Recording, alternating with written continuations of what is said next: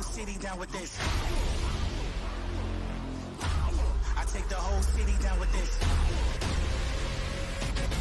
Wanna be down, wanna dash, wanna go fast, wanna be brave, wanna move like an assassin. Just to be frank, it's not for the faint of heart.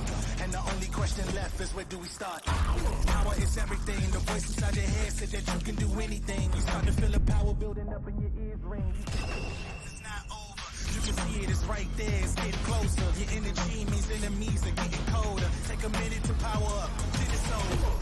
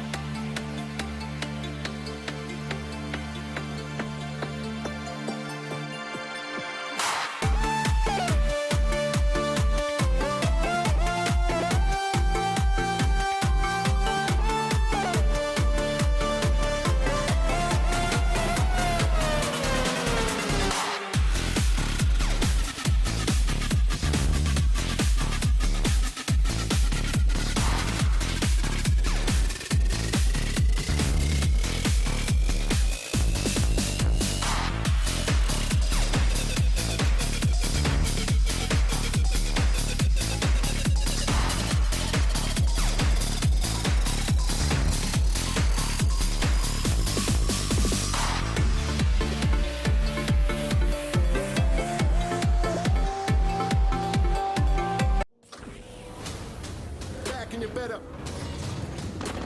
I'ma make it if I grind harder than every other brother in the drum. I'm the hip hop king. Fall for the throne, roll for the crown, die for my sound.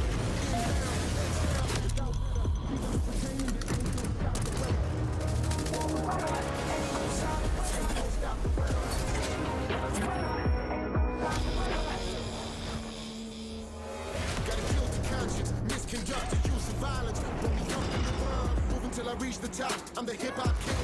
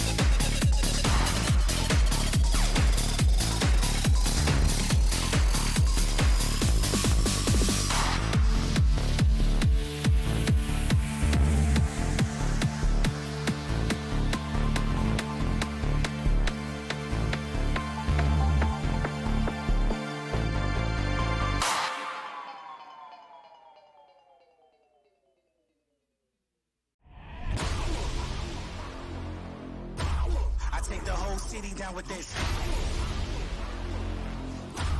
I take the whole city down with this. Wanna be down, wanna dash, wanna go fast, wanna be brave, wanna move like an assassin. Just to be frank, it's not for the faint of heart. And the only question left is, where do we start? Power is everything. The voice inside your head said that you can do anything. You start to feel the power building up in your ears ring. It's not over. You can see it, it's right there, it's getting closer. Your energy means enemies are getting colder. Take a minute to power up, then it's over.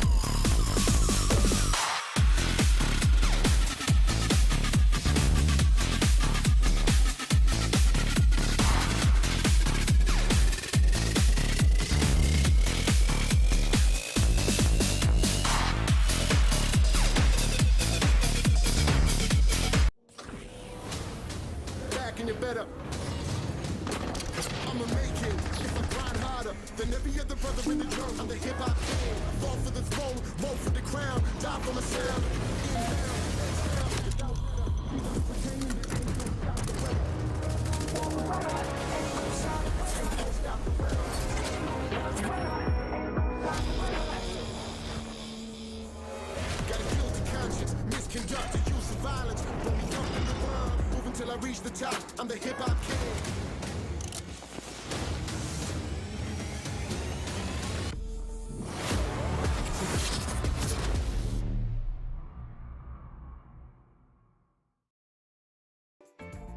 Alright, ladies and gentlemen, welcome to Experience the Razer Blade 2022. We've got quite a long day incoming for us when it comes down to a game of 3v3 Dota 2. My name's Abstract, with me here is Permasneeze, and the both of us will be your casters for today. Yeah, we're coming to you live from the Esports Experience Center at Kallang Wave Mall, and honestly, there isn't a better place to have this event, right? This is the hub of esports after all, and Abstract, like you said, we're going to have a very interesting challenge this time coming for this event, right? Usually, when you think about Dota 2, it's just one straight format. It's Captain's Mode, it's 5v5, but this time we're switching it up. It's going to be a 3v3. So let me get into the details as to how... Yeah, do you know the rules? I mean, more or less, right? Okay, From what I know, is going to be 3 versus 3, mid only. Absolutely.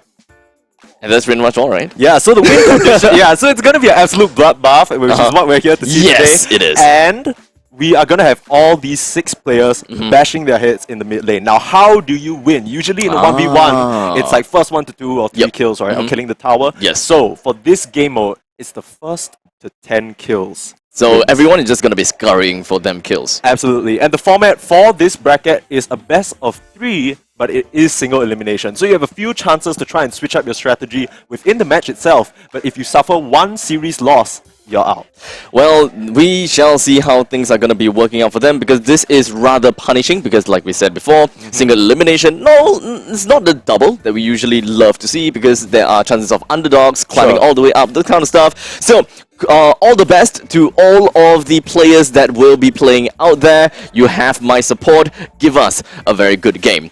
Now, one thing that we should definitely talk about, right, is what do the players stand to win? Yeah, it's important. We already kind of set the scene, right? Now we got to put the stakes in place. Right? Yes. So, of course, it wouldn't be a Razer event if you didn't have any Razer goodies to win. So the first, second, and third placing teams will walk away with one specific type of Razer product. So I'm going to walk you through them. Each one is different, okay? So, obviously, there's a certain value assigned to them, although I personally think they're all great products.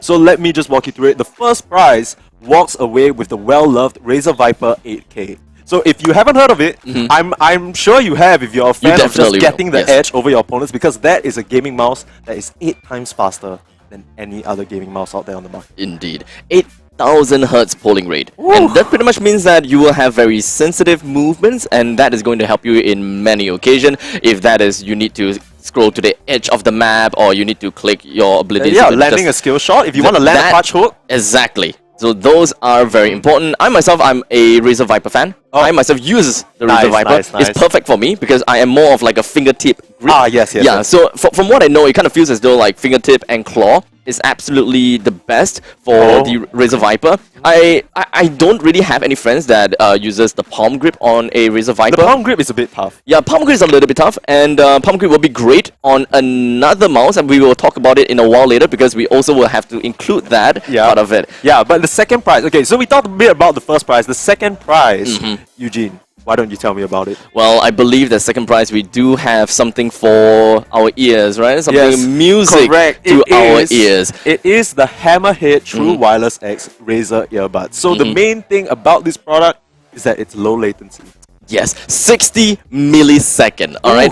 It's almost non-existent when it comes down to true wireless stuff. 60 ms is definitely the best that you can go. I'm pretty sure that future technology advancements will be able to shave it down to, what, maybe 10 ms? No, but I mean, for all intents and purposes, that's as good as you can get, right? You're not going to have any delay or anything causing disruption with your audio quality, which is exactly what you need sometimes on the go. And speaking of on the go, we have another product that you can bring along with you. In third place, this is the mouse that you were foreshadowing a little bit. It's going to be the Razer Orochi version 2. Yes, when it comes down to the Razer Orochi version 2, it is built lightweight. Its form factor is absolutely great, and because it's wireless, right? So we gotta have some battery in it. So before calculation into the battery, the mouse itself weighs under 60 60 grams, and that is absolutely fabulous. And the way that the thing about the mouse, right, is that it's made, you know, typically when it comes down to mouse, you have like the battery, like let's say the mouse is like,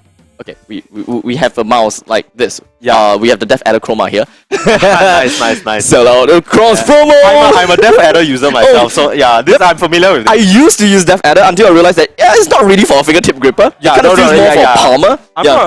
It works a bit for claw for me. Def Adder cross promo. Okay, anyways, so for example, this is the mouse, and if it's a true wireless mouse, usually they'll have like the battery like slated here or maybe here, the kind of stuff, right? Horizontal or vertical. But no, ROG does it a little bit differently. It is diagonal. Why? It does put the mouse with perfect even weight distribution. Oh, I get it.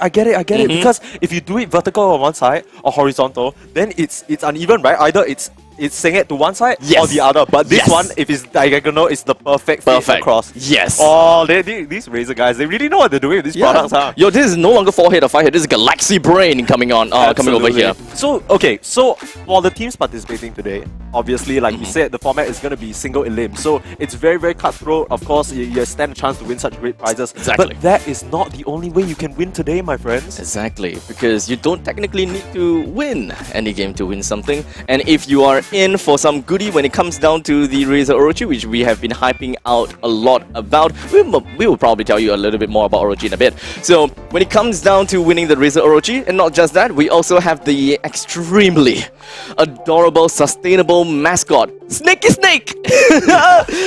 I love it! Snakey Snake. Yeah, that plushie is available for a giveaway, and so is the Orochi V2 wireless.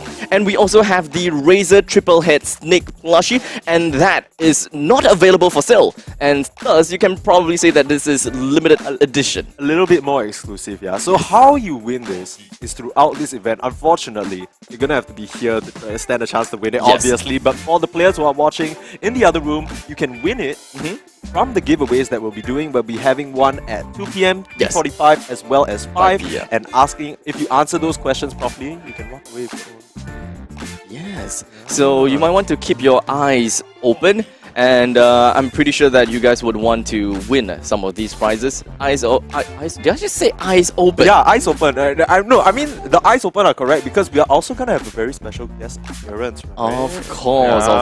Don't want to miss that. We are definitely going to hype that out in a bit when he is ready for the stage. Yeah. And when that happens, he's going to give us a great talk. I believe that whatever he says may be an attribution to what the giveaway may entail. Whatever we say may be what the giveaway may entail as well. Yeah. Maybe you need to know. Yeah, maybe you need to pay attention to what we're saying now. Exactly. I just start taking notes already. Yeah, exactly. Maybe you need to know about the fact that maybe is the prize we are giving out there is a Razer Viper 8K with 8,000 polling rate. That is definitely something that you can think of. Oh, yeah, good. Or you can also think of the weight of the Razer Viper 8K, which is at 71 grams. Maybe you need to remember that. Eugene, you cheating a bit with the notes. Am I? Okay, to be fair, we actually don't know the question. Yeah, we don't know the questions. We're playing you at the moment. We're actually playing you. But in the very event that whatever that we say is actually part of the question, then we're just prophets, huh? Yeah.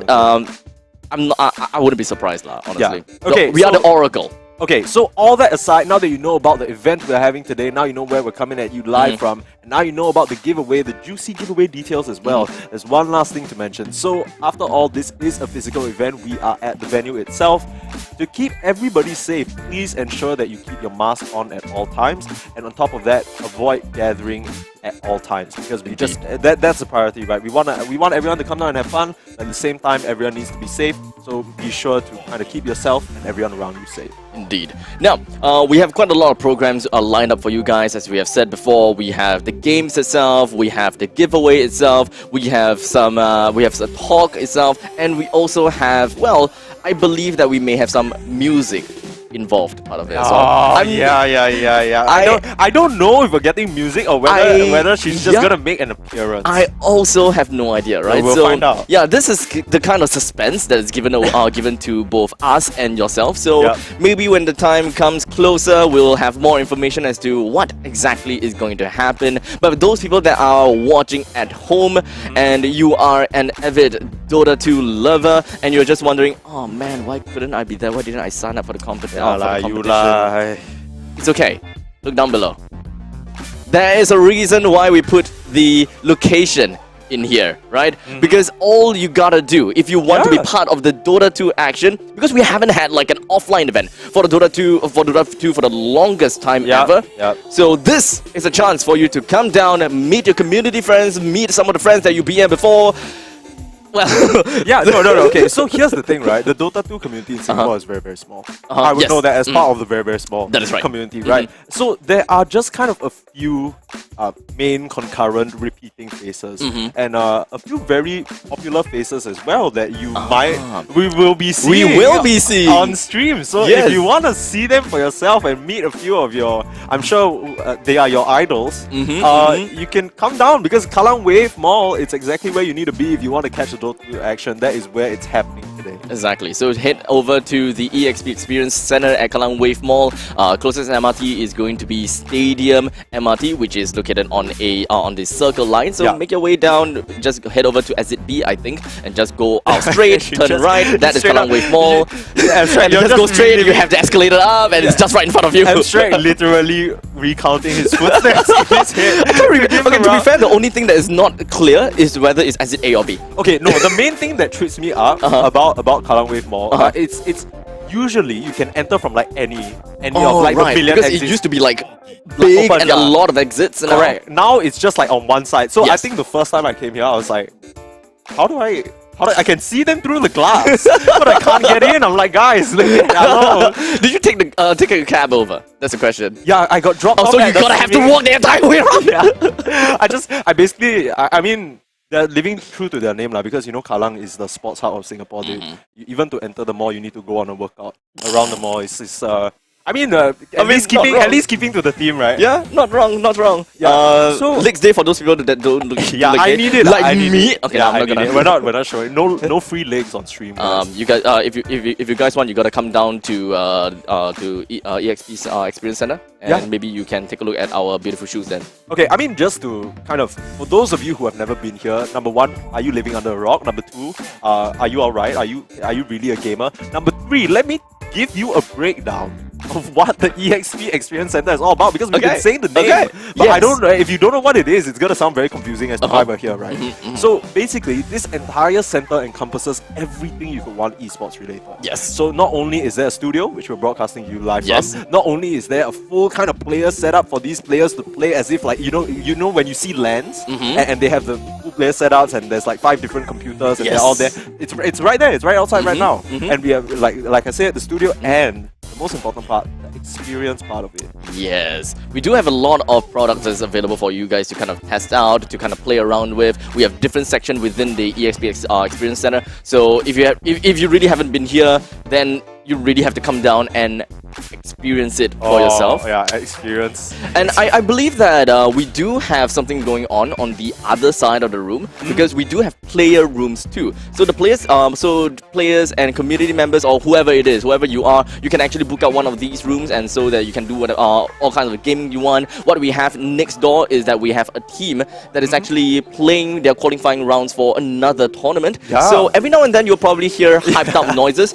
and if that's hyped, that means that they won something. If if you guys don't hear anything, that means that something not that nice happened. Yeah, if you're not a tournament enjoyer yourself, you can live vicariously through them, right? You're like, you're like, oh man, they won, let's go. So if you guys hear any like screaming, shouting, or any kind of hyped moments while the screen is not showing anything, don't worry, they're not spoiling you. They're just excited about their own game while we're excited for our own game. Yeah, unrelated. Yeah, unrelated. Okay. I mean, the hype the hype it does feed on to one another. Yeah. So maybe if like all the 3 versus 3, they're just fighting each other, or rather they're just poking one another and they're hyping up, we will end up being hyped out for absolutely no reason at all. Yeah, they literally pop a tango and we're like, oh my god, he just ate a tree. He passed the tango! He just ate that tree, let's get it. But so I don't know whether you had the chance to, but did you get to see the setup outside? I think that the only thing I saw was kind of like a three-man table on the left, 3-man table on the right, and that is pretty much all facing away from the screen because it is live. There's live viewing, right? Yeah, I mean our broadcast is literally being it's like right now. Opposite, so right? There it is. And okay, so I actually have the details now of the lobby, it should be getting ready at the moment. But I believe I need to get to the screen to join it. But that will come in. We will come around in a bit. Yeah, no it'll come around in a bit. The main thing right now is that where the players are all sitting there ready. Are there any strategies at the moment that you kind of you wanna see today? Well, honestly, I don't really care about strategies at this point in time. I just want to see one hero and one hero only. I'm pretty sure you know which I'm talking about. I'm not excited. Oh, okay. Yeah, I mean, let's be honest here. Techies had a revamp. And I love to see all of the love-hate relationship when it comes down to techies. People just blasting techies away. We've got, I believe, Sumal that played techies to a certain extent. Yeah, I mean, okay, so if you've been following, if any of you have been on Twitch watching the Dota Pro stream recently, Thompson has literally been spamming that with a 70... Oh, Thompson too? Yeah, literal 70% win rate in his pubs. On techies, mid. Huh? Mid. So it works, right? Yeah. So it works. I mean, let's be fair here. First to 10 wins, right? So if we are talking about first to 10, that means that all you need to do is to reach 10 kills faster than your opponents. And Techies technically does that pretty well. If you just go in and suicide, then you deal a massive amount of damage to all 3 players while sacrificing only yourself. So it's Absolutely. a 1-for-3 trade. Yeah, and they kind of reworked that a bit, right? Because now it's no longer... skills based on health, right? Yeah, it's skills based on health, so it's more of a traditional nuke. So how Thompson plays it is, he will throw the bomb in, he'll E-blade you, and the overwhelming amount of damage from afar. Still kind of... So really... So it will still work out very well. Still kind of is a burst hero. I believe we're having a bit of... I think we still need the players to sort of sort some stuff out at the moment. The lobby's getting set up, so we're going to throw it to a short break for now. Why not? But when I say short, I really mean short. We'll be right back, okay? You want to experience the Razer challenge? Okay. I'm getting some word now. We don't need to go for a break because you know what? Technically, we are going for a break. We are going for a break, but we have someone even better to speak to you. Of course, to kick off this event, it's none other than the Razer marketing director himself, Mr. Hilmar Han. So we're gonna have him take it away with a few words.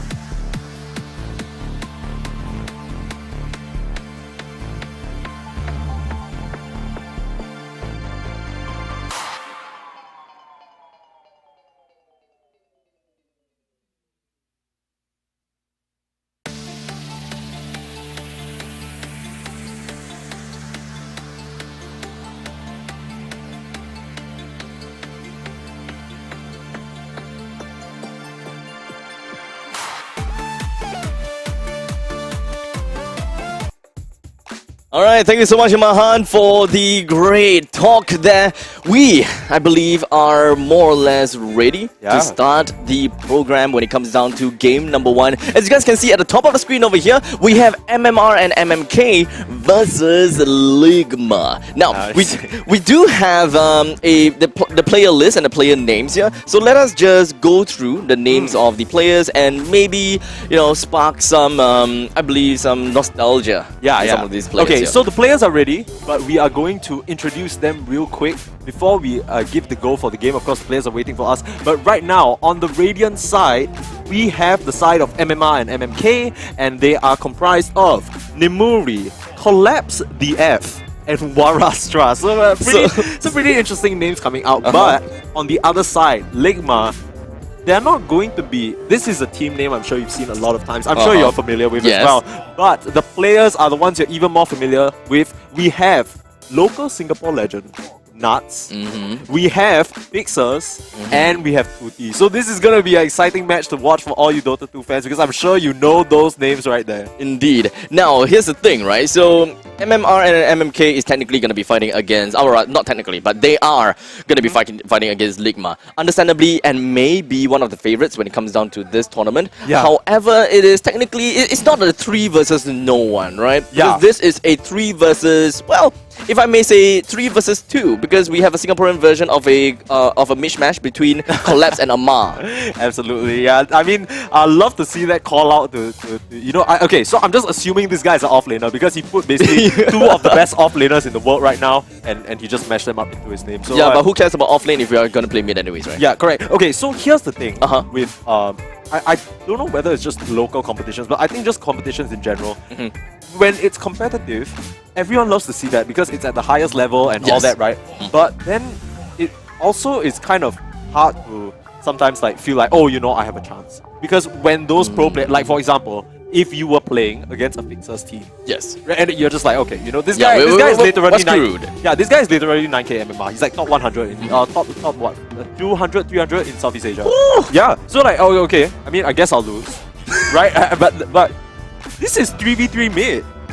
All things are not cared at all. Yeah, everything. You can think about all kinds of strategies, such as being techies. Yeah, okay, I don't know how techies is gonna synergize with 2 other heroes, but right now, as you can see on my left, I believe the players are still... They're ready, they're sitting there. I believe they're just making sure all their specs are ready. They're out there just getting their fingers warmed up, getting accustomed to all the Razer products that they're touching. We gotta do the cracks, Yeah, right. Yeah, I'm pretty sure they will be able to hear it. Yeah. And to top it off, oh, yo, yikes. Oh, okay, yeah. I mean, I have shoulder neck pain, like my shoulder blade or whatever it's called. So I really needed to oh my gosh. Okay. All right. Don't do it at home. Yeah, don't do that at home. Yeah. Don't guys, don't follow. Don't meet your idols, guys. Anyone here who's like, man, Abstract is so damn cool. This man was just like this man came into this room as soon as the stream went off. He's like, hang on, I got back pain. I got back pain. I got back pain. Give me a moment. I just start stretching. Traditional gamer problems. Yeah, right? no, it actually is a gamer problem. I mean, I really need like a problem. I really need like a problem solving when it comes down to this. I always have this problem. Whenever I wake up, I'm just like, yes. I don't know why. You might want to consider changing your pillow if every day you wake up. It's not every day. To be fair, the last time I had it was like a kind of long time ago, and I had like a very... It's like a chronic problem back then, when it was like that normal fluffy feather pillow, that kind of stuff. But now I kind of changed to another pillow. It definitely helped. But I still get it sometimes. Then change to another. I don't know how to tell you this, my friend. Like if you, it's like a 1+1 situation. If 1 + 1 = 1, right? No. And then this is why you have back pain. This is why you have back pain. No. Shouldn't it be the others having a back pain, because I'm the one that's adding the weights. Okay, you lost me. You completely lost me there, my friend. I mean, okay, so right now, of course, for those of you who are just joining us, thank you so much for joining us on this lovely Sunday. Of course, we're broadcasting to you live from the EXP Game Experience Center, Esports Experience Center, sorry, at Kallang Wave Mall. Of course, if you want to be part of the action, you can come down here yourself. And if you do need any instructions, be sure to type in the chat. I'm sure Abstract here can mentally reroute himself as to how he came here today and give you the full details. So is that a cue for me? Yeah, sure, go ahead. All you gotta do is just take a train all the way until Stadium MRT, which is gonna be situated in the Circle Line. And once you go out, you're definitely gonna have to go out to probably exit B. Once you go out from exit B, take the escalator all the way up and then go out to the gantry. And then once you go out to the gantry, all you gotta do is just walk straight all the way in front and then find the entrance to Kallang Wave Mall. Once you enter the Kallang Wave Mall and do your safe entry, you just have to go up the escalator, and right in front of the escalator is going to be the EXP Experience Center. Yeah, so is that simple? I don't know what you guys are waiting for, to be honest. Honestly, it's kind of disappointing that you're not already knocking on the door. Yeah. But anyways, yeah, we're still... so like I said, we're broadcasting live, and as much as live events are exciting, a lot of the times it also takes a little while for the players to just kind of get ready. Yes! That's kind of what we're waiting for at the moment. But it's okay, because what a matchup, good moments, right? Yeah, what a matchup we have. So once again, we already introduced the players, but let's go through them again, because for those of you who are watching, you're like, MMR and MMK versus Ligma, who are these guys, right? So on the side of MMR and MMK, once again, we have Namuri, Collapse the F, and Warastra. So if these are your pals, be sure to stay tuned to cheer them on. If they're not your pals, time to find out whether they're your next favorite player. Exactly, Yeah. right? Because we're talking about Dota 2 community, right? Yeah. Dota 2 community is very small. Whoever that is in the game here today pretty much have a really good sense of mechanics. They definitely know what they're doing. Minimum 5,000 hours. That's how you become a Dota player. Yeah. If you... basically, everybody here, I can bet a good amount of money that they have at least 5,000 hours in How the much game. hours do you have clocked in? I really don't want to talk about it. It was a very smooth I really don't want to. I don't know. I'm not gonna go there. But I mean, whatever my amount of hours are, they will not beat anyone on the team of Team Ligma, because these guys are the they're the veterans. kinds that hits like 8,000 hours kind of stuff, right? Okay lah. I mean, you're still pushing it a bit low. Not gonna lie, like you're still pushing. No. I believe I talked to Nuts before about this. Okay, I believe I talked to Nuts before about this. Okay, like in order for you to be like to really know whether you can go professional in something, Yeah. you need to clock in at least minimum amount of 8,000 hours. Yeah, correct. You're correct, right? Yeah, so yeah. I think like I So talked to let me Nuts just about say it I before. tried at least a few.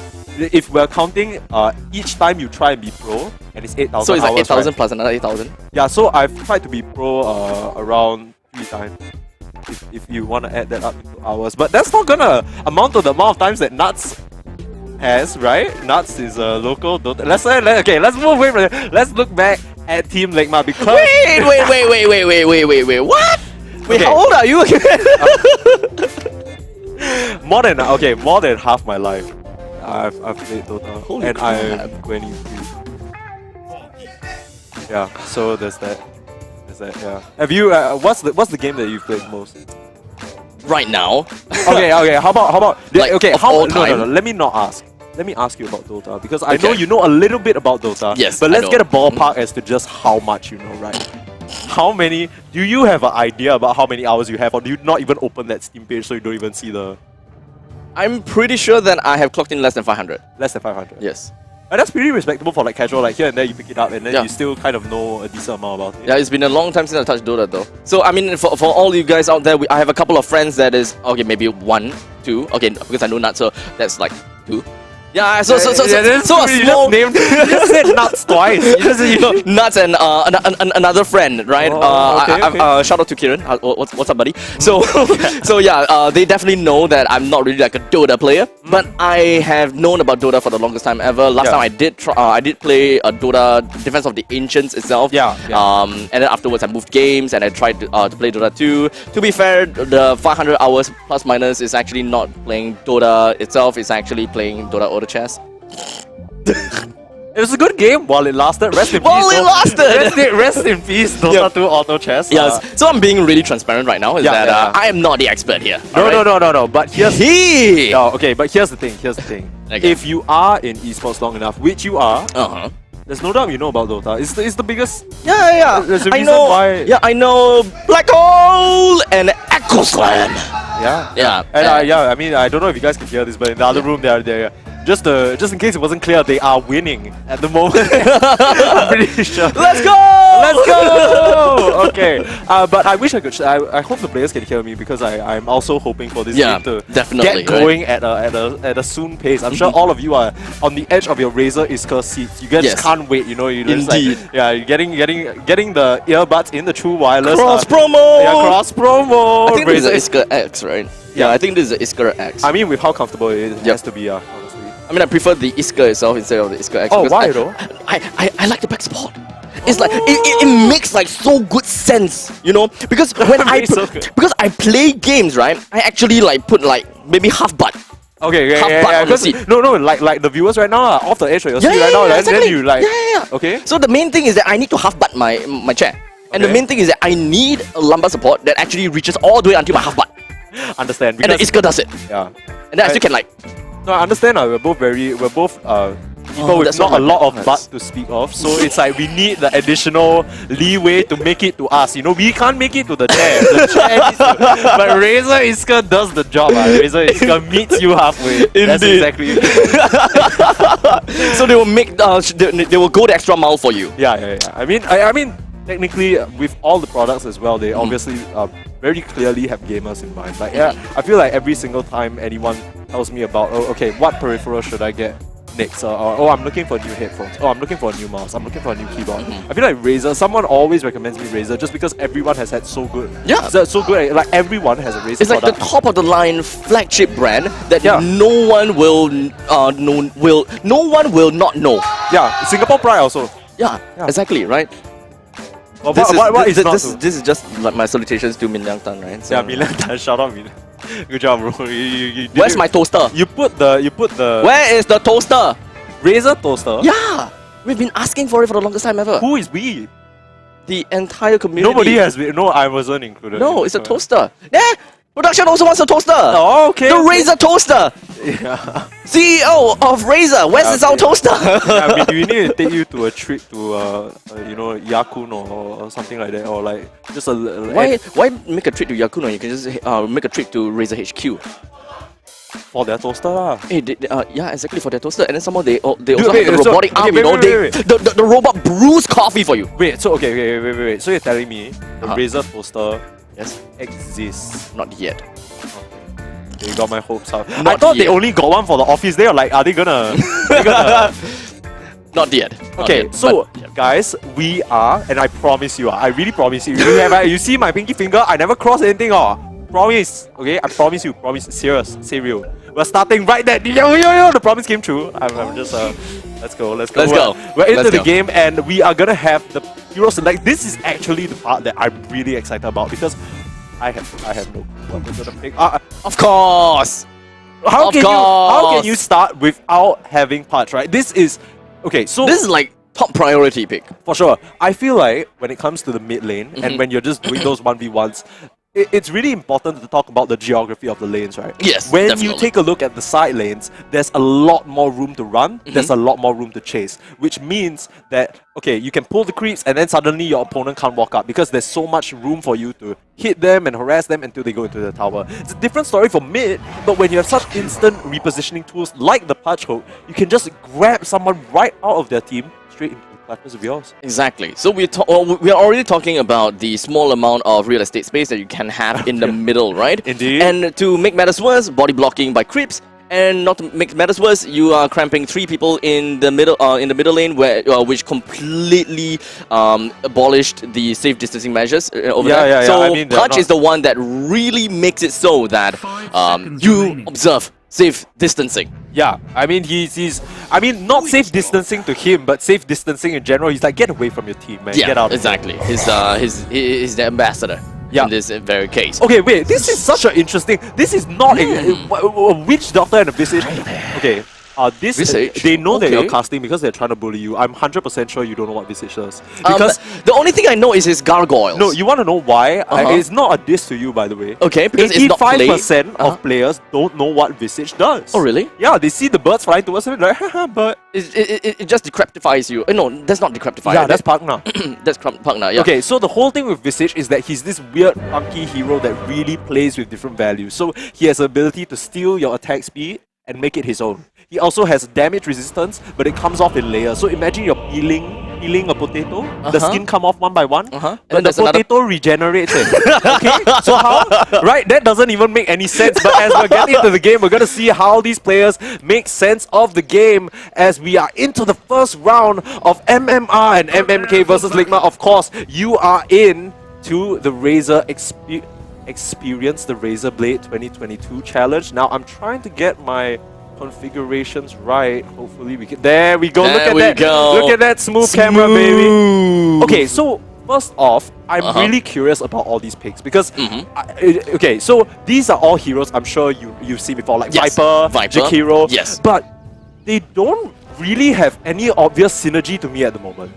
That is exactly what I was thinking of. I was like thinking, wait, what's going on here? Is it really something that I'm just missing out, or is something that because of the fact that I don't really play much? It kind of seems as though they are just trying to work on more individualistic manners from the side of MMR and MK. Well, for Ligma, I kind of have a slight little idea what they're trying to do with the Witch Doctor and the Purge. But for the Visage, whatever it is, Visage. No, this is my bad. Sorry everyone watching, because how could I have missed this?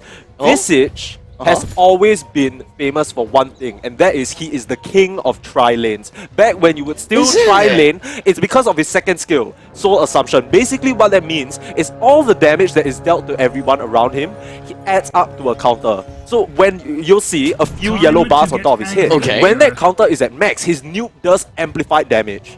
So basically with the more damage that you deal to other people, you do more damage with your nuke, and that is amplified by the fact that this Witch Doctor does more damage with Maledict depending on how much HP you're missing. So they are really banking on the initial burst of the hook to pump them all the way through and take you down with the Maledict. This is a really cool strategy coming out from the side of Ligma here. Okay, you lost me at tri-lane.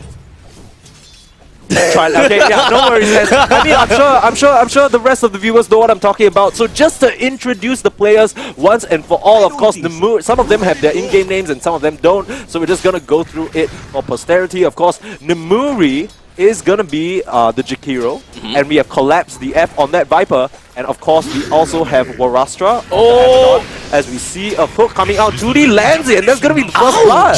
That is definitely a painful skill coming in from Visage. Just immediately just knocking him right down, right after 2D actually lands down onto the punch hook. As we have talked about before, the real estate here in the middle lane is very, very small, and thus running away from that slow, ever-moving hook may actually prove to be a little bit difficult. And not to forget, we also should be looking out for the paralyzed cast. The movie, you just respawn. What are you doing, my friend? Another Soul Assumption straight into his back, but he's gonna survive for now. Jakiro is quite a tanky boy, but we're starting to see the combo coming out. Do you see those yellow bars on top of the Visage? I remember these bars. Yeah, I have no idea what it does. These bars equals death. If those bars are full and he sends a Soul Assumption flying into your head, you are dead. You're like, you are going to die. Do you see how much damage the movie took just now? That was fun. I remember. Okay, not another again. paralyzing cask, and they get another kill. They're 2-0 up now, and now with the rod, they can run down Marastra. He's still low level on the Abaddon, and they want to make it 3. Nemuri's gonna drop as well, and the side of Ligma clean up the mid lane. That is just a unfortunate game from the side of MMR and MMK, as we have the players from Ligma that is just doing absolutely perfect plays. They are dominating the opponents like no tomorrow. Oh, finally a hook that missed. No longer 100% accuracy coming from 2D. Okay, so it's not immediately obvious, but this lineup actually has a lot more synergy than we might expect. From Ligma? Correct. The Okay. Witch Doctor, usually the main thing you talk about is his Maledict, the one that does like damage based on how much HP you're missing. But the main thing they're playing off on now, fixers on that Witch. Ooh, another hook! Might have to explain it a bit later as the slows come out and the paralyzing cask as well, keeping them in place, and this poor little Viper's gonna drop. They're trying to turn it around though. Wastra running forward, but you're an Abaddon, my friend. You're not doing anything. And I just kind of looked at things. It does seem like the healing from the side of our Voodoo man is really just offsetting the amount of damage that 2D is receiving from his rod. Yeah. So it does seem as though that they are playing with one another. They are definitely picked out for one another. Well, for the side of MR and MMK, it kind of seems as though they have different players for their different roles to a certain extent, right? So Viper is the traditional mid player that we are going to be expecting to see. We have Abaddon that is going to be playing for him. In the very event that anything goes wrong, there will be a shield, I go in, I go tank, and when it comes down to Jakiro, I nuke people, I do some CCs when it comes down to iPath, and do whatever I need to assist my Viper. Here's the thing, you said everything basically correctly, but as we see now, the side of MMR and MMK, this is the only thing they can do. The Abaddon is not going to provide much in the way of kill threat. It's only going to be that save with the Aphotic Shield, and it's really just these two winged beasts who are going to try and pump out the magic damage over time, right? I don't really see what the strategy is for the Radiant side right now, because they can throw out the dual breath, they can throw out the poison attacks, but there's nothing stopping the side of Ligma from just walking away, as we've seen time and time again. And look at the counter. The counter is throwing out this paralyzing cast from far range and landing the hook. Max range on Duty. The Ice Buff gonna keep him alive momentarily, but that Viper is gonna drop. And that is exactly the combo I was talking about. The Witch Doctor, we always talk about his Melodic, but that paralyzing cast is such a long range. You can just toss that stun out, which sets up perfectly for the hook for 2D. This is really unfortunate coming in from the side of MMR and MMK. They are kind of being outplayed from the side of Ligma. So I believe that it would take probably some time for the players from MMR and MMK to eventually kind of skill up just by a little bit. But unfortunately, we only have a 10-minute countdown, a 10-minute time limit. So when it comes down to the Radiant, they gotta have to do whatever that they can at this point in time to try to make up for all the losses, because they are currently now 1,000 gold in deficit. And not to forget, I believe that Ligma have a total of 6 kills, while MMR and MMK have none. Yeah, absolutely. They are kind of down on the kills right now in a big way, and they're gonna have to try and come out with some sort of move here, because if they continue to just stay static in this lane, that's just gonna be an eventual hook, right? We're seeing it time and time again. 2D, he doesn't have any problems throwing these out, because one of the things that really helps in these tri-lanes, everyone's throwing out spells, right? So you buy a magic stick, you said, oh, okay, a hook onto the Abaddon, he shields himself at the moment, but the Rod, Slow is not going to care about that. A nice Ice Path keeping them at bay for now. The side of Ligma still giving chase though, as Warastra, he's more than likely going to drop, unless, no, the last slap from the Pudge lands it, but collapse the F, he's the next one, look at and another hook again. Let's go, baby, 2 more kills until they take this series, or not this series, but this game number 1 of this best of 3 series. But right now, Ligma, they're making it look easy. They are definitely making it look super easy, and 2D is just hiding, not even hiding actually, he's blatantly showing himself up in the northern side of the Radiant side jungle. Yeah, he literally does not care. He doesn't care at all. But now that I look at the Radiant side, it kind of seems like they really want to play around with these poking capabilities that they have, right? Poisons and of course the flames, and do whatever they can to kind of whittle down the opponent's health as much as possible. But unfortunately, a sideway hook. He kind of gave them a bit of a bait there, but 2D, he's dropping a little low. That could be a return kill on the Pudge. And okay, they don't manage to land the kill on that Abaddon, and a buyback from the Pudge. He wants to end it and end it now. They are up to, I can't really see the kills at the moment, but it seems like I think they're at like what? 9, I believe. Yeah, I believe they're 1 kill away from taking this game number 1, and the Pudge, he just wants to end it. All they need is 1 single hook. Yeah. And we can pretty much tell that and pretty much see that the Pudge is the one that is really making a big play. Oh, hold on a second. Okay. We do have the Witch Doctor flank. They're being dived at the moment. Namuri's found himself in a rough spot. Here comes Vito, and that is the kill. I believe that's game over. That's game over. That's game over. Ligma are going to take the first round as Namuri, he's forced to back off. But I mean, it's just kind of a fleeting. Oh, the last hook not going to land, but I think that is GG. As I believe the game will be stopped. Yeah, the game will probably be stopped by admin, because, like you guys know, in the typical 1v1 matchups, okay, so it looks like the players are still playing on. It might be doing until 10 minutes. That might be a possibility. Yes. We adjusting on the fly here. We might be actually going to 10 minutes, but honestly, it's already 7 minutes, approaching 8, and I don't see a way for MMR and MMK to get back into this one. Well, with that all said and done, for the side of MMR and MMK, the GG's called. The GG's are called. Yeah, I think it just, because, you know, they're so engrossed in the game, so used to killing each other. Yeah, you gotta shake them out of it. Yeah, exactly. So, congratulations over to Ligma that's playing onto the Dire side, getting themselves the first win of the series. All they gotta do is just win 1 more to take the best of 3 and knock out the side of MMR and MMK. They just need to progress slowly and ever so consistently through the brackets, and this is single eliminations after all. So once you're knocked, you are going back home. Absolutely. But even if you're knocked out, you shouldn't just run back home, because one thing that you guys should definitely know is that we do have a giveaway that will be happening at, I believe, 2 o'clock, 3:45, 3:45, and 5 p.m. Yes. And we have some amazing peripherals and some plushies giving out to you guys. And while we still have the time to kind of talk about it, might as well just go around it, right? Because I believe that what we're going to be having and giving it away is going to be a Razer mascot. The sustainability mascot, Sneaky Snake in plushy form. Absolutely. So you'll be able to bring it back home, give it to your girlfriend, and be like, "Yeah, it's Sneaky Snake." Because there's no way that nobody can. There's no way that anyone is gonna reject Sneaky I'm Snake. so sorry to my girlfriend, but I'm not giving you Sneaky Snake. That You're snake keeping is, it for yourself. Yeah, that snake is mine. It's adorable. A man of culture. Yeah. It's adorable. I don't know about you guys. I mean, if you guys can bear to give that snake away, then that's on you. Then that's nothing to do with me, though. In before I show you the Sneaky Snake tattoo over my Wait. Later I take off my shirt. You see, I got the snake tattoo. like a across my back. super big. The big angkong. But, okay, so of course, apart from the Sneaky Snake, we also have a few peripherals. Like Abstract mentioned, we have the Orochi V2 mouse, Yes. which is, as we know, they put so much thought into making it lightweight. They even put the battery diagonal. Yes. So you know what? If they tell you it's lightweight, you can trust them. It's lightweight. And remember how we were talking about Razer Viper being good for fingertip and claw grips? Yeah, this is more of my opinion. I feel Okay. that Viper is really good for fingertip and claw grip. But this is said by Razer themselves, their engineers, their designers themselves, is that Orochi is the one and the mouse that compensates for all grips. Fingertip, claw, and palm. Whatever it is, all you gotta do is just get the mouse, and you'll be able to play any games with whatever mouse grip that you have. I see that you're more of a fingertip guy. Am I a fingertip? Are you assessing my grip right now as I'm looking for this lobby? Okay, Yeah. so kind of looks like a fingertip to me. we are gonna look for the lobby yet again. Let me try and figure that bit out. Actually, to be fair, I actually have I don't really know how to differentiate between claw and fingertip because they kind of seem the same.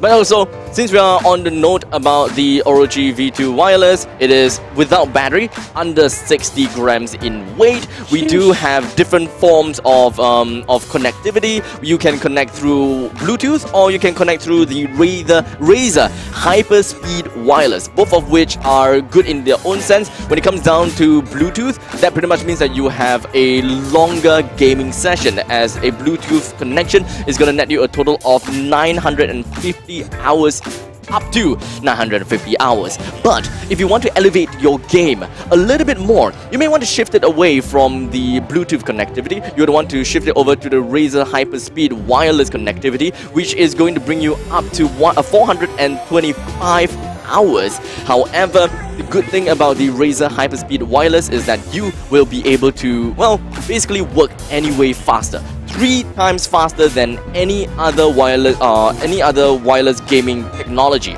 And this has been tested by TUV SUD PSB, which is a leading industry certification for all these kind of stuff.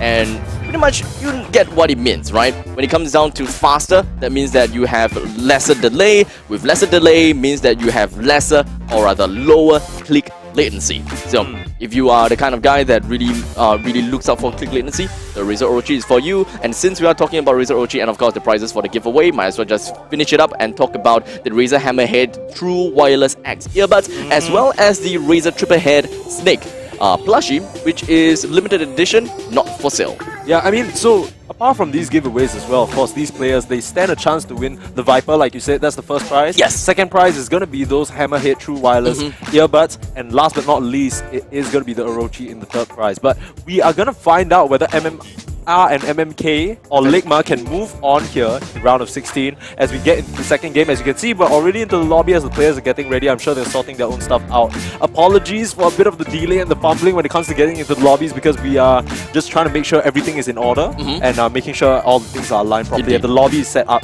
in the way it's supposed to be, right? Yep, Because yep. yeah, I mean, even though it's live, I'm sure the players, you know, they're caught up. They're still, I know for sure, MMR and MMK are gonna have flashbacks about that combination. So I don't blame them for being a bit shaken up at the moment. Indeed.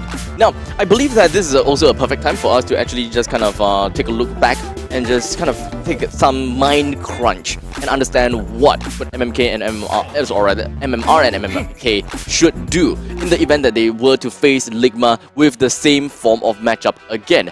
Okay, so we're having a bit of so we're having a bit of an issue here. I believe either Nuts or Fixers. I'm not really sure which one is which at the moment, but I don't think they're actually in the lobby. So we might see a remake coming in, if I'm not mistaken. Let me check, see whether I can pull up the chat. They've all disconnected. So it's just gonna be a quick remake as no problem. Yeah, I mean, Perfect time for me to talk more about the previous thing, right? Indeed. Yep. So when it comes down to the punch, once you get hooked, there's only a few ways that you can get away, right? Yeah. Whenever you have, if you are using a blink hero, that will be great. But unfortunately, when it comes down to having blink hero, that means you'll have lesser skills to deal damage to opponents, and thus it's kind of tough for you to pick out any heroes that have blink abilities. Yeah. So my answer to this punch plus Witch Doctor plus Visage combination is Takis. Because you know that you're gonna die after being hooked, right? Might as well just blast it in your face, right? They hook you, okay? You want to eat damage now? Then just take it on. And then you take any other hero that have great nuking potential and just lay it on top of them. Actually, what I was thinking, right? Actually, now I'm sort of realizing where they are going with the Abaddon pick. Because Abaddon is one of the heroes who can deny himself. So technically, if you really go pull out the rule book, you need to get the kill, you know, so it doesn't count. So you can deny. I mean, Punch can do it too. But it's like then you're not really playing to win, right? You're playing to lose because you're like, oh, you know, in the off chance they actually get to kill me, then I can deny myself, deny them a point. But then what do you even do to them? We saw it there. The Abaddon obviously not working out for the side of MMR and MMK, and they're gonna steal the Witch Doctor pick for themselves. They like it. But do you think that Ligma is kind of like leaking out their game, their strategies a little bit too early, leaking out what are possible great strategies coming into the tournament? Because this is literally the first game of the day, and all of the teams do have an idea how the game is going to be like, and they will probably just kind of like steal some ideas here and there. Like, hey, maybe Visage will be good with our team comp, with this one and this one, so on and so forth. So there's a few. So okay, for those of you who don't know how it's set up, like we said, there's full-on displays outside here at the EXP, like Esports Experience Center. So that is where the players are playing right now. They all have their little setups in the booth, but the main game that's being streamed, I don't know whether the players can actually watch it. But oh, look at these fast speeds coming out. Kotal, Tusk, and Wind Ranger. Give me mana. Okay, this is very interesting because the main thing that you have with Kotal is the blast, right? And the mana. So you can continuously keep pushing the issue and pushing the lane, and they can't really approach you. So we just got word that Nuts is going to be 0-0-0-0, while V is Fixers. So why so confusing, you two? Yeah, cannot just change your name to the normal proper name lah. It's okay, but it doesn't matter. We got it sorted out now, and hopefully the side of MMR and MMK, they can get their idea sorted out, because I don't really know what we're looking at. I think we saw a CK Witch Doctor and an Undying. Well, I think for me, I just really want to find out a little bit more about, you know, Ligma's team lineup, right? Because when it comes down to Tusk, I just think that it kind of makes me feel as though you just want to fight in the opponent's faces with like 3 versus 3 in close proximity kind of thing, right? You definitely want to land your Warrior's Punch. Yes, you definitely want to allow your Kotal with I believe the light attack thing. The Illuminate. Illuminate, yes. So you definitely want to land an Illuminate, and with the amount of real estate that is available in the middle lane, it's very tough to actually get away from all of that. Yeah. I mean, okay, so I understand the Witch Doctor pick to deny their combo, right? Because there aren't any bans. But do they have any synergies? Okay, so the one thing that they do have is a bunch of stuns, right? They have the Witch Doctor stun, they have the CK stun. Yeah, but the Undying brings an interesting element because you can continuously steal the strength, like you said. Not a lot of real estate to work with, means that Warstraw is going to be able to get those 2-3-man decays. The main thing I'm concerned about is they have a lot of wave clear on the side of Ligma. They have the power shot to shoot through the creep wave, they have the ice shards from the Tusk, and of course, like you said, the Illuminate, the blast from the Kotal is going to continuously keep the side of MMR and MMK at bay. Now, before we get into the game proper, as the bounty runes are about to spawn, let's introduce the players. I'll introduce MMR and MMK. Of course, we have Warstraw playing the Undying. We have Collapsed the F on the Witch Doctor instead, and Namuri is piloting that CK. And on the other side, we have 5 zeros, and that is going to be Nuts playing onto the Kotol. We do have Tusk that is going to be played, I believe, by 2D. And finally, V, which is Fixers that will be onto the Wind Ranger. Oh, this is interesting. Look at this. They're really manipulating the creep wave. I mean, they're already sending somebody to block so early on and not contest the runes, but they still managed to get 2. So that is really nice for them. As things are going to kick off in the mid lane over here as I zoom out to see the full action. Of course, it's going to be kind of hard to follow everything because all of them are going to be throwing out their spells. But we're going to do our best here as both teams start to hit away at one another slowly but surely. And look at Warstraw. He's trying to get those 2-man decays. Going to land yet another one. And the biggest thing to note is take a look at that buff above his hero portrait right there. The 16 that you see, that is how much strength he's currently stealing from all the other heroes. So that's gonna get him all nice and tanky. 24 now. Yeah, 24, and it's not hard to land, right? We see like the real estate. He's gonna be able to tank up and be this force in the mid lane that they really need to be careful about. It's really gonna be the tanky boy coming into the later stages of the game. The longer he just stays alive here, so he really needs to make full use of his mango. While we're just gonna be looking at Ice Shot, just gonna be throwing right under the face of Collapse, finding himself dead by the hands of Illuminate from the side of Nuts, leaving Waterstraw as well as Nimbury, the last 2 members available here in the middle lane, while their HP is, well, kind of trickled down to pretty low. The opponent's side, Ligma, it kind of seems as though they are all still very, very healthy. Yeah, I mean, okay, so the thing with stealing strength is that it reduces your base HP, right? So that makes you a lot weaker, and obviously we saw how fast 2D was dying there. It's because his health bar is so low from the strength steal, but it also means that regen is amplified. Because something that will heal you for 100 would heal you for a bigger percentage of your health. So once you gain that strength back, you just are popped up back to higher HP. But that was really nice resource management coming out from the side of Ligma, and they're not done. That is what I was talking about. It does seem like 2D as all the rest of the players would definitely want to fight face to face, only to find themselves in a really bad spot. Neburu, thinking that he has gotten the last hit down onto V, but it doesn't seem to be quite the case. Ice Shots lands on the Neburu. They didn't really quite land the power shots as well as the Illuminate to close out the rest of the players from the side of MMR and MMK, but it's okay because they have already whittled down their HP to an all-time low, and if they ever want to stay alive, they're gonna have to go home, and that means precious resources will then be taken away. Right, I mean, once again, Ligma have kind of drafted themselves a little bit of a composition that, whether by intention or not, has a lot of sustain in the lane. Between the sticks that they all have, along with the Koto constantly giving them mana, they just don't really need to go anywhere or worry at all. And I mean, this is a really cute strategy coming out from the side of Ligma as well, because the Ice Shards basically keeps whoever is caught in it in free range for the power shot and the Illuminate. It's basically like a shooting gallery. Indeed. So I'm not really surprised to see anyone just being knocked out in the open for absolutely no reason. So each of the players from the side of Ligma, they have their own very specific reason as to what they are doing in here. In the meantime, 2D finds himself in between of Maristra as well as Nimbury, only to find himself to want to get the snowball rolling right in the face of Nimbury under the tower. But 2D understands that there's really nothing much that he can do at the point in time except to, well, snowball his way to death. Yeah, I mean, once the Maledict gets hit on you, especially since you have so low HP from all that strength steal, it's basically curtains, right? And yes. Warstraw, if you see that building right over here, this thing that was summoned, this is the Tombstone, which basically means that anyone who comes within the vicinity, there will be a zombie spawn who will constantly chase and slow you, and that is a huge cooldown commitment for him. As we can see here, let me just select him. Yeah, 40 seconds without that is basically...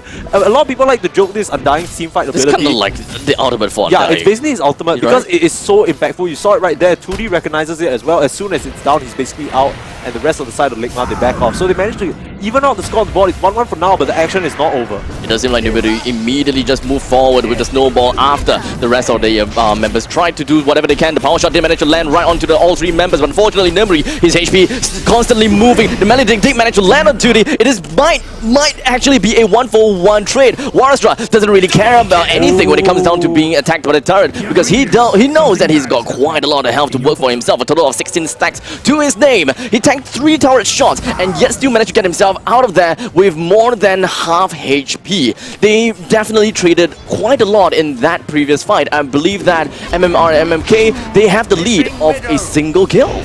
Yeah, and I mean, that all goes down to the age-old Dota 2 proverb, right? Stuns win you games. They have 2 stuns on the side of MMR and MMK, and they use that to perfection, focusing down V at first, or I'm not sure who died, I can't remember, but they basically focused their spells on the same person, and when the Muri was getting gone on, the heals coming out from both the Undying as well as the Witch Doctor just kept him fighting for so long that they managed to trade it positively for themselves in the end. Like you said, Abstract, it's 3 for 2 at the current moment. Well, things are definitely starting to look a little bit tougher for the side of Ligma, thinking that they have a great advantage coming into game number 2 because of how amazingly they did.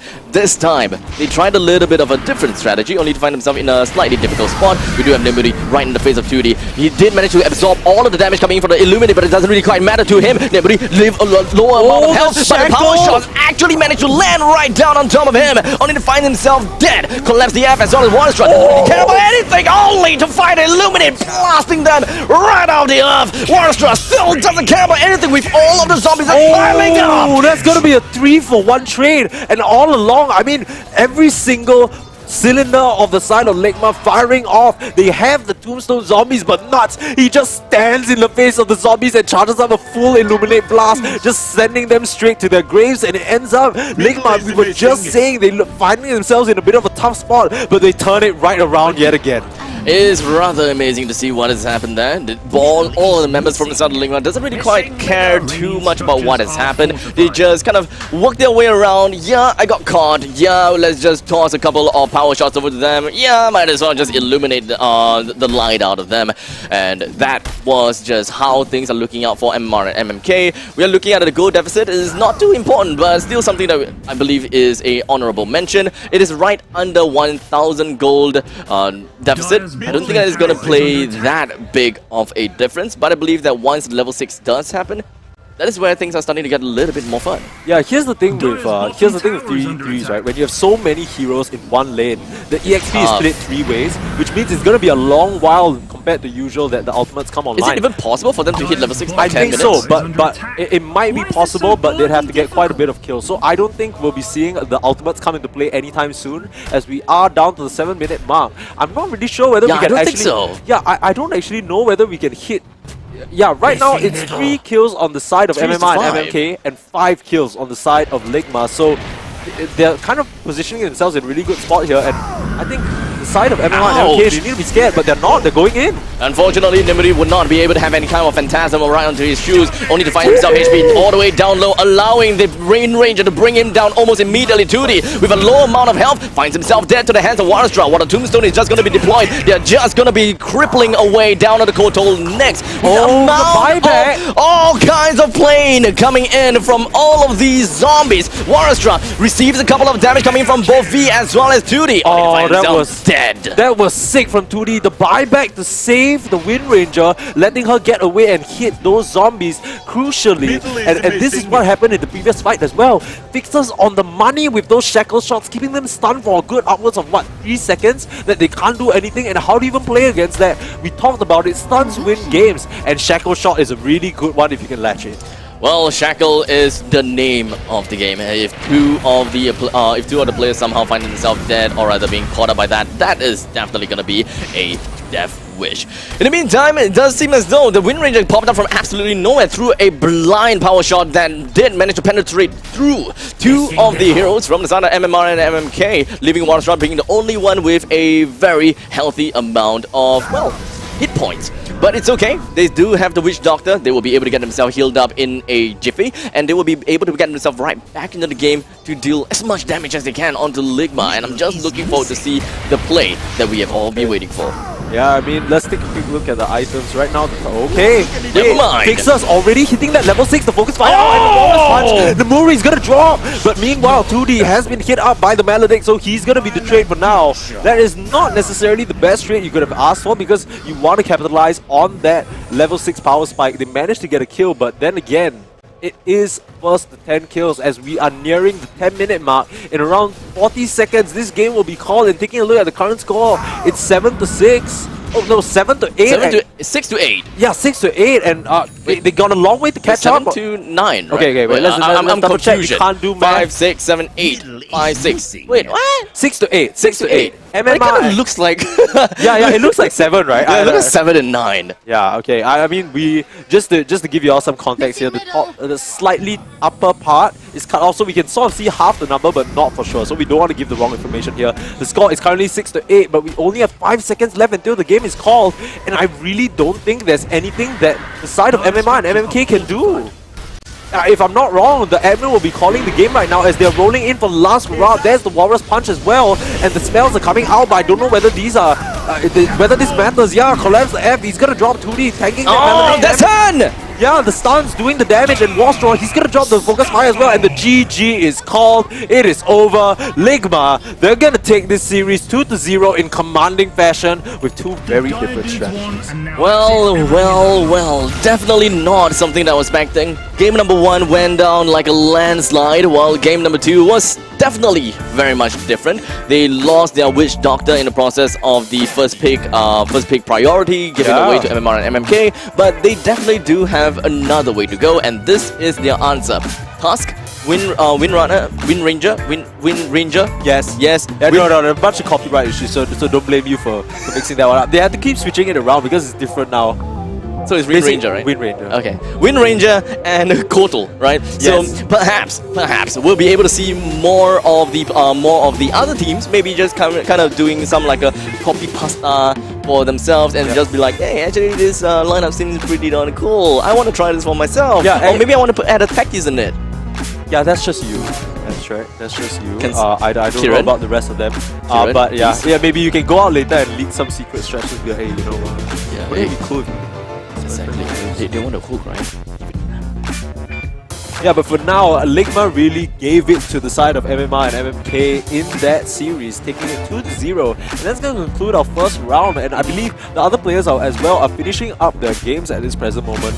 But overall, this is exactly what I was excited to see, because I feel like the combinations that you can go through in the game, or like the 3 hero combinations, are really what is going to make and break. It's not really about individual player skill. It's not about that. It's about how your skills on your hero combo up with your teammates. Honestly, when it comes down to 3 versus 3 in the middle, right? This is kind of like my own kind of philosophy. I feel that 3v3 is a true testament of teamwork. I feel that if it's 5 versus 5, right, it kind of gets messy at times, and it's really tough for you to do anything because of the communication breakdown that may happen. But 3 versus 3, you have the right amount of time to accommodate for your fellow teammates, because you only have 2 other fingers that you need to care about instead of like another +2. So when it comes down to 3v3, you can outplay people in mind-boggling fashion, in my opinion. I think more so than that, it is a test of teamwork, but more specifically, it is a test of only teamwork, right? When it comes to 5v5 Dota, there's so many other factors like you can kind of like stray away from the fight, becoming 1v1 kind of thing. So it's no longer, I mean, yes, there is an element of teamwork, but you can kind of capitalize on other factors as well. This one, if you don't have teamwork, it's not working out for you. Like, it's just really just pure teamwork, how you use the skills together. And I think Ligma, they did a really good job. They understood each one of the drafts they were going through. You could tell they had put some prior thought into the hero picks. And even though they kind of got caught off guard with that curveball, with the Witch Doctor being stolen, they had another strategy in the back pocket and they just whipped it out. To be fair, it kind of seems as though from the side of Ligma, the way that they kind of play with one another and their strategies is very reactive. It's super reactive, right? So if they see the eye shots coming out, and only if they see someone is stuck in between of the eye shots, then they will do something about it, like illuminate and power shot. They don't just like they don't just like channel both the power shot and the illuminate together, and then the eye shot comes out, so anyone gets caught immediately get blasted by it. I think it's also good, because then you sort of put not really the pressure, but the responsibility on the task, right? So the task more than likely, I believe it was 2D who was playing it. He's probably the one making the calls. Like he's waiting for the opportunity, and the second he sees it, he throws out the eye shots, then catches both of them, and then the follow up is there. And it's a really fast reaction time for them. But I do believe that is it for round 1, and we need to get round 2 set up, and we need to get players rotated and make sure that everything is going everything is going smoothly. So that will probably be yeah, I think that will probably be what we need to work on for now as the players. I think because like we said, there's the full-on player setup, the showcase in the front, so they're gonna have to log out their accounts and then swap seats and the good old LAN. The good old vibes. LAN things makes things very slow, but It's worth it. It's worth be it. The fair, game's there. yeah. That was fun to watch. I mean, I'm too used to online plays now. Yeah, so like the need of not waiting. Yeah. or even if you wait, it's not sort of like It's not like an hour wait. yeah. It's I not mean, it like could be. Nah, no, can't be like we're using Razer peripherals. This kind of thing cannot happen. Yeah, just plug and play. Easy. plug and You don't need play. to do anything And all the because we do have specs Razer synapse that goes straight to cloud. Straight to cloud. They immediately recognize and Yeah. done. Yeah. So also, actually, that's huge for pro players, right? Yeah, because exactly. you always need to like kind of make sure your Like specs take are right. this, take that. Yeah, but all you need to do is here. just log in. Save to the cloud, right? Yeah, everything is saved to the cloud. Yeah. So you just log in, all of the settings is there. Yeah. Done. I mean, yeah, so we should be back very shortly, I'm pretty sure, for the second round. Of course, we don't have the information about which teams have progressed. We need to check the brackets for that and figure out which teams have been unfortunately knocked out for the day. Of course, if you are listening to this, even if you have been knocked out in the first round, there are still exciting prizes for you to win. We have a giveaway coming up in just about 15 minutes. I think 10 minutes? Maybe around the time, right? Because now it's like 2:17. Yeah. So our first giveaway was supposed to be slated at 2 p.m. Right, I'm not sure whether that has happened already. Yeah, because they will be it conducting could. it in front of the house. Yeah, it could have happened already. So we're just gonna ignore that front. We're just gonna be looking at 3:45 p.m. later, and I believe that the production is doing some kind of motion such as this. Yeah. So I think that that's like kind of a giveaway. Yeah. It is. Yeah. We are doing a giveaway. We're doing a giveaway currently, like right now. Are we doing a giveaway going on stream? to next. Oh, not on the stream. Okay, we are so not it's doing gonna it. No, live okay. event. Yeah, So yeah. the giveaway is gonna happen, but that means we need to get out of our seats. Yeah, And so we need to do. we can win or not? They just closed left. they closed Never the- mind, I don't care. We're gonna go and try to win some peripherals for ourselves. I Yeah. think you will want the plushie. I would want... Actually, yeah, I'll take the plushie as well. I do have the Razer Viper already, so I don't really need the You're Orochi. gonna take the plushie on me. I need to show you my tattoo. You don't anyhow, okay? I'm gonna go out there and I'm gonna win that plushie. You don't anyhow. Okay, we have some serious business to attend to, Yes. but thank you so much for staying tuned with us. Of course, we'll be back very shortly for round number 2, which is what I'm sure all of you are waiting for. But we are currently at the Experience the Razer Blade event and we are gonna go experience it for ourselves. So we'll be right back after a short break. Thank you so much. Stay right with us. Let's go experience. Okay. Back and you're better.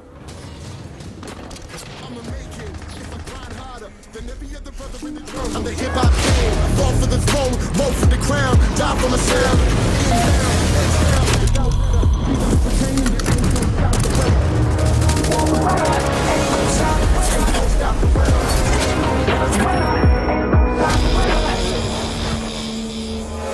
Gotta kill the conscience, misconduct the use of violence. Put me up in the world, move until I reach the top. I'm the hip hop king.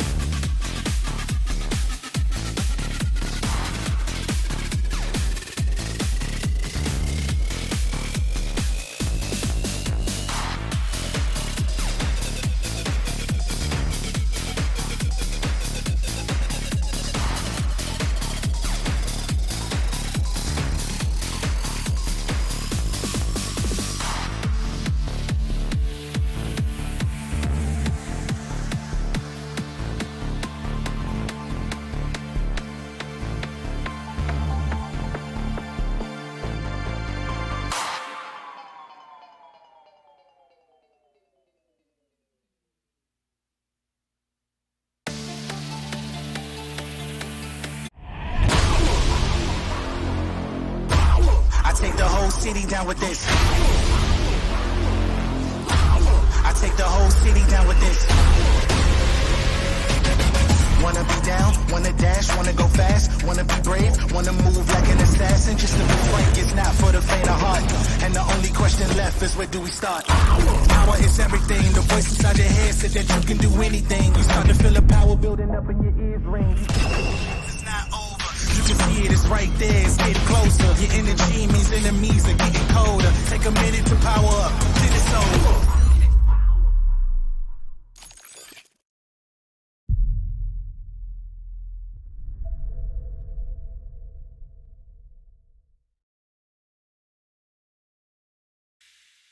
Alright, ladies and gentlemen, we are back once again for the Experience the Razer Blade 2022, where we are going to be looking at 6 players, 3 versus 3, all mid, no duplicate heroes. That's something that I'm gonna have to talk about. My name's Abstract, with me here is Perma Sneeze. Hello, hello. And I really want to find out why is it called Perma Sneeze. Okay, let's do a little exercise here. Let's try and break down the name, okay? Okay. Perma Sneeze. What are the components? Permanent sneezing. Yeah, got it right. I mean, like... So basically, you caught me on a good day because usually I just be going through the tissue boxes, man. Like, it's not pretty. It really isn't pretty. So are you the kind that just kind of sneeze one go sneeze like 5 times? Like, No, kind I'm of the thing? kind who every 15 seconds I'll sneeze and my nose will leak, and then I will just sit next to a tissue box the whole day, and yeah, and that happens. You know how that activates? If a single, like, if it's raining and it touches my head, like, I'll catch a flu and then I'll just suffer. It's not cute, right? It's really not cute. What the heck is a skull made of tissue paper? Maybe it might actually be like paper mache, the way it just immediately Oh god. Okay. With that all said and done, yes, we had a good idea as to why he's called. Right now is that we will have a good idea what game, or rather which team we're gonna be watching. And if I remember correctly, we are gonna be looking at a game between 420 Glazed versus Team Weiqi. So I believe that Weiqi is probably like the chess, right? It yeah, has to be correct. Weiqi is Go. So if I remember correctly, like Go the English name of the game is Go. Go. Yeah. Yeah. So it's like I tried playing that game only because I watched a documentary about like Damn. pro player versus like the AI robot kind of thing. Oh, yeah. Yeah, so it was really cool and all, only to realize that, damn, I suck. Yeah, that usually is how it happens. But yeah, as you can see here, we're into the lobby, so all we need to do is wait for the players while we talk about something else. You know, while Wait, what? Wait. Nameless?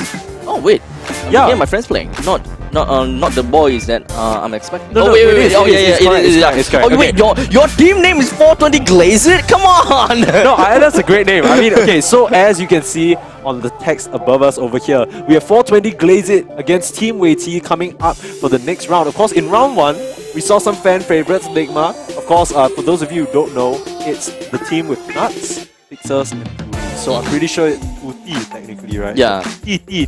That's the name that was Tuti, submitted. yeah. Yeah. But you know, they won pretty convincingly 2-0 indeed, against Team MMR and MMK, and showcased some pretty interesting stats. And just now while we were out there trying to win the DJ, okay, so just now we were saying there's a pretty pretty as in a noun or a verb. Okay. This is still round 1 last. Okay. So we are a bit confused at the moment. I think it paused. Okay, so yeah, it says here we got the information wrong. It's actually still round 1 at the moment. Yes. This is the last game. So they're playing a best of 3. I think that means we might have to switch out our overlays as well, because it says that. Yeah, I see round 1 now. Yeah. So okay. So these teams just have not played yet. Yeah. They just haven't played. Yep. Okay. So they are literally the last team in the round 1 to play. I think it's because there's only a limited amount of setups Yeah, as well. that is there's, right. There's so many brackets going on, right? Yep. So it's like you know, you kind of need to switch out. That is switch right. In. Yeah. But we're gonna have Glazed versus your friend actually. Yep. So he's got a very interesting name, but I'm going to twist it around so that I am insulting him instead. So let's take a look at it. Okay, from Team 420 Glazed, we have team player Despair. We have this is where you gotta pull out the photo recognition software for the text, because it is in Korean. As we get into hero select, Okay, another quarter. Seo Jong Nin.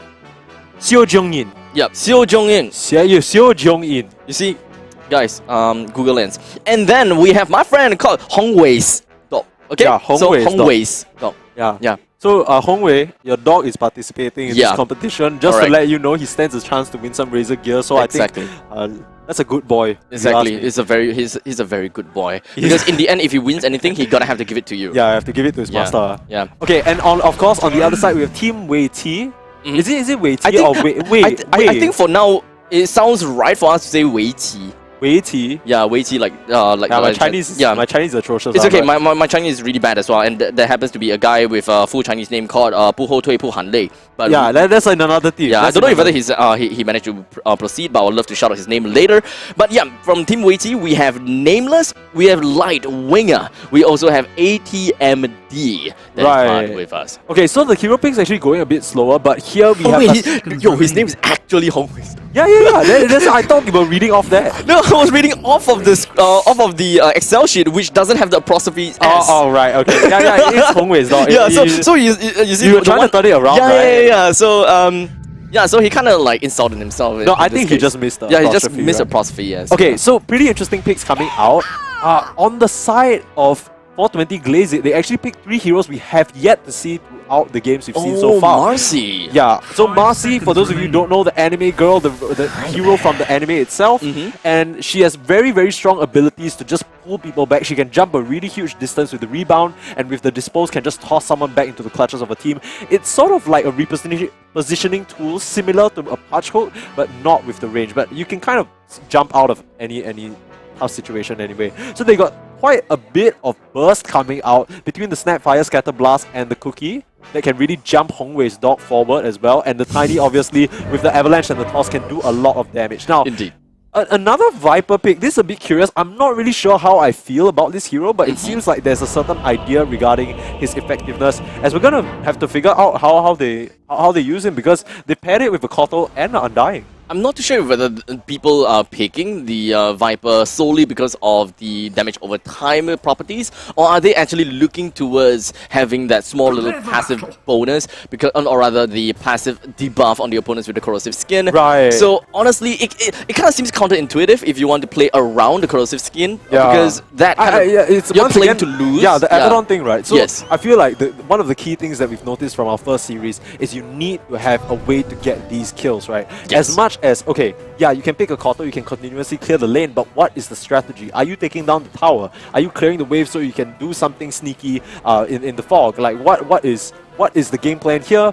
Right now, for the side of Team Wei T, I don't actually see it, because they can clear the wave, but that might leave Light Winger in a bit of a weird spot. Ooh, okay, I like this a lot. They're actually placing down an early ward behind the tower, so they're gonna see what's up. But actually, this could be an early level 1 tussle here. They're gonna run into each other in the jungle, and out comes the Avalanche. They found ATMD. Still level 1 though, and a full blast onto 3. Is that enough? There's the dispose that we talked about. Marcy and the scare and the Lil Shredder managing to rip that Viper apart. But Light Winger answers right back, and this is where Undying is the scariest. You need to run away from this big hunking golem who's just gonna steal your strength. But how far can this Snapfire run? The DK coming out, not gonna be enough to finish him at the moment.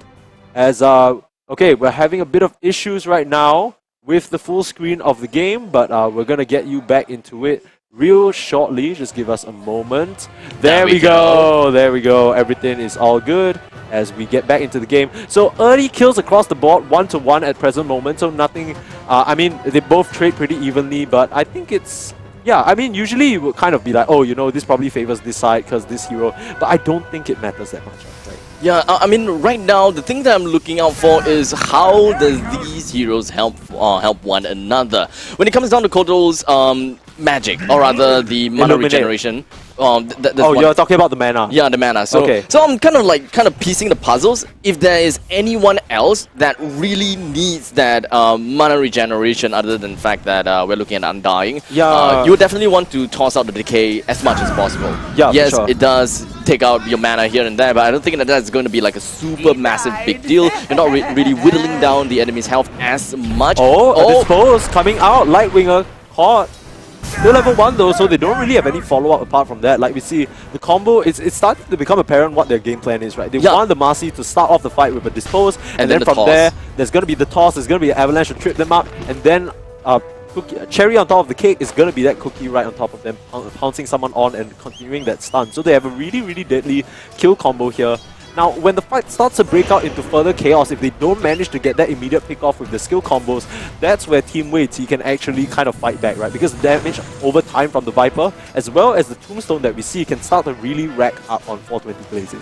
I really want to find out what kind of combo they're looking out to do. And as you have said, I would want to see that Dispose plus Toss combination, tossing the opponents all the way from their own team lines, all the way into the opponent's turret. That would be really nice to see, but I don't know whether they will be able to secure a kill just like that, even with a Toss Avalanche combo right under the turret's nose, because it kind of seems as though Snapfire does seem a little bit out of place here. The only thing I can think about is the massive amount of damage you'll be able to deal with Mortimer's Kisses, but that will only come in at level 6. Right, I mean, okay, so this Snapfire actually opting to go Lil Shredder level 1, I think that's a really, really strong ability, because what it does is it reduces armor with each hit, right? So the thing is, when you reduce your armor in that way, every single one of your allies' auto attacks on that target are then amplified. Right, but the thing about Toss and Avalanche is that they deal physical damage too, right? Okay, like we can double confirm that, because I'm not gonna lie, I wasn't entirely sure about that. I think it's if I'm not wrong, it's physical damage. No, it is magical. Oh, magical. Damage. Oh, it is magical okay. damage. Yeah. So you caught me by surprise a little bit there, but that doesn't take away from the fact that both these heroes, Tiny especially, can do a lot of physical damage with his free throw, right? That's basically the way the new Tiny works. Basically, you can pick up a tree, as we see a dispose and a rebound coming out of the ATMD, getting a bit of mana, but that's not going to help him in the health department. He's going to stay alive for now, as they don't have enough burst damage to cut through that tanky Viper. Well, we can definitely see the wombo combo coming in from the side of Team 420 Glazed. Definitely love to see what kind of playstyle they're just looking forward to do, because so far, we get the idea what they're trying to do, but it doesn't seem like they are able to kill the opponents in quick succession, unfortunately. Yeah, it's actually a bit of a surprisingly quiet game. I thought we'll be kind of firing more, on, right? Yeah, firing on all cylinders here, especially with like you said, that combo that we've seen time and time again. But I think really nicely played so far from Team Wei-Qi, because they're keeping their distance, they're making sure not to be caught, and the few times that they are caught, the rest of the team is there to back them up with the heal from the Undying and the Illuminate just to cover their tracks. Well, at this point in time, we're currently looking at a 1-1 scoreline. Both of these teams, it does seem like they are still pretty much neck and neck, and trying to do whatever they can to grind at each other's skin, if I may. So we are 4 minutes in, 6 minutes left to go. Both teams are still very passive. Yeah, just 1-1, and it's like what we said, right? Even though these heroes like Koto, Undying, and Viper, you can kind of tell what their usability is in the draft. They just want to poke. Yeah, and be static, but you're not gonna get a kill like that. Like that, I don't see the way for them to open up a kill unless the side of 420 Glazed really overcommit. But they're not making that mistake, and they're just gonna be happy passively farming up. So this is turning out to be a bit of a different pace from the game that we saw previously. Indeed. I think Ligma versus MMK, they were just running at each other non-stop. There was so much aggression. Ooh, look at that Despair with item drop, just pinging. Just a little bit of taunting. You want it? You want it? You want it? Come take it. Yeah, come and get it. Go take it. Yeah. And the Nameless is now pinging onto the buckler now. It's like, oh, this guy's taunting us. Yeah. This guy. You found out that it's a buckler, but it's not like it's gonna make a difference right now. Yeah, I mean, they can see it anyway, so it's not that big of a deal. But I mean, I really like what 420 Glazed is actually doing at this point in time. They understand and they know that the winning condition is going to be that wombo combo that they want to go for. Immediately jumping in, isolate that one person, and if they are able to get the kill, that means that they are effectively fighting a 3 versus 2 kind of scenario. So they don't want to be they don't want to be in such close proximity to all the creeps whereby you will get hit by the Illuminate, because Viper as well as Kotal, they just want to whittle your health down. Yeah, here's the thing though, it's kind of like an immovable object versus like a really powerful force, right? Because the powerful force is actually 420 Glazed. They want to ram into you, they want to pick you off, they want to pull you away from your team, but look at the way Wei-Ti are playing. They're just consistently clearing the wave and not allowing any room for this Marcy to make her approach. Despair has been sitting around in the fringe of the lane for quite a while now, but just can't find the angle to jump because there's no creeps. They're just forced to keep farming at their tower, and this is boiling down. Another 2 minutes have passed at this point, and absolutely nothing is going on. I see another macro play that we may be missing out on, and also the fact that it's also a surprising thing, right? Because the thing is, when it comes down to Team Wei-Ti, they do have a Kotal and they have great creep clear capabilities. Yeah. And when it comes down to all these creep clear, okay, now I'm just Okay, gonna hold that finally thought for the a bit. action. Here comes the tombstone though. Despair tanking a lot of damage. This Marcy has to be careful. Hongwei covering the tracks with the avalanche and a scatter blast as well, but the toss back keeping them safe. And 420 glaze it. They start the fight off, but they're the ones to back off. Okay, so right now still, we can definitely see that the team, both of these teams would want to get some action on. And back to what I wanted to say, right, regarding macro play, is the fact that for the side of Team Wei-Ti, they can clear waves really fast. Yeah. And when they clear waves, they are effectively using the spells, and thus using their mana. But because of the fact that they have a Kotal, they wouldn't have too much problems to deal with the mana. Now, the opponent's side now, let's talk about them. They still have a lot of mana to deal with, and in order to clear the creep waves as fast as possible as well, or rather to make sure that their turret and their own healths are safe, it is to use their own abilities. But it doesn't seem like they got debated to do all of that. They're doing things nice and slowly, not using their mana, and that may actually be Team Wei-Ti's angle of attack, making the opponents be so panicky to use their skills, and when the team fight actually occurs, they have no mana to do so. Yeah, I mean, okay, so here's the thing, right? Like you said, they're playing it really calm at the moment. They're not feeling pressured to clear this wave, but it's precisely because the side of Team Wei-Ti, they can't actually pressure this tower. They don't have anyone who hits it. They have people to clear the wave. They have Undying to steal strength and heal, and they have the Viper to poison attack from far. But to kind of start pushing the towers, you need to get your shot on Viper, and that's not going to happen. Despair, caught the right one! Something happened though, and he got a touch onto the Kotal. He's going to drop, but Despair, He gotta can run. he get out of this situation? The zombies chasing him down, but nice teamwork coming in, helping him got it. eliminate the zombies, and another kill on the board. This is the least happening game that we've seen today. Literally nothing's going on. The score is only 1-2, but that is a crucial kill because it pushes them into the lead now. Exactly. And with the time ticking down, Team Wei-Ti, they need to figure out a way to put themselves back on top. The pressure is now on Team Wei-Ti, and Absolutely. the timer is now ticking up onto them. They need to be the one to pull the initiative first. But unfortunately, the team lineup doesn't really quite allow them to do that. With the haste rune, will they be able to do that? No, wait, they are actually going in. They found the Kotal and they tossed him out and he did. A buyback immediately. They know their time is short, so they try to make it work. But Despair, once again, gets the touch on the Kotal. And Nameless, he drops again. He got bursted down like no tomorrow. We saw him for 1 second, and the next second he's gone. Absolutely. This is the kind of thing that they were trying to do the whole time. Yeah, and maybe Team Wei-Ti kind of feeling a bit of pressure, feeling forced to do something with that Viper Haste rune, but they can't really do much. And just as fast as we see them go in, we see them drop as well. Despair senses his opportunity and makes the jump immediately. Really nice play from him. He's tanking a bit of damage though, has to rebound out of that situation. Great mobility. Yeah, that is the rebound skill right there. When Marcy just got released, boy, let me tell you, as a support player, that hurt my soul. Every single time I think I'm safe, I was literally, that Kotal is cosplaying me when Marcy just got released, actually. I just got completely destroyed over and over, but now 30 seconds left, they need to get 2 kills. I don't see how they do it. The Solar Bind Slow is trying to come out, but the Lil Shredder to counter the Tombstone, how could we forget? The Lil Shredder basically allows you to attack at a really high pace. And then you just immediately eliminate the Tombstone. And without the Tombstone, this Undying, not nearly as strong as a hero as he otherwise would be. Lightwinger, he's gonna drop his stones as well, finishes him off. And Nameless, he's gonna be gameless in terms of wins right now as he drops as well. 5, 4, GG. 3, They're not even gonna 2, wait. 1. And ATMD finds himself dead at the final second. That is quite a game coming in from both teams. The front part of the game definitely was a lot slower than we originally expected. But one thing that really threw me off was that I thought that from the side of 420 Glaze It, they are just trying to play the safe game. They just want to get that one small little lead, and then we'll just let the timer run out. Let the opponents not be able to do anything. Yeah, but they didn't stop going. They just kept going. They did not care. They are an unmovable train, and quite literally on the Marcy, just literally hopping just from one place to another, leapfrog if I may, and just getting themselves kills after kills. And one thing I want to point out as well, that you kind of need to remember, the side of Team Wei T, they don't have a single stun.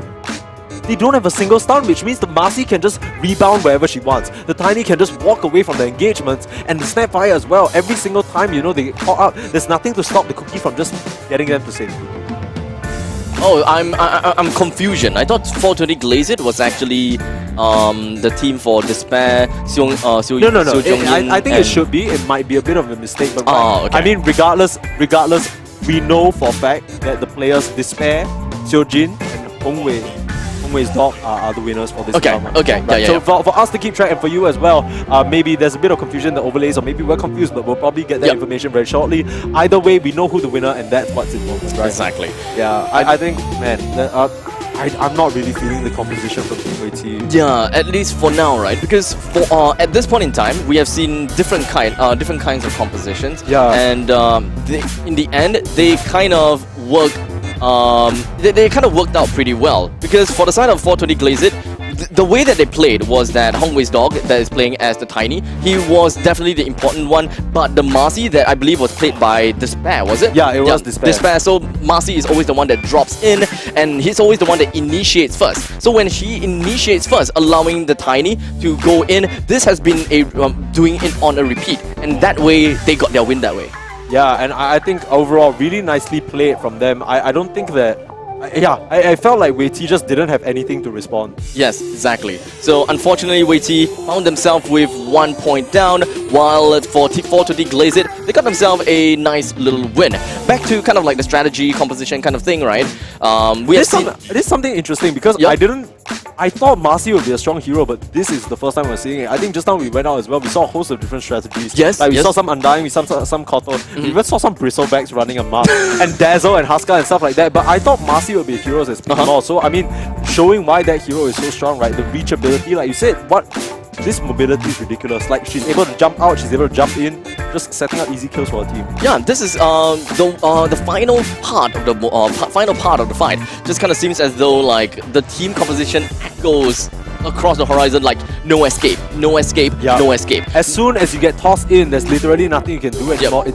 It's just okay. There are two heroes that literally displaces you. Yeah. Marcy as well as the Tiny. There's yeah. no way that you'll be able to get out of their grasp, even if you are away from their direction, or rather, even if you are away from their attack range. I'm pretty sure the Marcy will be able to keep up to you, toss you back to the Tiny, only for you to be tossed right behind by the Tiny, and that is just absolutely phenomenal. But is it going to work out again? Yeah, I don't think there are bans, but also now that the strategy has kind of been revealed, it begs the question as to whether Team Glazed, 420 Glazed, sorry, will stick to their predefined strategy, because they already kind of shown their cards. Yeah, maybe they have something a little bit different to work with. So far, we have teams that want to work along with one player, or rather work with one hero, and then that hero is the initiator. In this case, we have the Marcy. In the previous game between Ligma versus MMR and MMK, we have the Tusk. So they practically does the same, they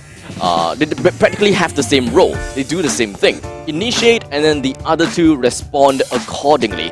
But for Ligma's game, when they had the Pudge, a Witch Doctor, as well as the Visage, that is a completely different kind of composition. It's a completely different kind of strategy by itself. For sure. I mean, so there's a few ways you can go about it, right? We're starting to see the different philosophies develop. Yep. For the Tusk, Wind Ranger, and Kotal matchup, it was very clear. They were just kind of trap you in a weird spot and then poke you down. Yes. And that was really beautiful, right? The shackle shots as well, keeping them bound up. But I mean, this one is all about going in, and we're going to see whether they bring a different philosophy in this second game as we wait for the lobby to be created. I'm still trying to find it at the moment. It should be called Razer 3v3, but I don't think I see it right now. Of course, if you're seeing the other mid-only lobbies, you're like, yo, that's the one. No. Don't forget, there's a whole bunch of other games happening right now as well. So we need to find the one that's called Razer 3v3. But I think the players still probably getting ready after that first match. And pretty interesting to see Tiny. Actually, do you follow the DPC at all? Not much, actually. Okay, so just so you know, Tiny is actually one of the strongest heroes in the meta right now. And that is because he basically has a free cleave at level, not level 15, the 15-minute mark. Now, they added this thing called the Aghanim Shards. So, okay, Aghanim Shards, yeah. So basically, last time it was locked by 15 minutes. Okay. In this recent patch, You just they need to moved get yourself the Aghanim shard, right? correct. So in this Which you recent can patch, get from the Roshan. yeah, too. the second Roche. Okay, second So Roche. previously it was at 20 minutes. Now they've moved it to 15 minutes, which means as early as 15 minutes, Tiny gets permanent cleave damage and bonus damage, which is Please don't tell me people are going to play pause 1 Tiny. already late to the game, right? It's already happening. Wait, really? Is that's actually viable? It's really disgusting. I find it so stupid though. It is. I mean, I hate the fact that okay, at least during my time, you know, when I played Tiny, right? Yeah, or rather yeah. when I played with a Tiny, like we have so many differentiating roles. When you pick Tiny, you definitely want to flex it out a little bit. Where you want to go, but when you have a very inherent, like a very obvious pause 1 player, such as a Drow that comes out, understandably the Drow will be the pause 1, and the Tiny can't be a pause 1 anymore. yeah. But they will still go pause 1 anyway! That one, it's not even the hero problem. That one is just what you call Southeast Asian voting. It's like that. Nobody respects the roles. You just go. You heard the meme before 5 carries, only yeah. Southeast Asia? Of course. Yeah, Of course. standard standard. I mean, Southeast Asian, everybody wants to carry the game, but I mean, some people can only take it this far. I can only play offlane. That's the hardest role to play, so that is respectable. Yeah, why would I lie? Why I don't would know. lie? I feel that the lower number that I go, technically means like technically easier it is and Absolutely not, less no. burden No, it no, is no. onto you. You know what's the easiest role? Carry. Pause. Oh really? Oh, because you just farm the entire game. Literally. So all you need to know as a carry is, oh, okay, my hero, I have these 2 points. So I farm late game lah. until I'm strong. Okay, Yeah. Different heroes have different power spikes. Yeah, Of course, it might not different always power be. spikes, yes. It might not always be late game, Uh-huh. but carry is the easiest because it's all about routine and memorizing the pattern. Right. Right. The hardest ones to play are the Pause supports. 5 and pause 4. No, Right. pause 5 is still easy. Pause 5 is still easy. Oh, because you just kind of go around warding and everything. Yeah, do you warding. just kind of do the most okay, it's not easy. It's just that pause 4 and pause 2 are the hardest. So mid and your soft support. Right. So your roaming support, because they always need to know what's going on. But Okay, this this is one why regular. this is why the 3v3 is so interesting, right? Because it sort of taps on that skill. Like you need to, Like pause 2 itself, there's a glimpse of pause 4 to a certain extent. yeah, because you need to find a way, a creative way to get that fight started and get that edge over your opponent. technically speaking, the one that starts the fight, technically speaking, is the pause 4. Yeah, sometimes I mean it's To a really certain more- extent, Yeah, to yeah. a certain extent. But I think the biggest thing of all is this creative flair that we're seeing not only in the hero picks but in the play as well. How they're really synchronizing out with each other. Like what you said just now, the teamwork really is shining bright in this competition. You're not gonna, did you want me to finish it? You looked into the distance, so like a diamond. Like a diamond. Yeah, okay. Like a diamond. I realized that I'm supposed to be talking to you instead of talking to the audience. But I mean, that was like a cue for the audience for them to say diamond at home or outside. So Yeah. if you're sitting at home, right, and you heard someone, your neighbor, like diamond, and you know that you ask you ask me, hey, I book cab, let's go to Kallang, we watch together, let's go. Yeah. Ooh, okay, a little bit of a switch up. Oh wait, a Pudge and a Marcy. Oh, this there's gonna time. be mad repositioning going on. Oh my god. And what will be next, huh? A Tiny? Why not? Why not? I don't That know. is so disgusting. No, but I don't know how it will work, right? Because You- like you could very well block your hook with the Marcy instead, like when you're trying to jump in and stuff like that. Technically speaking, yes, but no. Because when it comes down to the 3v3, right? Yeah. You would definitely only want to have one person to initiate. That's true. So you don't want to it's- go in at the same time. Correct. So you would want to go have the Pudge go for a hook. If you somehow miss, Marcy comes over. The Rod does give you a decent amount of slow onto the opponents and thus Yeah. unable to do anything, allowing the Tiny to actually come back Yeah, in we to saw do that for in the toss. game. Yeah, we saw that in game number 1 as well. The 5 slow is seconds not remaining. something you can very easily deal with. Yep. Once you're in the range, it's just curtains for you. Basically. Indeed.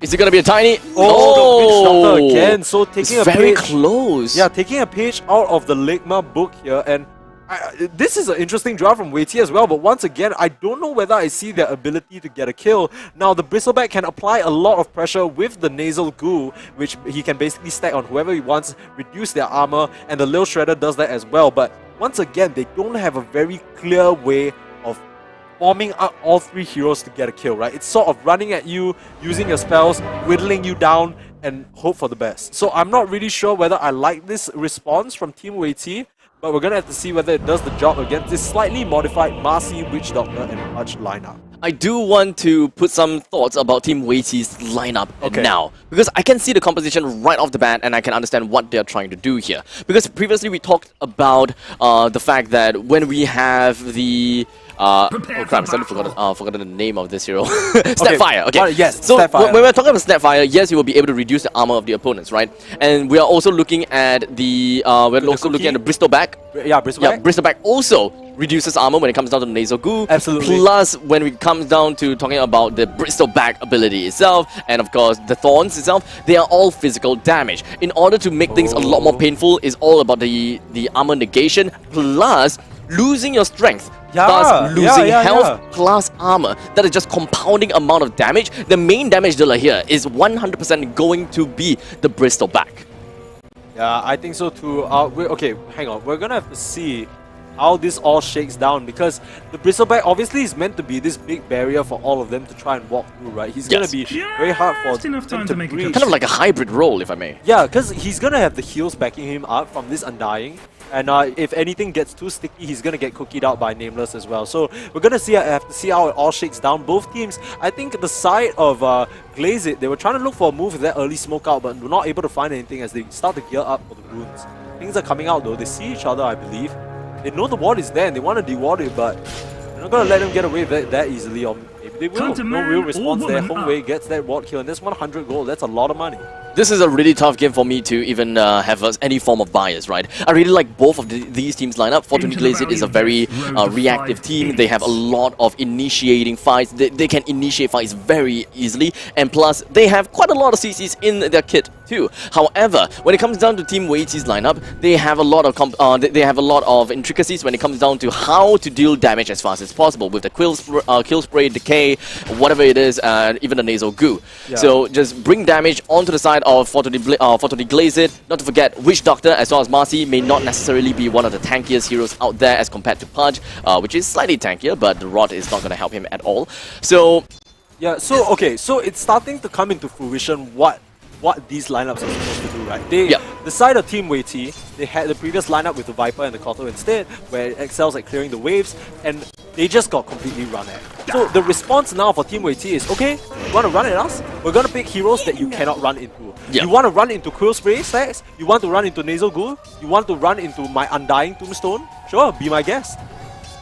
And at this point in time, it does seem like Fortuny Glaze It is kind of like getting an idea what's going to happen. It's starting a bit slow. Yeah, we have the Witch Doctor that is always heading up to the northern side. We're looking at the Marcy at the southern side, while the Pudge is more into middle lane. He doesn't really want to do anything, and of course, getting himself that hooks in the mid stages, or rather in the middle side, is definitely going to be a slightly easy. There's the cookie starting out, but the dispose as well, getting him into tower range. Lightwinger with the hook, disjointing the DK, but he gets that last little of HP. The first one to drop is going to be Hongwei's dog though, as he barks his last breath. There's the tombstone as well, just for posterity. I mean, Lightwinger, he has the TV back to base, but he just drops it for good measure, because by the time he gets back, he probably is going to have that off cooldown. So Casino push the wave in, but nice little move out open.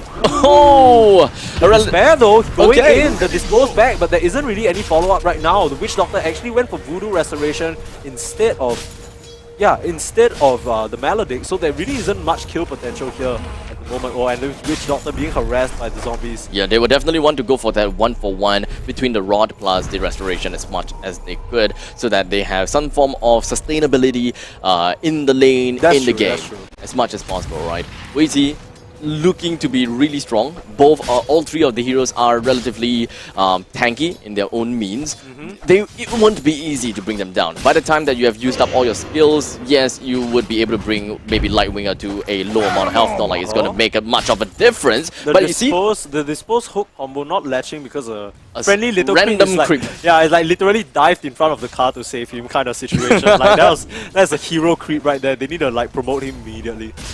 That was pretty insane. But like you said, okay, so I like this a lot more for Team Weity, because it seems like they have a clear idea of how they want to fight, right? If the Marcy or the Pudge lands a hook in, then out comes the cookie and breaks up the entire combo completely. So this is looking a lot more promising for the side of Weity, as they're 1-0 up on the board, but ooh, a hook on the Lightwinger. Where's the dispose? There it is. Actually out of the cookie, but the Okay, the zombies are starting to stack up. They need to be careful. Hongwei pops the stake. Lightwinger, does he have any regen? He's walking away scot-free for now. The Voodoo Restoration keeping Despair alive, but the zombies still hitting away. Dive. There It's a dive. is the Scatter Blast. They're gonna dive with the help of the zombies. The hook to get him out to safety, but the Discourse as well. ATMD gets the last Quill Spray off onto Despair, and he's gonna be crying all the way home. Hongwei's dog is not done just yet. There's the Paralyzing Cast, and the last Quill Spray once again. ATMD nailing the side of 420 Glaze It with ease. Now that is exactly what I was expecting coming from the side of Team Weighty. Nothing is going to be stopping this this unstoppable train, even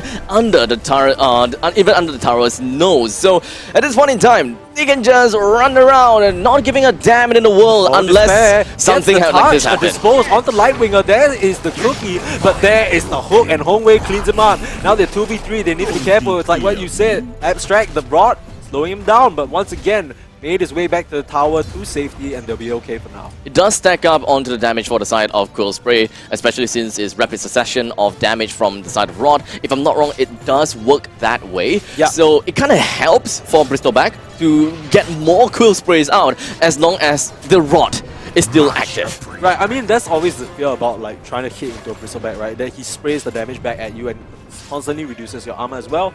Despair places a nice little behind the tower ward just to see where exactly they're hiding, so he can find the right opportunity to strike again. I believe this is something that they did in game number 1 as well. So, okay, so both teams just kind of quietening down. Once again, it's a bit of a quiet early game. We're about to hit the 5-minute mark and it's still 1-3. So even though there's a punch on the side of 420 Glaze It, they haven't been able to capitalize on their opportunities quite as much. Yeah, indeed. We haven't really quite seen amazing punch hooks just yet as compared to the previous game that we've seen before. Another hook that went right down the drain. Yeah, I mean, Hongwei is not tactical. really... No, that is a tactical play.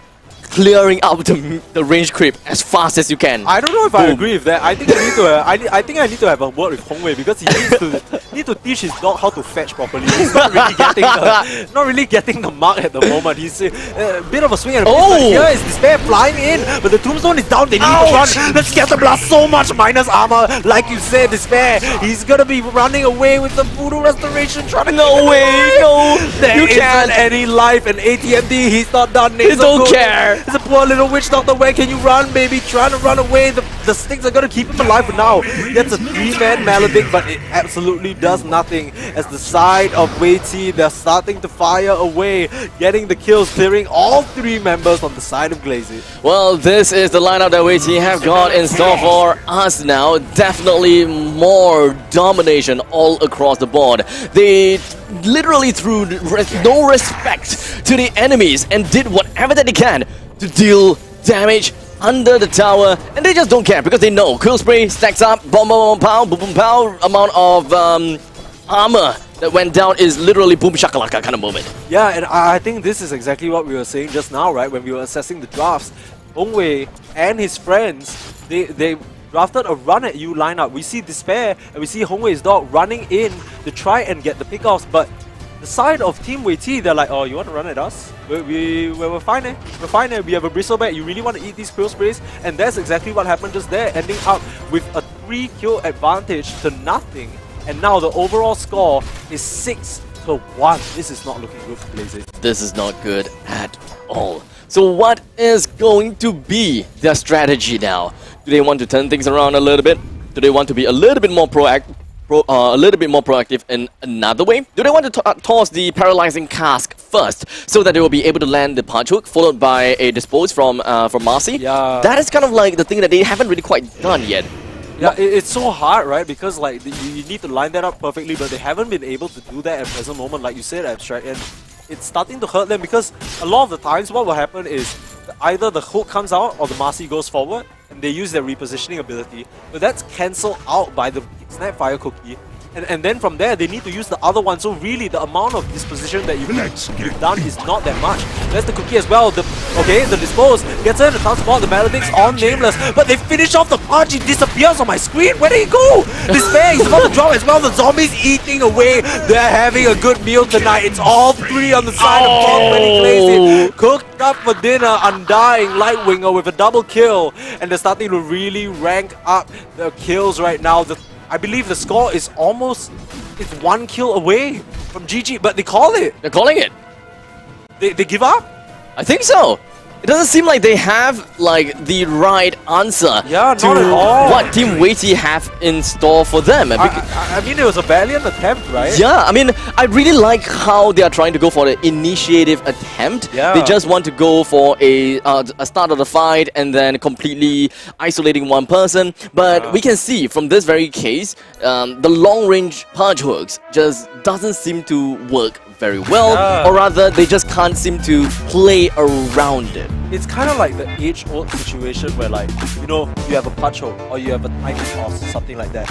But there are just certain heroes and certain lineups that you actually don't want to help them get in the middle of your team.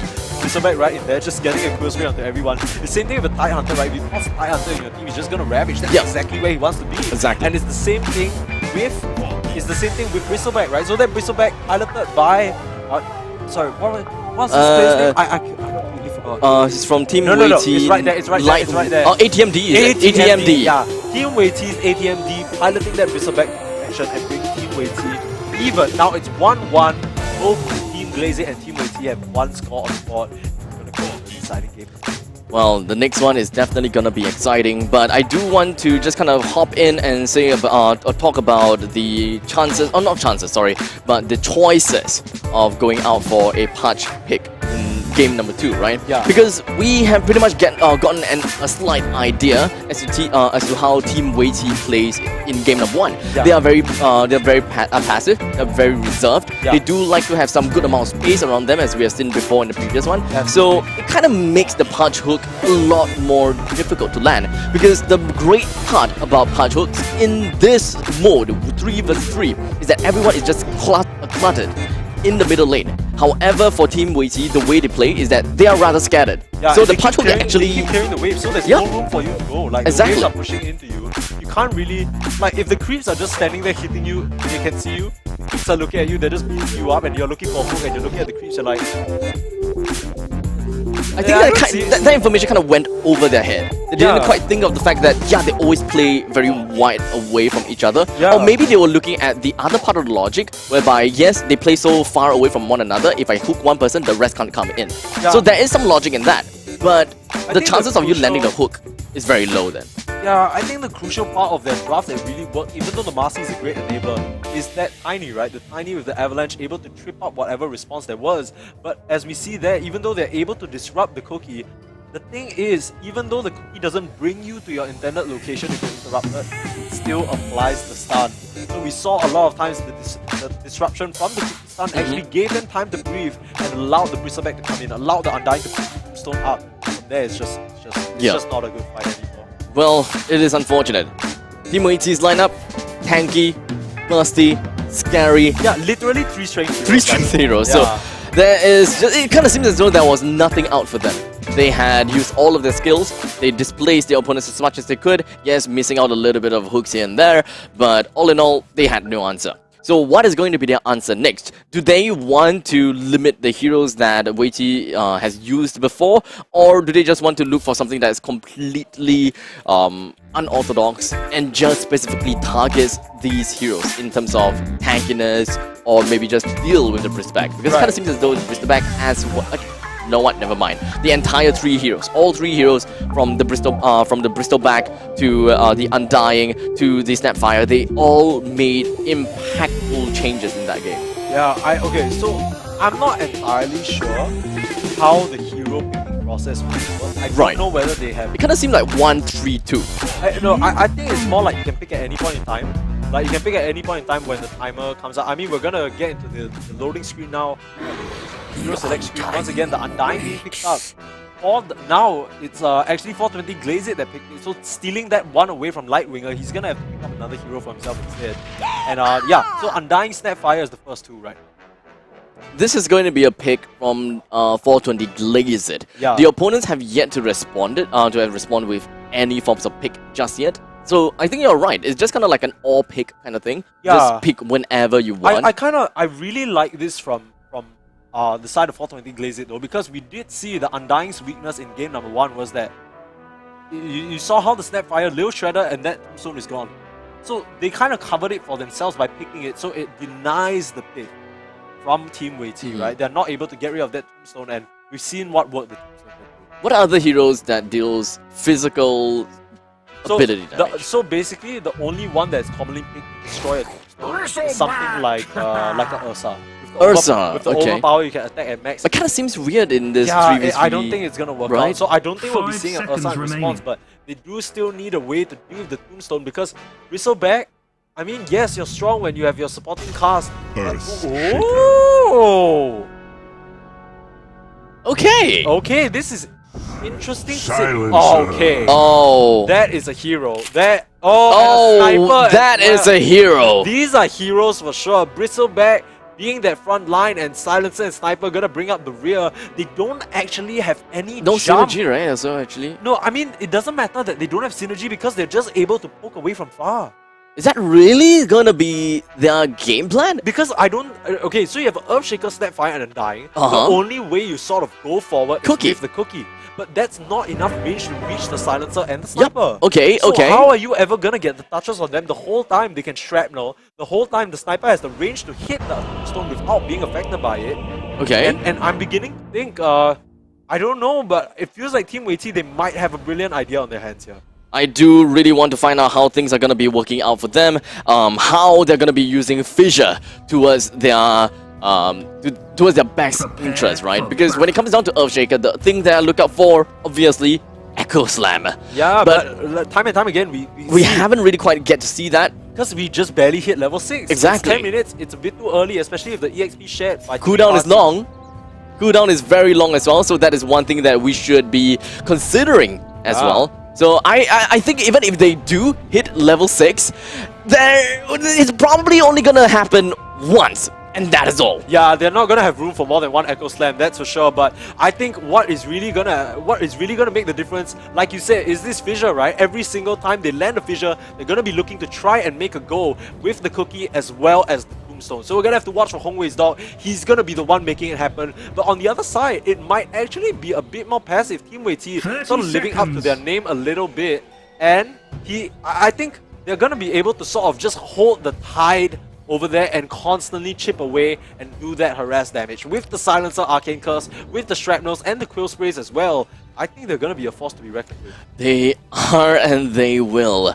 At this point in time, I believe that the massive amount of damage coming from the side of Team Wei-T is something that we should be very wary of. I can't put my mind over what kind of game plan 420 Glazed have in store for us right now. Yeah, but I can't figure it out. Yeah, they gotta have to show it to us. Yeah, I'm excited to see it because this is the game. This is the game that's going to decide whether they continue in this tournament or not. It's a single elimination. You have 2 chances to get into, you know, try and get into the heads of your enemies, figure out what they want to do, and I mean they've definitely switched up their strategies in a huge way compared to the first 2 games. This is a different blend of strategy than we're seeing, and already, I mean, this is why the Sniper is being picked up by Lightbringer, right? The Shrapnel just covers such a huge part of the lane, and you just can't really stand in it because there's so much potential slow coming out. Once you get the Shrapnel slow, if you get the Arcane Curse as well, on top of that, the Nasal Goo, you're basically not moving. To be honest, I kind of feel as though 420 Glazed kind of got outpicked here.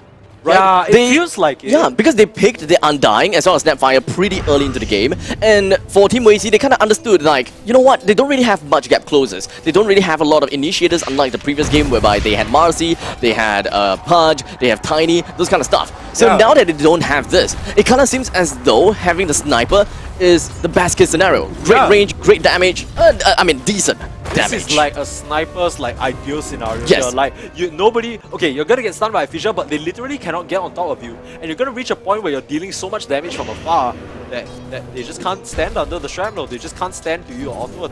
But is the auto attack's damage even impactful enough? So recently, Sniper actually underwent a change. Okay. You know, the second skill headshot applies a little proc and stops you from attacking. Okay, yes, now, you can actually activate your take aim, which is your third ability. Okay. It used to give you range. It used to just give you passive range. Yeah, so it gives you passive range, but you can attack it, and basically all your attacks apply guaranteed headshot. Oh. So if you just max the headshot... So just max headshot? Yeah. You don't have to care about Shrapnel, just 1-3-1. Yeah, 1 level in Shrapnel to control the lane. What I expect to see is 3 levels in the headshot, or as many levels as you can manage in the headshot. As you see this man tanking some damage from the Arcane Curse, and we're starting to see it hit.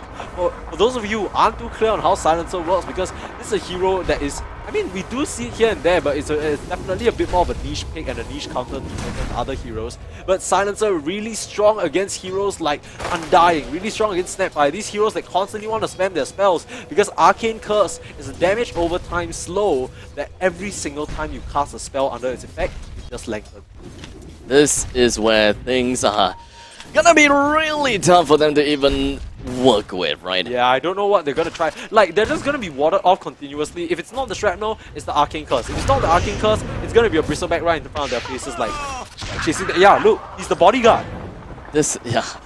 No matter what it is, you wouldn't be able to find any ways to enter into the vicinity of Team Wei-Ji. The only thing, yeah, like we said, the only way that you can get a decent kill is, number one, you're gonna have to land a nice little fissure that completely breaks the balance between the between the team, such as making sure the ATMD is unable to move backwards into their tower. So that is the only thing I can think about how to use the body blocking features of a fissure. Otherwise, using it just as a stun skill, Yeah, it doesn't do anything. It feels a bit lackluster, and I mean, also, one thing we didn't mention is with this Bristleback, it sort of opens up the small camp on the side of the lane to farm as well. So they're gonna get a nice little injection of EXP as we see. Oh, okay, actually, top of the CS chart is actually Hongwei's dog, so he might be trying to power farm his way to a certain item here. Oh. Not entirely sure what that might be at the Is he present trying to go for like a one-hit Oh, like the death crit, tap? Yeah, the crit Earthshaker, right? Yeah. Yeah, maybe, but once again, Do they how have are enough you- money to do that? Not even enough money. Do you even... How are you gonna get on top of them to auto-attack them? I don't Cookie. see- That's the only thing I can think of. You sound like a 420 Glaze It hype man the way of copium. This is like super hard copium right now coming out from the chat. I dare say the sniper has not been auto-attacked by an opponent hero the entire duration of the game so far. I would believe so as well. Right, he's just... He didn't Why do you even need st- tango? Yeah, why do you need a tango? Like, he's been stunned, but then... Okay, yeah, yeah, they that's can't pretty even- much all, right? Like, look, he's just walking away. Like, what are you gonna do? Like, yada yada yada. Okay. Okay. Auto attack count is now 1. Okay, wait. Tombstone is down though. They want to try and fight, but they're focusing it down. The Cookie out to get the Undying to safety, but now Despair. He's under some threat. There's the Nasal Goo slowing him down for now. Not a big they're problem. all gonna walk away scot-free at the current moment. There isn't enough control on either side to put them down. So, what happens at the end of the game if this entire game is just Resident Sleeper with 0-0? I assume...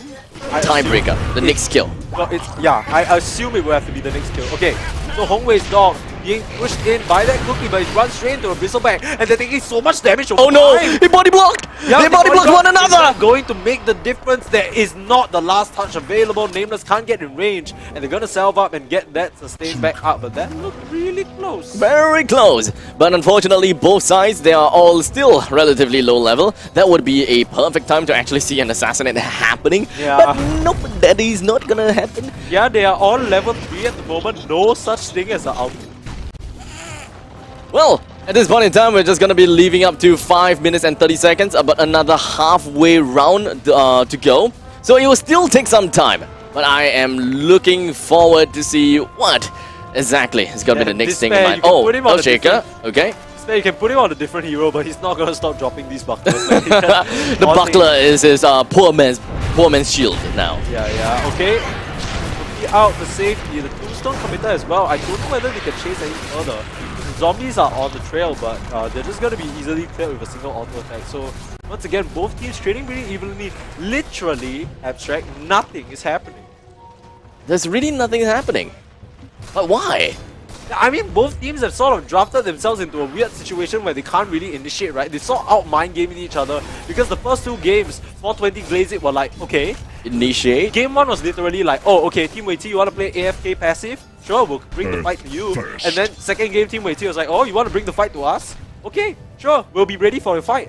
And then they fight back. And then now both teams, they've drafted sort of what seems like a response lineup, but nobody's making any moves, so there's nothing to there's literally nothing to respond to. Okay. You know what this means? That means that while they are all still kind of like farming around, those people that are in the EXP Experience Center, this is the perfect time for me to tell you guys a little bit more about the upcoming giveaway that will be happening, and that will be after this game.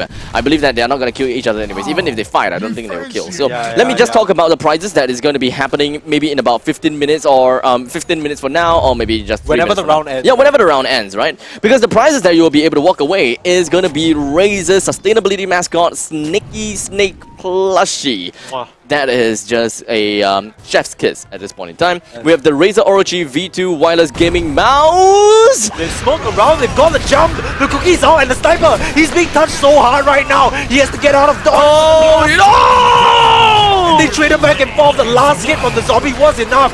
And now, Jin, he needs to walk away. He's starting to take a lot of damage from this silencer.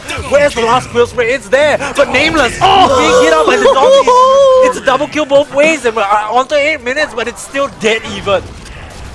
Oh crap, it is literally still stalemate. Yeah, I mean, you know the Okay. players, they heard you talking about the giveaway and they're like, yo, wait, let's finish this. ATM! Oh! The bait! The bait! Despair just baited! Despair just turns around and destroys him. What the heck? We were like looking, we were like, okay. Yeah, it's like, gonna it's done. be AFK The for fight is another, done. gonna be AFK for another bit of time. Yeah, now they're gonna be AFKing for another 1 minute and 30 seconds. Yeah, I mean, it's only 1 minute and 30 seconds left on the clock as we have 3 kills up for 420 Glaze. They managed to edge themselves over the top of Team Wei T, and now once again, pressures on Team Wei T, a bit of deja vu from game 1. They need to make something happen. But like we said, their lineup, what can it really start? Well, it kind of seems as though the sudden attack from the flank is very important. They smoked out, which meant that there's no wards that could spot the move out, and you know they struck decisively, which means that okay, you don't see a lot of heroes on the map, but you're assuming they're backed off. You don't see them because of smoke, but they come out from the bottom side, catch them by surprise.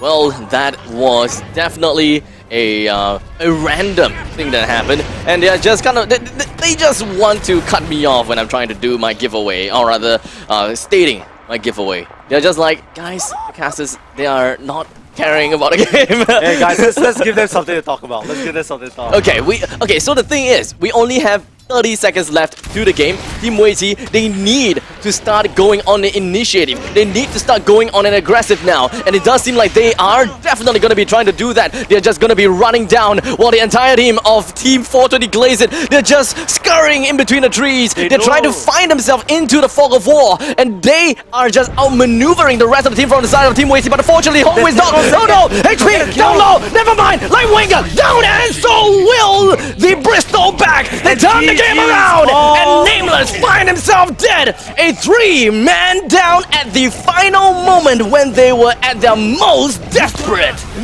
They had no choice, Abstract. They had no choice but to run it down and run it down. They should. They did. They just end up feeding 3 kills. The side of Glaze, it bait them in perfectly. It was an all or nothing kind of play, right? There's nothing else you can do. Yeah, I gotta have to go in, and even if we die, it's like we lose anyway. damned if you do, damned if you don't. Yeah. So what can they do? What a Run series. it in. What a series, though. So you Man. guys, you guys made it resident sleeper for 8 minutes, and then at the final 2 minutes, and just like, okay, time to wake up. It's like, okay, sorry. Let me. But someone came over. It's like, okay, we gotta switch it up. In before the marshal is like, hey, do something. Yeah, everyone watching is like, hey, let me play lah. Wow, hey, come. Hey, smoke, let's go. Oh my god. Yeah, but nicely done for 420 Glaze. Of course, they are going to take this best of 3 over Team Wei T, so you get to see a friend play for a little while longer. I mean, yay! No, I mean, like, okay, for real, right? Congratulations over to 420 Glaze it for making it through to round number 2. Unfortunately for Team Wei T, they have been eliminated out of the Experience of Razer Blade 2022 3v3 mid Dota 2 Community Challenge. Okay, Yeah, thank you for that. Okay, but of course, Team Wei T, if you guys are listening, that is not the end of the road for you guys just yet. As Abstract mentioned, there are still going to be giveaways hosted by the lovely DJ Sakura. We saw outside just now. She's just asking questions about Razer Blade. You still can Google it. Yeah. Okay, so here's the thing. You guys are listening. It's most likely going to be Yeah, I think at this point in time, right? Because as the name suggests, I wonder what kind of question. Yeah, I wonder which product they will. I wonder. Which product they're gonna talk about. But I don't know, leh. anyone's guess, Honestly, really, I this really one- don't know, Yeah, leh. this kind of thing cannot. I think cannot I'm guess just one, yeah. I'm, seriously, it's I a bit think too- I think I'm just going to look through lah because I really don't know what to do. Yeah, there's the, literally- the most important thing is I know that processor can be a 12 gen Intel Core i9. There's nothing that indicates. No, there's nothing that indicates. like nothing. that- There's like what? Yeah, I don't even. I could not tell you. Like, Yeah. I've been just kind of trying to reflect myself, and I just can't find it. I can't anywhere. I can't find anything, but I do want to digress a little bit and Okay. just talk about the fact that Get you back in here. digress a little bit and just talk about the fact that I really need a new laptop, and I'm just looking for a laptop that happens to have an 12 gen Intel Core i9 processor, probably a laptop that is able to go up to a GeForce RTX 3080 Ti kind of thing. And when it comes down to display, I definitely need a display that can go FHD, QHD, or perhaps even 4K, because 4K you can go 144 Hz, if it's FHD it's 360 Hz, or if it's QHD 240 Hz, whatever it is. But it does seem like there is a laptop that allows me to do all of that.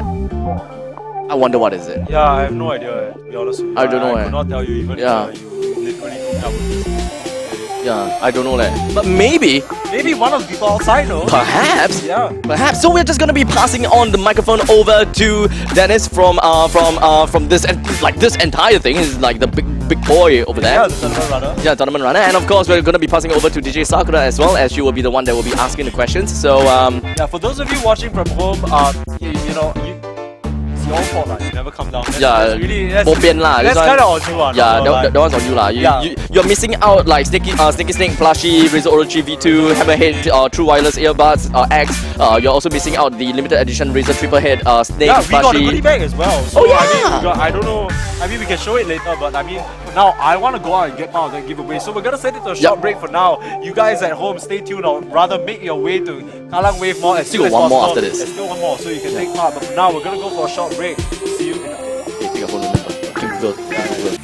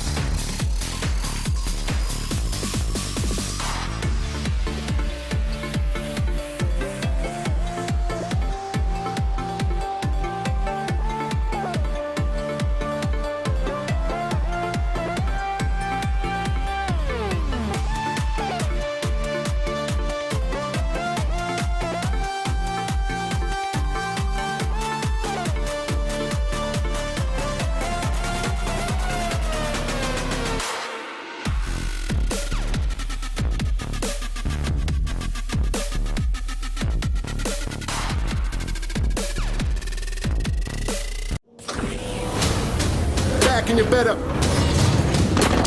I'ma make it if I grind harder than every other brother in the drum. I'm the hip hop king. Fall for the throne, roll for the crown, die for my sound. Inhale, exhale, without better. Even if we're taming, you ain't gonna stop the weather. Ain't gon' stop, ain't gon' stop the weather.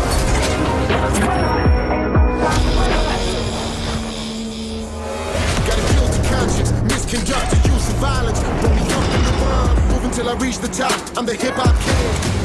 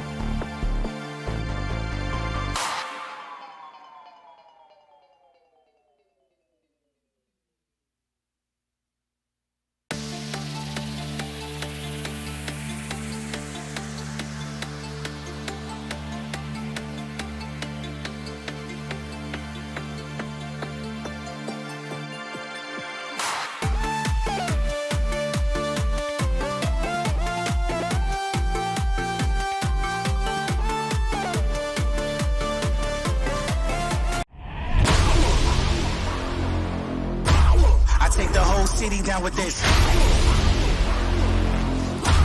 I take the whole city down with this. Wanna be down, wanna dash, wanna go fast, wanna be brave, wanna move like an assassin. Just to be frank, it's not for the faint of heart. And the only question left is where do we start? Power is everything. The voice inside your head said that you can do anything. You start to feel the power building up in your ears ring. It's not over. You can see it, it's right there, it's getting closer. Your energy means enemies are getting colder. Take a minute to power up, then it's over.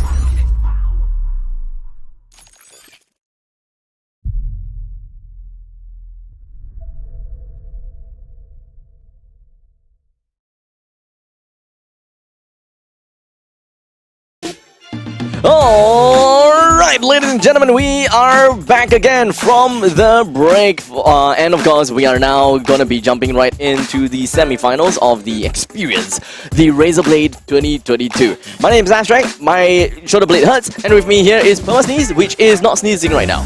Yeah, so one of us is healthier than the other at this present point. Which is a very unfortunate thing, because usually it should be the other way around, Yeah, isn't sure, it? we're not living up to our names. Yeah. Oh, man, it really There we hurts. go. Okay. Let me just like... Alright.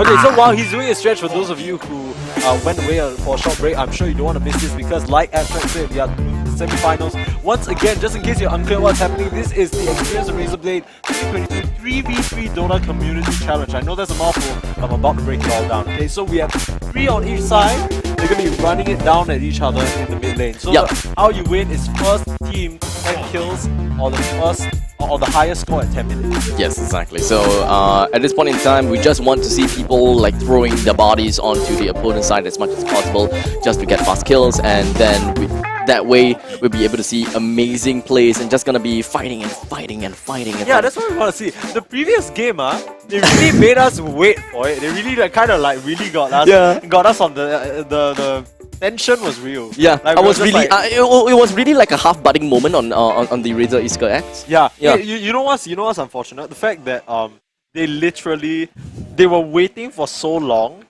just for like literally nothing to happen. The thing is, it's not even Resident Sleeper, right? Because you can't say that at any point in time it can explode, which is literally what happened. Yep. So it's the whole time is, even though nothing's happening, we're like, yeah, a pressure cooker scenario. yeah, right. Literally. It was a tough game, but ultimately we still managed to see 420 glaze it. Glazing. Glaze Yeah, they're it. glazing. Yeah. They're more in the donut department than Exactly. the fire department. Oh man, I'm hungry. I want my. Okay, so anyways, now that is done and dusted, we're gonna be looking at the next game, and that will be in between Red Bull Champion plus 2 weights versus F9 minigame. Okay, so all these, obviously this is a fun community challenge tournament, Yes. right? So all the team names are like kind of trolly, kind of just being a little funny. It's kinda for fun. those of you Dota players, you know what the F9 minigame is, so I don't need to explain that. But Red Bull Champion plus 2 weights, there's a bit of story to this, because for those of you who don't know, there was actually a 1v1 tournament, and the champion of that 1v1 tournament is here, right here. His name is Jackaroni, and he is, I mean, very suitably named. He put himself as Red Bull Champion plus 2 weights, so he's gonna be looking to carry his 2 teammates in this upcoming bout. But seeing as how far they made it, I don't think it's an issue so far. I have a feeling that the team name was kind of put against his will. Yeah. I don't think that he's like, you know what, I want the team name to be like Red Bull Champion. Yeah, but- I'm the Red Bull Champion. yeah, it's more of like, hey, you're Red Bull Champion, right? We put your name there. Yeah, Hey, don't wanna, please, hey, don't wanna. you carry us, never mind, you Red Bull Champion, it's okay, Don't wanna, no, I shy. Kind Yeah, of but I moment, mean, he right? has nothing to be shy about because he is a champion after Yeah, all. he's a He's champion. looking to be a champion up against the side of F9 minigame. Now, we don't know the players for the F9 minigame, so we're just gonna have to introduce them by their IGNs. But, of course, no shortage of local Dota 2 kind of personalities here at this very own LAN tournament. It's nice to see everyone gather. I believe Nuts is outside, I saw him just now. I believe I saw Black as well? Yeah, Black as well. So, for those of you who follow the DPC, literally following China DPC, he covers Chinese DPC, and he also, I mean, most notably in the past played on Aceless back then. Back when Aceless was like, you know what, I'll do it myself. Flew all the homies to Singapore, built his own gaming house. Oh, here. God. Yeah, that was good old times. But I mean, yeah, Black is here as well, so really cool to see. Yeah, it's kind of like a return of the legends kind of thing going on, right? I mean, we also have other legends kind of potentially building up here Yep. as well. You know, all these people from the community. they Coming could- legends, if I may. Yeah, they could become, you know, the not Red Bull champion, but at least. No. For this experience, Razer Blade 2022 Yeah, champion, and right? showcase their teamwork, right? Yep. Like this one, the previous one, the 1v1, it's all about like kind of flexing your own skill. Yeah, that is right. This is a lot more kind of like Teamwork. really coming together and showing how all the parts work nicely together. It's kind of Exactly. like Razer products, right? How Yep. everything kind of just Works comes together. to achieve the main the Mhm. main goal. Like for example, one of the prizes that you can win if you take away third place is a Razer Orochi V2. Exactly, And- and that because of the Razer Orochi being a wireless mouse, it does have the Razer Hyper Speed, which works very well with your Razer Blade 15 as well. Cross promo. Oh wait, this is not cross promo. This is like literally literally main promo. Yeah, main promo. This yeah. main promo. Yeah, okay, but we're waiting for the teams to get set up, obviously. We said this before, but obviously there's a bunch of people out there, you know, they're all just kind of like having a good time, chilling out with each other, and they were all really participating in that giveaway. I believe the first Snaky Snake got given away as well, so... Yes. I mean, they raised their hands way too fast, I literally cannot compete. Yeah, they were so fast that you couldn't even raise your hand up. Yeah, no, he didn't even finish the question. And we were like, "Huh?" I was like, They're okay. fast. They're fast. They're gamers for a reason. Yeah. I mean, we're gamers too, but understandably, they are definitely better gamers than I we are. wish my hand was linked up to a Razer Viper because then my polling rate would be so Exactly. high. Right? My polling, Wow. Yeah, Razer cannot- Viper 8K polling rate, Ah, 8 yeah. times the speed. You know it's ambidextrous also, so my right hand, left hand also can fly. Okay, so Yes, I mean, ambidextrous. We gotta have to note that, and not to forget, you know, our hands are quite heavy also, yeah, but the Razer Viper 8K, right, 71 gram only, yeah, them light, you know. lighter than your hand. Yeah, lighter. Yeah, seems about I'm right. pretty sure Yeah, lah. I'm pretty sure. We Okay. both literally just with our own hands, with our own hands. No, the best part is we act like as if we hold our hands. We can tell like what is the. Okay, let's see. Let's see. This Yeah, is seems roughly like about, about 216 grams. Okay. Ah. Okay. Yeah, the Razer. Before it's actually- the Razer Viper is lighter lah. I mean, whatever it is, the Razer Viper is lighter. It would be amazing if someone actually came in with a wing skill and then just kind of put it there, and it's actually 216 grams. Yeah. Yeah, that will be my hidden ability. What do I do with all this power? Yeah, whatever they put on your hand, you can just play. Exactly, How right? useful would that be? It will help you in the supermarket. You'll be a phenomenal hawker or a fish seller. Yeah, have you seen before the guy that have like a paper bag and then he sells like the roasted chestnut? So he just like Oh, scoop, yeah, scoop, then he just like $15.60. Boom, really $15.60. Anyhow, you seriously anyhow, you see his mood, you see your face. See your Yeah, face. you see your face. If you like too busy to attend to him, you're like this But guy. I got face problem one, so I go to him. What he charged me 100. No, but now it's a tough economy for them because everyone is masked up, so you can't really assess the full face. Then they cannot really give the proper price. So shout out to all the chestnut sellers. I know it's tough for you out there, but stay strong. Yeah, $5. Perfect. Yeah, just get it at $5. Seriously, help us out. We're Yeah. not trying to spend $9 on no chestnuts. And I don't want to spend $300 on petrol too. Okay, so I'm not sure whether we're in the right room. Let me ditch this one. Might be a little different. Okay, so to differentiate between all the other lobbies that are called Razer 3v3, we're looking for 3v3 Razer On stream. Well, Yeah. that cannot be any more specific. Yeah, they really made it easy for us. Yeah, let me just, Hey, why cannot? No, I never. Oh, you just press submit. Yeah, I You're trying to press filter submit, the yeah. lobby. Hey, Yeah, you Dota incorrect. player or what? Okay, incorrect password. I need to find the password. Razer on stream? No way. I think it's okay. Wait, we need to get a bit of information about the password, so we're waiting for that. Oh, right. Yes. Because it must stop your security. I cannot just anyhow let anyone in. Exactly. Okay, let me try this one. No, incorrect password. Okay, I sorry to our production team, but I'm probably gonna need a bit of help with that password at the moment. Can't get into the lobby actually. I might need you to pull that up for me real quick as we wait here for F9 mini game versus Red Bull champion. So that's gonna be our semi-final for now as we wait for the password. Are there any? Okay, I mean, literally, I think we watched that 1v1 tournament that Jack Roney won, right? Yes. Yeah. Yes. I mean, what did you think of that? I think it was great. Okay. Any other? This guy. Well, okay, when it comes down to Jackaroni's game, if I remember correctly, was he the one that played the Darkseer game and the Disruptor? game. Yeah, the Disruptor. Yeah. They got Jackaroni, please play Disruptor in this game. Jackaroni is a clutch player. He looks like I think his polling rate, if I judge it right, just by the scale, is I'd say around 600. 600. Still cannot match the. No, cannot match AK lah. Yeah, but I mean it's almost there. But if So he he wins, needs it lah. He needs the Orochi lah. No. He needs the Viper. Oh, sorry. Yeah, he needs the When he Viper. wants Yes. to beat noobs on the go, that's when he needs the Orochi. But he don't need lah. He can get to the location. He get the Viper already. Both hands. It's too easy for him. He need to use his non-dominant hands. So he might as well just use both lah, because when it comes down to the for the Viper, it's ambidextrous, right? So you can use like the Razer Orochi for your right hand, and then the Viper on the left hand, No big and deal just lah. dual wielding and just like I don't know, who knows? Zoro the crap out of it. Who knows? That might actually be what he's doing, right? Because he needs to. The team name also what? Red Bull champion plus 2 weights. His teammates aren't doing anything for him. So the weights is the mouse lah. they're just there to represent the player only. He's actually controlling all three. Zoro style. One is Zoro style, another one one. with the he just bite the mouse in the middle of his mouth. Then he's controlling it. You know, if that actually happens, That would be damn funny, I don't care if whether you are doing like crazily good or really damn bad. I'm gonna feature you no matter what. Real talk, Razer. It's time to produce a mouse for the mouth. Okay, So, what is it gonna be called? A mouse. It sounded so uncomfortable. And the end part of that word, that was so uncomfortable. Okay, wait, let me just make sure that they're ready. I believe so. Let me just let the lobby know that the casters are ready. There we go. You see, ensuring proper communication.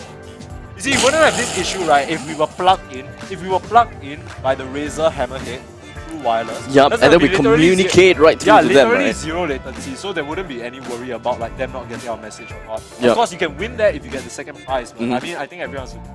Exactly. One thing that would really help us a lot is that when it comes down to the giveaway just now, I believe that one of the Razer staff did talk about the Razer Kraken. You know, Yeah. it's not part of the giveaway, it's not part of the prize, but I think that is a noteworthy mention, right? Because Yeah, when it for comes down to the Razer Kraken, it would have been great for us to actually be able to bring it out, listen to some music, and then come back in when we need to talk to someone out there. Just plug in the cardioid microphone because it is removable after so all. At any point in time, we make sure we don't want to disrupt that as much as possible. So it's like just that instant communication whenever you need it, in out.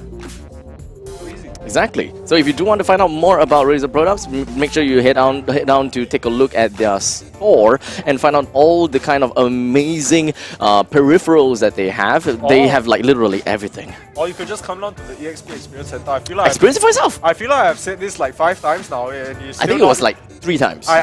you're still not here, so clearly you're just not listening to me. But I implore you to take my advice and just get down here because there's so many reasons. There's the giveaway. There's the hype. Like everyone's here. Like this is the best part. Okay, so I don't know about y'all, how long y'all each. If you guys are watching, you guys are either fans of Dota or like one of your friends is playing. You guys enjoy Dota. I don't know how much you guys know about the old Dota scene, but it was always things like this. Always this vibe that's just different and there's really something about playing your opponents if you see them right in front of you. Yeah.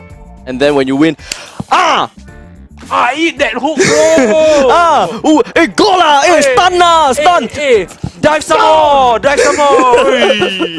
down part, that is what really like gets us, right? Whenever you kill the opponent, just shout down. Wow, I tell you, the guys on the other side, right? They cannot take it on. Yeah, it's like mental and emotional Yeah, damage. exactly. Okay, no, that's happening too much. I don't want to like. Emotional I knew damage. you were gonna do that. You just needed to wind it up for the yeah, okay, but hopefully none of your earphones are exploding. If you do, you could look for a new one, maybe a Hammerhead. Yeah, Hammerhead wireless, Hammerhead X wireless, true wireless. Because of course, when it comes down to Hammerhead, absolutely amazing, right? 60 ms low delay gaming mode. There literally is like honestly speaking, there isn't anything that sort of goes lower than that, and if you go lower than that, it begs the question, is it necessary? Because you're at 60, you're already basically like so close to perfect. Is it necessary? It's a very good question. Right? Because that is already, it's not only low latency, you're already getting the message across. Even if you 10 ms, you might even start to hear words before they even come out. You know, so you need to keep the people sane. You need to worry about your consumers, and Razer is What? Transmitting the brain signals over. I mean, to be fair, it's in your ear, so yeah, it's direct. you know. You know how close the ear is to the brain? It's like right there. Like you turn the corridor, you just take a right, and it's just right up there. Yeah. So are we gonna be expecting to see like what collaboration between Razer and Starlink? No. So basically, what you're gonna see is in the future, right, when we have the Razer low latency. Like negative 10. No, our MS? mouth not literally moving. It's Our like- mouth not moving. We're just looking at each other, but you hear our voice. Coming out, just like just projectors straight from our brain. what am I saying? Saying, can someone please speak techie?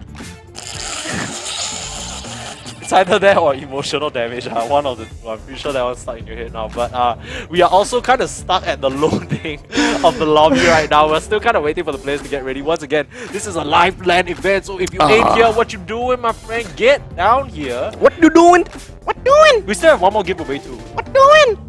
Fine. Okay, so time now. Let me just check. 4:12. 412. So if you can probably get here. I mean, Singapore is very small, and the Yeah, transportation system is yeah. phenomenal. So you can probably get down here in time for the last. Exactly, and we are in stadium, so I think no matter north, south, east, west, you'll be here by you'll be here for Okay lah, here honestly, 1 hour at best. West a bit later. West a bit later. I came from the west, so it's like Oh really? yeah, that hurt me a little. Oh, I know. Yeah, then good for you. You had a good time. It's okay lah. It's like 1 hour lah. Yeah, I mean, thank God we don't have to talk about our locations anymore. don't want to divulge any more information as we get. Oh, wait, Black is playing in this one. F9 minigame is the Black team. Oh, Literal Black. Oh. Literal Black on my stream. yo, you're casting Black, eh? Yeah, I'm casting. What the heck? Pog? It doesn't even matter if whether it's at this point in time, most people wants to be casted by Black, but right now Yeah, it's like but I roll reversal. Yeah. Yo, only at the. I'm really experiencing the esports right here at the esports experiencing center. you know, never in my life have I ever thought that I would be like casting like much Dota 2 tournaments or even have like Nuts, Fixer, Jackaroni, Black, yeah, all being here. Yo, it's insane. Okay, not gonna lie, like as in for me, Okay. you know me, Uh-huh. I love Dota. Yeah, Like, you I love really, Dota. really- Like you live, breathe, and eat Dota. Yeah, I think I've been a fan of Dota for very long, and obviously with the whole casting thing as well, Dota Yeah. is the primary interest that I have. Mhm. I really, really love casting the game. I love watching it, and it's so cool to see the community come down together 5 seconds and take part remaining. in this. And honestly speaking, right, like there usually is this kind of like try hard kind of vibe with the Dota 2 community. They always want to watch the competitive. It's the most competitive formats, right? Right. But it's so nice to have this interest. Oh, the Primal Beast! Primal Beast! It was so bad that they had to buff him. Yeah, they were so bad. You know his win rate? You know his win rate? What, No, 30%? wait. How we were hyping that up, but how could we forget? This is the Black signature patch. This is one of his signature heroes other than Anti-Mage. It is his, literally, when you talk about Black, there are 2 heroes that he plays. He's one of those people who is still so stubborn to play patch in not only the mid role, but the carry role. So this guy is definitely, look at that. Last Look at match that. is patch, a win. Look at that. Yeah, it's literally... Guys, Okay, you guys have no idea just how hysterical Pilsneeze is. dude, right now. I'm so happy. What? I'm casting Black Patch? What? Dude, it's 'cause- okay, so the thing is, Dota. Oh look, F9 minigame. Yeah, They're living up to their name here. They literally just start out with a pause. They gotta show some respect. But okay, so a bit of brief information, right? I mean, for those of you who play Dota, you know there's a watch tab and you can watch like the pro players playing. Right. This yes. is the pro players right here. I'm literally watching him. I don't need to do. Do you need like a signature from him? I don't know. I shy. You shy, I help you ask, No, don't want. I help you I ask. shy. I serious. I No, shy. I help you. No, don't I want. help you ask. You won't shy, right? No, Because I'm it's the one okay. asking. Right? No, it's okay. It's okay. You want lah? No, it's fine. So that means you want lah? Okay lah. No problem. I'll do for No you. lah, I think more Sign your Razer Sneaky Snake tattoo lah. Yeah. Sign my new Razer snake. No. Okay, not the sneaky snake. Below the Sneaky Snake. Yeah. Okay, can. Below No the problem. sneaky snake. Then use. No, I draw like a word cloud. Then the snake is saying the signature. That's hey, they really play F9 mini games out there. Why? Oh my God. They're actually pausing the game. Okay, so we're actually having a bit of issues, I believe. So we're gonna go back to. You're gonna see us, and you're gonna see exactly how excited we are. But man, this is really cool. Like I was saying this before we saw the Primal Beast pick, right? But think it's What's the win rate? Oh, okay. I mean, when it got 30, released, okay, the win rate was I like assume 39%. 36, 37. I was close. It's atrocious, It's atrocious, yeah, And like, you know, the thing with win rate percentages is it's very, very... It's really scary when it's this drastic. Like 30 might not sound like a lot. You're like, oh, it's not as bad as like 10 or 20, but it like the curve really evens out. So when you have something as low as 30, even sub 40 means that the hero is just completely garbage. Just like trashed. Yeah, like literally straight after your meal. Like you don't really even have to care about this hero, and you Yeah, can if you leave it on the technically ground, ants will come. 4v5. Ants will come after a while, that kind of thing. Like if Wait, you, ants will actually come for it? yeah, it's just garbage. I thought they were just like kind of like whew. Yeah, actually, yeah, it's so bad that let's see, never mind. Gotta give something better for the queen, you know. Can't just give her This that. is just like Hunter x Hunter kind of thing going on in my head right now. Oh, okay. No, we have none of that as we're gonna get back into the game as let me just try and get my controls right. There we go. Okay. There we go. Okay, so this is gonna be an exciting match because it's gonna be between Jackaroni. I'm sure some of you know him as the champion of the recent 1v1 tournament we had just like a couple of months ago, and it's gonna be he's gonna be on the team Red Bull Champions and 2 weights. They didn't have the space for the full name, and understandably so, it's ridiculously long.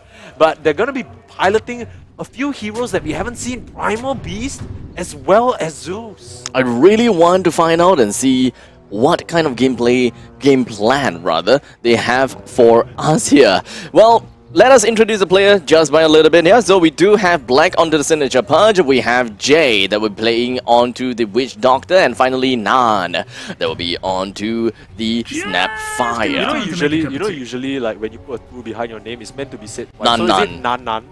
Nan Nan?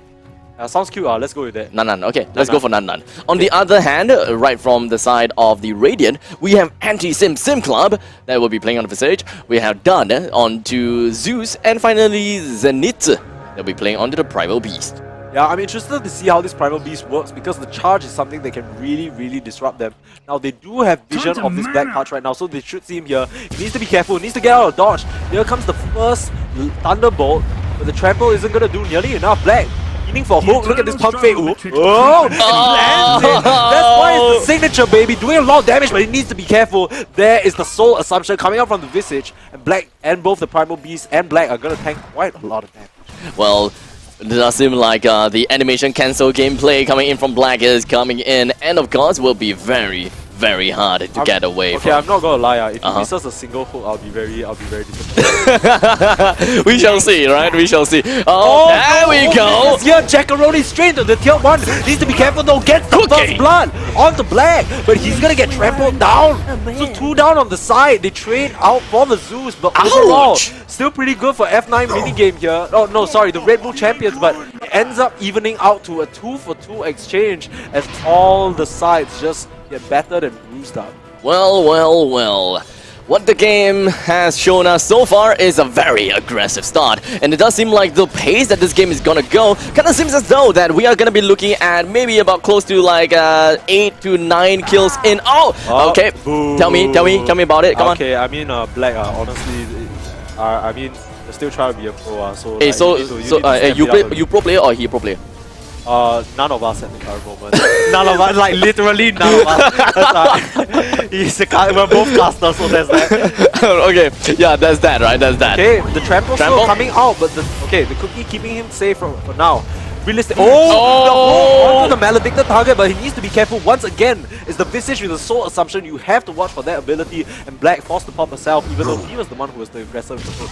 Now, I gotta have to be really transparent here, right? You don't know what Primal Beast does? Yes. Okay, so when you see the Primal Beast, when he stamps, so what he does is he disarms himself and he slams the ground around him. That's trample, right? Yeah, that is trample. He also has an ability called Onslaught, which basically on what? Onslaught. Onslaught. Okay. Onslaught. Okay. So basically what happens is he winds up and then he charges through.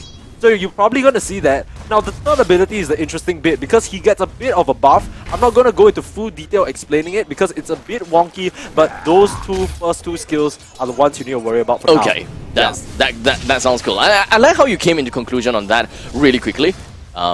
I mean, it's kind of understandable, right? I mean, conclusion, the fact that I don't know anything about Primal Beast. No, as in, I think that is because you probably know everything about the other heroes, right? We've seen these heroes in prior matches. It's really just Primal Beast that is this additional factor. Of course, Zeus, not a hero we've seen so far in this tournament in the games that we watched, but I'm sure you know what Zeus does. It's like one of the most iconic heroes. Exactly. Thunder God's Wrath is one thing that I want to see, but unfortunately, they won't be able to get themselves to level 6 in I don't know. So interesting thing about Zeus, he recently got a change. Now he has his third ability. It used to be is it the zone? The zone thing, right? That is his Aghanim's out. Oh, this is Aghanim's, okay. Basically, his new change is that he has a new ability called Heavenly Jump.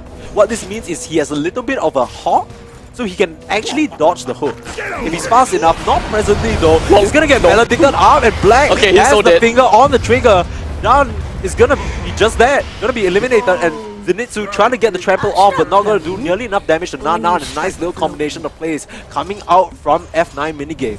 And at this point in time, we do have a scoreline of 2-3 in favor of the F9 minigame. We do have the hook goes out. Unfortunately, did not quite connect. I would say that is kind of like a very ambitious hook coming in from Black, and he was just looking for that one was additional. That was official. Yeah, I would just say, like, it's kind of like a blind hook, so it's not really something that is meant to have much success with. It's more of the fact that if I land on someone, then that's bonus. Like risk reward, right? Oh, he lands it! Done! There it is, the Heavenly Jump gets him out dodge for now, but the Cookie is there with the chase, the Maledict and the Paralyzing Cask as well. Trying to do back damage onto Jay, but he's gonna be able to pick up the Water Rune. No, he isn't. The Soul Assumption finishes him off, so they trade 1-for-1 at the present moment. Once again, anti-Simp Club, you need to watch out for those soul assumptions. And at this point in time, it is still gonna be pretty neck and neck when it comes down to all of those trades. It is always 1-for-1 or 2-for-2. So at least we know that F9 minigame currently do have the advantage, and Black just gonna be jumping himself right in pretty close down to Zenitsu. The paralyzing cast as well as the Maledict lands onto Zenitsu. HP all the way down to half HP. Not that it's gonna be too big of a problem for him at this point in time. I do believe that when it comes down to a close to maybe about 7 to 8 minutes, that is where our members from the Red Bull Champions will start to get a little bit more desperate. Yeah, here comes the onslaught. There it is. Zenitsu running in though, but it's gonna get hooked. This is really scary. He has the trample going off, and he has his third skill buff as well, so that's more armor, and they're gonna be able to soul assumption him down. But Zenitsu is tagged to the Maledict. He's like, okay. Taking a little bit low. I believe that last thing of the Maledict is gonna finish him off. Yep. And yeah, Nan, they're looking at him next, but there's the Scatter Blast, and the Cookie slightly off the mark, but there's the bounces from Paralyzing Cask, finishing him off. There's no mana on Dun. He has to run, and Nan able to get out with a sliver of HP. That was close. That was close indeed. We don't really even have a very generic idea as to who is the one that is really gonna walk away the winner of that previous fight. But one thing's for sure is that our friends in F9 minigame have gotten themselves a single kill advantage from the previous round. Previous fight. So now they have a tallied up of a total of 2 kills in advantage. 4 to 6 at the current moment, and Black and the boys looking really good right now, but you know, you can't count this Primal Beast hero out. We saw the amount of disruption that... The charge though. Yeah, but it kind of seems as though Trample does a lot of damage. Trample does your attack damage in an AoE around you. Okay, so basically, the third skill that I didn't explain, basically what happens is for every bit of damage that Primal Beast takes, he gets a stack of armor and damage. So when you turn that on, you'll see a little icon grow on top of his head, and that's where you know he's doing additional damage. Just think of it as a little steroid. Okay. I would like to see when that eventually happens. I do want to see the stats, or rather his distribution. Yeah. His build distribution at this point in time. Oh, the hook misses out, but yes, he's got 3 points in. No, he has 2 points in the uproar. Sorry, 2 points in the uproar. So passively, he has bonus damage, and every single... It's kind of like Bristleback, but instead of letting out a Quill Spray, you're getting stacks of bonus damage. Right. Okay. Understood it. Yeah. How important is this ultimate then? Okay, his ultimate is pretty insane because basically what he does is it's a single target ultimate, he picks you up and you can't do anything. He just slams you 3 times into the ground and it stuns everyone around you. So it's a huge huge ultimate. Ah, okay. It's really, really significant because it essentially takes people out of the equation and it stuns everyone around them as well. So it's like everyone around them. But though, Zenitsu, the scatter blast slightly off the mark, but the cookie's gonna land perfectly. They have the melodic out on him, but he's turning around with the trample. Doesn't really so much care. damage. There's the onslaught as well. But Jay's gonna finish off with the last thing of melodic. Soul Assumption takes down Black though, so they trade 1 for 1. It is always all about the trades. It is always about the sniping with the Soul Assumption. As you have said, the damage coming from Soul Assumption is understandably one of the highest burst damage that we can possibly see from the side of Red Bull Champions. We should not, of course, discount for the fact that Dun is definitely doing a lot of damage with Forked Lightning as well. Yeah. I mean, Forked Lightning was no doubt. Oh, look at that. The nice little dodge on the hook with the heavenly jump. That's nice for sure. And that might be a reason why they picked it. But now the Arc, I don't think they really go for Arc Lightning now anymore on the Zeus, right? Oh, really? Yeah, it's Lightning Bolt because it recently got, like, basically it got a bit of a change. You previously would like to get Arc Lightning because you had Static Field, right? So you'd be you'd be proccing that percentage health loss. But now without that, it seems like most Zeusers are going for the Lightning Bolt build instead. But speaking of Lightning, do you watch Demon Slayer? Yeah, of course. Yeah, I mean, this guy's doing a horrendous Zenitsu impression because Zenitsu is a lightning breather, right? But he's dying so much, he's like not really breathing at all. I mean, Zenitsu is the one that is actually playing as the beast, so it's technically supposed to be scared, right? No team, sorry lah, we weep lah. Okay, sorry lah, we weep. Yeah, things quietening down a little bit at this present moment. Still 1 minute on the clock. I feel like this game has been so action-packed, just trading kills back and forth. And I mean, Black and the boys on the side of F9 minigame, they haven't. So I mean, they still have a pretty good lead. 7 kills up onto 5, so they're 2 ahead. I think the side of Red Bull Champions, they need to try and figure something out here. I think that this has been the highest gold advantage that we've seen throughout the games so far. Yeah, I don't remember seeing more than 2,000 gold advantage in the past few few games. Wait, but there's a charge in Zenitsu once again. Got himself into a weird spot, but Black, he's the one being looked at. They're actually diving. Oh, what? Hook into the tier 2. Done. Where are you going, my friend? The slow coming out from... Okay, nothing much really happening. They're just walking away. Really. Literally nothing going on. Oh, they popped the smoke. I think Jay, he might press that wrong. Popped the smoke. Don't think he intended to do that, but they need to be so careful on anti-Sims card. What is the hook coming on that hook? Doesn't land. The onslaught again. Zenitsu just throwing himself into the fray, into all 3 of the side of F9 minigame. Soul Assumption's coming out. They need to be careful because the cooldown on that is low.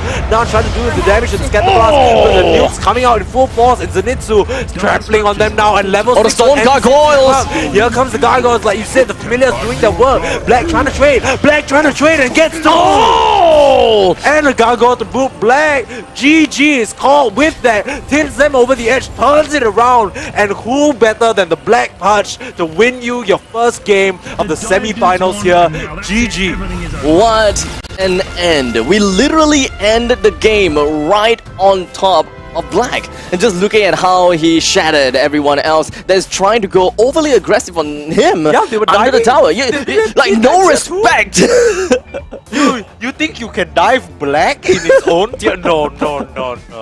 I mean, I would say that it was definitely a commendable move coming in from the side of Red Bull Champions +2 weights. They definitely showed what they are capable of doing, despite the fact that they have been outpositioned time and time again coming in from Black's hook.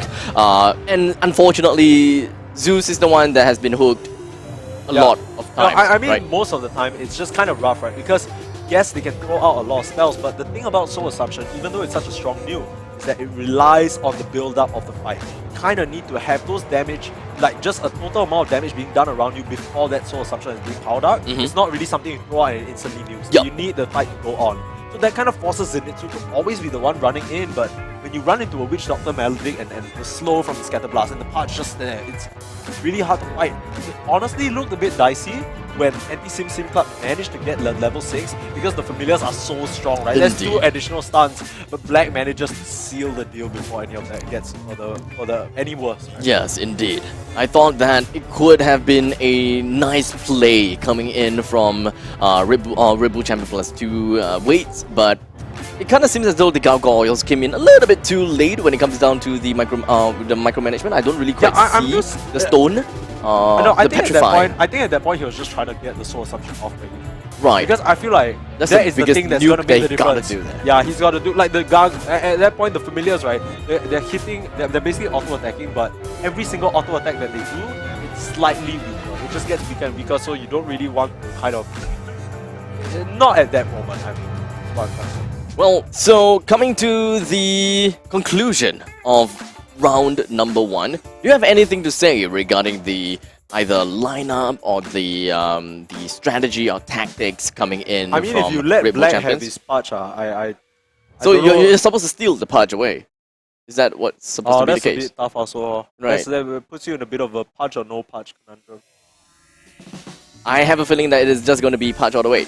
Yeah, But I'm pretty sure yeah. Punch is definitely going to be a contested hero here. it could be, but I have like just this feeling whereby Black will be trying to set a statement here. Like, Yeah. I don't need a pudge to win. I Sure, don't need my sure, signature like heroes to win. if he gets his punch denied, that's for sure what he's Yeah. gonna go for. But I think if they're given the opportunity, I mean, we've seen this combo over and over again. It's the punch witch doctor, right? The paralyzing cast from so far away that's not able to set up for the hook perfectly. And even if that combo is slightly disjointed, I'm sure they have something else in the bag, right?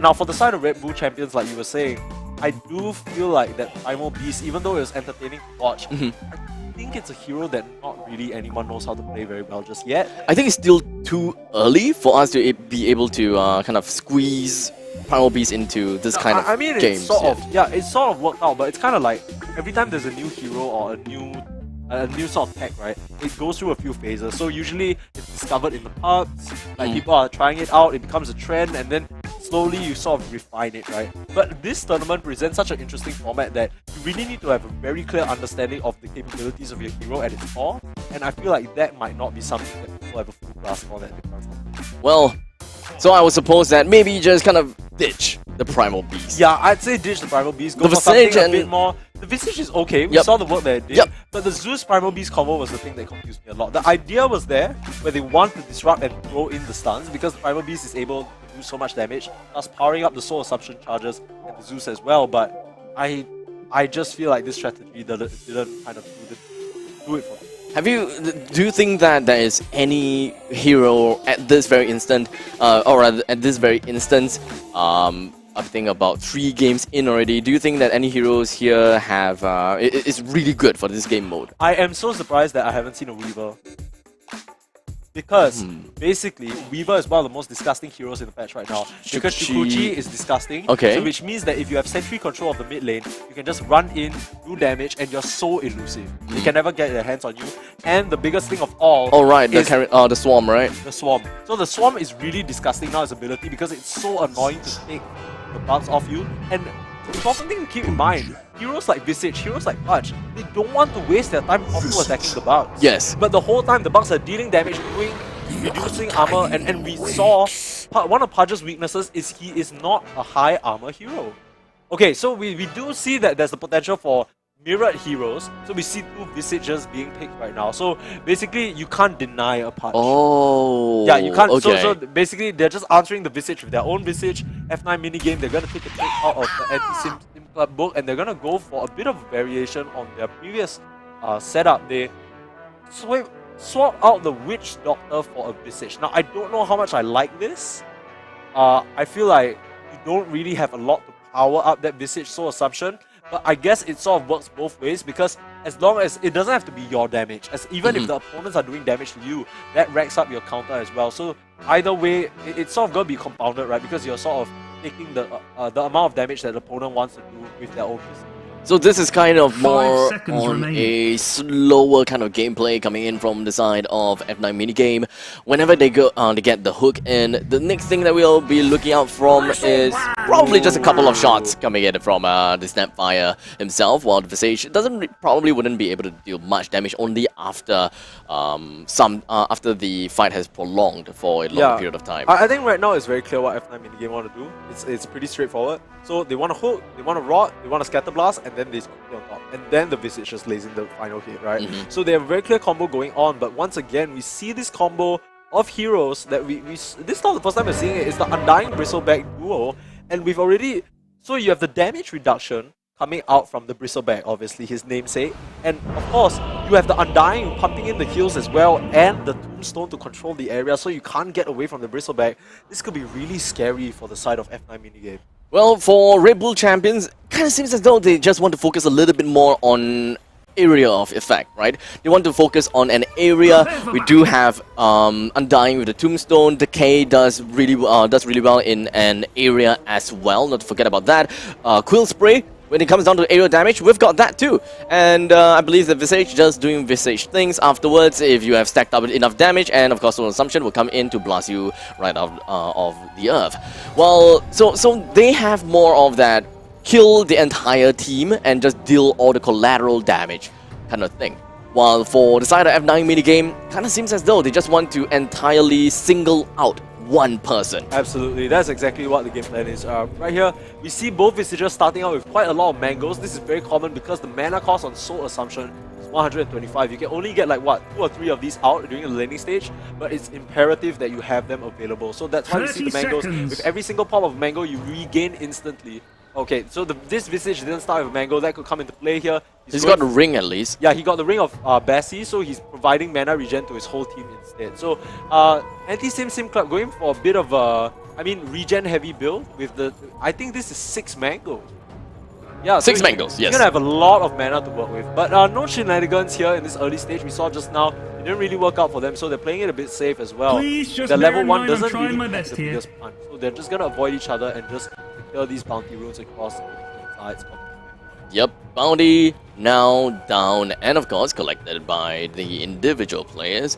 Nothing much out of the ordinary, I would say. But both teams, do you have any assumptions? Do you have any predictions when it comes to this game? Okay, before we get to that, I just want to point out that I believe the side of F9 minigame, they managed to get 3 bounty runes compared to the 1 of Red Bull champions. So that's gonna be a nice little gold lead. Yeah, gold lead. For me, I think that once we hit the level 2, level 3 mark, Black and his teammates, they're gonna try and make a move, because that's when they're strong, and that's when the Undying and the Bristleback don't have super high levels in skills just yet. So the Quill Spray isn't gonna be that scary. The Tombstone isn't gonna be just a death wish, right?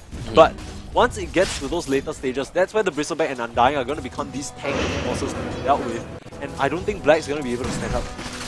Well, at this point in time, it's just kind of like a give and take kind of scenario. Yeah, just kind of crowd the creep lines for now. Yeah, it's still the first waves, right? So there's not much you can really do. Like even like we were saying, even if Black lands a hook right now, there isn't any punish that's going to come from it. Not much follow-ups, I would say. Yeah, they can sort of fire right back, and if you kind of group up to try and follow up on the guy with the hook, that's like a 2-man DK, 2-man Quill Spray, and the anti-Sim Club, he's gonna get his Soul Assumption charges high as well. Well, the decay is going to land on the Nan. As you said, it's all about poking for now. I wouldn't be expecting too much at this point in time, but when it comes down to how the entire team wants to play it out into the later stages of the game, that is where things are definitely going to get exciting. But as compared to the previous game, I remember seeing, like, for the side of Black, he definitely he was definitely a lot more proactive when it comes down to his hook. Is it solely really just because of the change of Witch Doctor to Visage? Yeah, I mean, so one thing that this lineup lacks is a clear setup for hook, right? Like, previously he was throwing them out because the Witch Doctor could get them into a weird position thanks to the cast. Of course, I mean, Black, he was really good with the hooks as well, so he didn't really need to set up a lot of time. But now, like, basically, it comes down to the fact that Red Bull champions, they pick 3 heroes that all aren't really the best to hook into your team. If you hook the Visage and you can't burst him down, he's gonna turn around with Soul Assumption and make you pay for it. Same situation with Undying and Bristleback, right? They can just get so tanky and be so disruptive once they're in the middle of your team. Hey, out comes the first hook of the game on the anti-Sim Club, and you see the Soul Assumption charges rising up. There's the little shredder to kind of finish off that Tombstone, so they immediately deal with it. Soul Assumption! Nan gets the first kill off the stick, trying to get away. The Quill Spray isn't going to be enough. The DK as well, but Nan is going to get out of that scot-free, and like we said, the hook is going to be the main thing of this game, and it's important to see whether they can burst him down or not. They've hit the level 3, not level 3, sorry, they've hit the level 2, level 3 mark, like we were saying, and that is where they want to make the moves happen.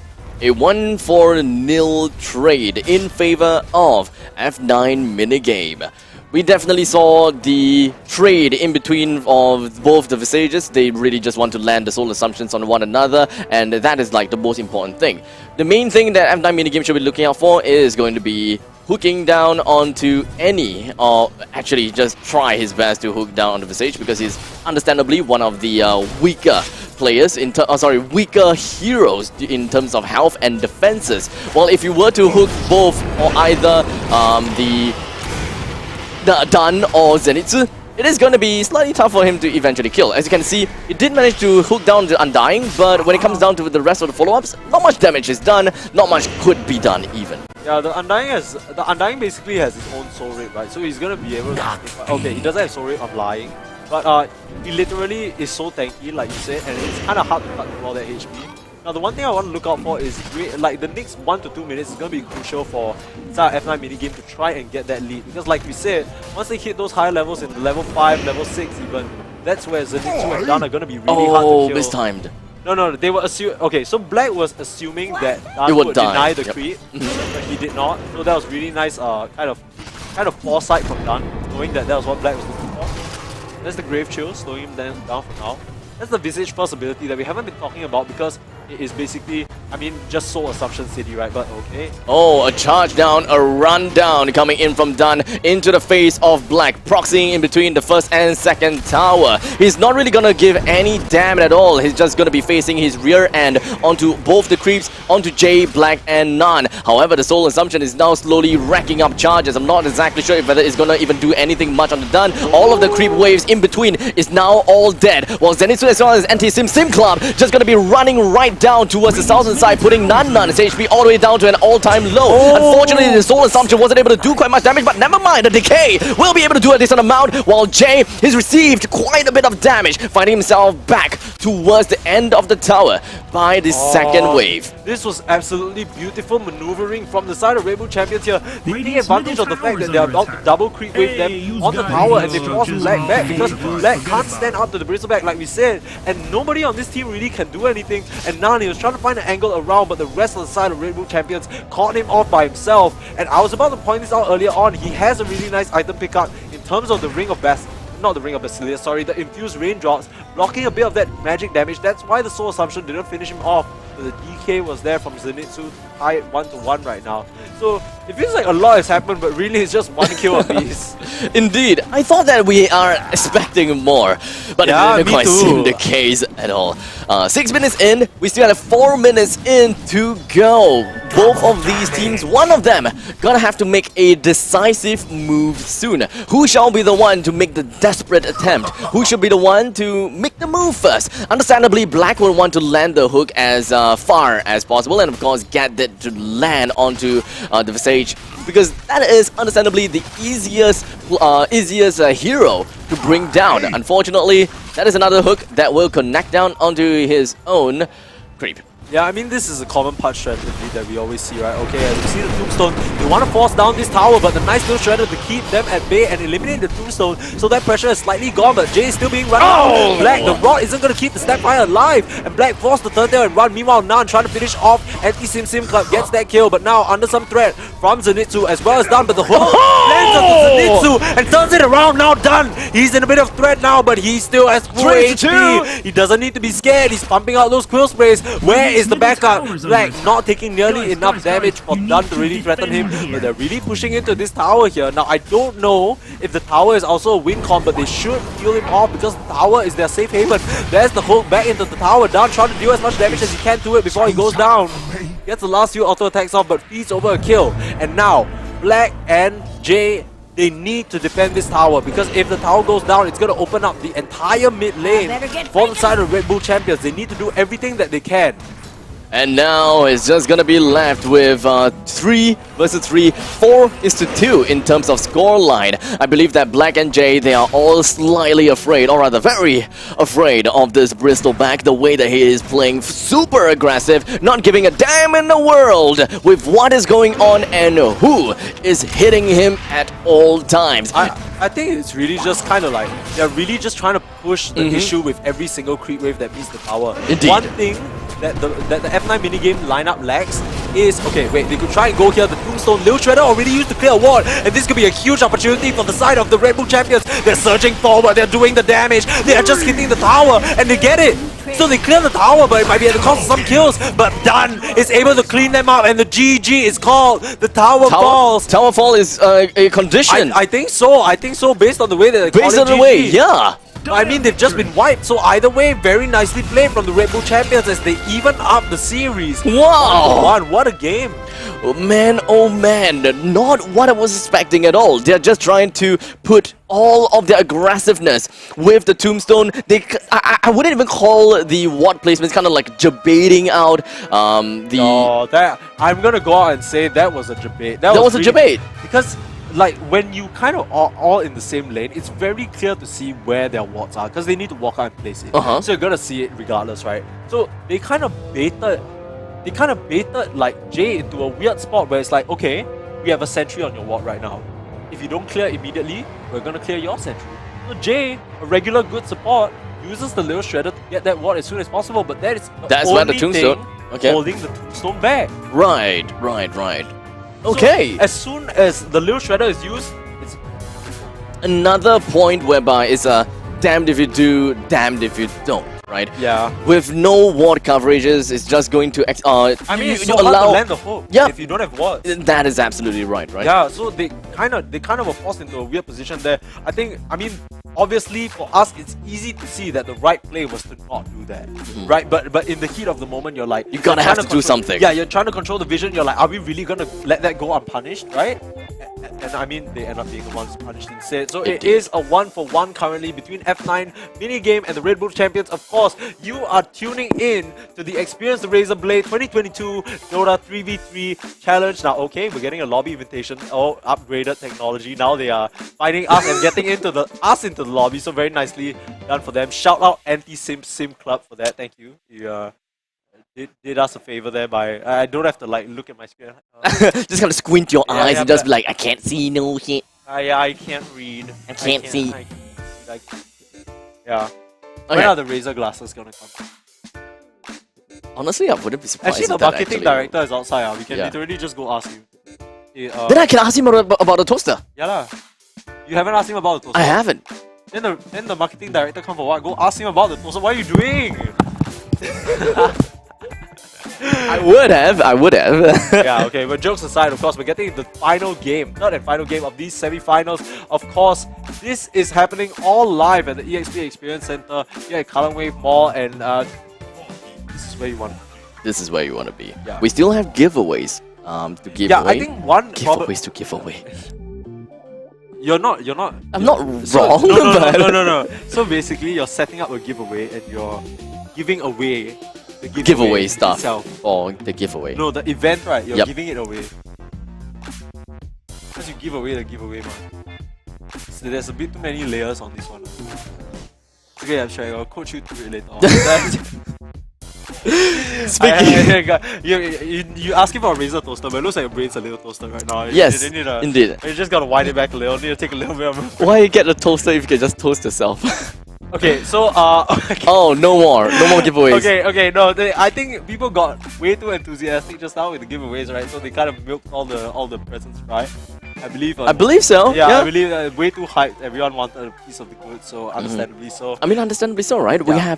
We have like what? Who Razer don't want, Orochi. yeah, Razer Orochi V2 wireless. I bet when you go to sleep, right, you hear your left hand talking to you. It's like, hey, brother, show me some love, Give me the ambidextrous Razer Viper. Razer Viper. Well, at least for the Razer Viper V8, you gotta have to win. Yeah. You're gonna have to win for that one. Prize. Yep, it's the first prize. But for the giveaway, the hammerhead though. I should have like raised my hand. I was a little bit too late, but it's okay. Never mind. But well, it's okay. Hard pain. Maybe we'll have more of these events coming up again next time. So if you guys want it, spam them. Spam Razer. Spam Razer. So basically, this whole tournament was put together, obviously, first and foremost by Razer. Yes, they're the ones who this whole tournament is part of the Experience of Razer Blade. Yes. So it's accompanying the launch of their new Razer Blade. Razer Blade 15, yes. Yeah, Razer Blade 15. So basically, apart from that, like this whole event is also organized by Esports Experience Center. Indeed. Now, Abstract, you've said this already, and this is a harsh truth that every Dota player in Singapore knows. There aren't actually a lot of Dota events. In fact, saying that there are Dota 2 events in Singapore would be a lie prior to today. Yes.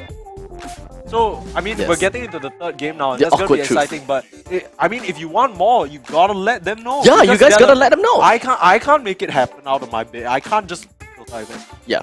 Yeah, but if you want more Dota events just like this, where we can come together, have fun, and enjoy the game, with Spread all the love, word spread the word. is very important. All of your Dota friends that you know, you knew. Yeah, get them looped in. Get them, yeah, let them know about these kind of events. If there is any form of Dota event, Absolutely. we need those viewerships in order to keep these Dota events coming Absolutely. and running. Otherwise, there won't be Dota 2 events. Yeah. How are we supposed to get Dota 2 events if there's no Dota 2 event? No, I mean, okay, so there are a lot of Dota 2 events globally. not right? in Singapore. Not in Singapore. Not and in the vibe, Singapore. the vibe, you gotta be down here. It hits different. Yes. It hits different. Yeah, imagine hearing like commentators up there casting the game.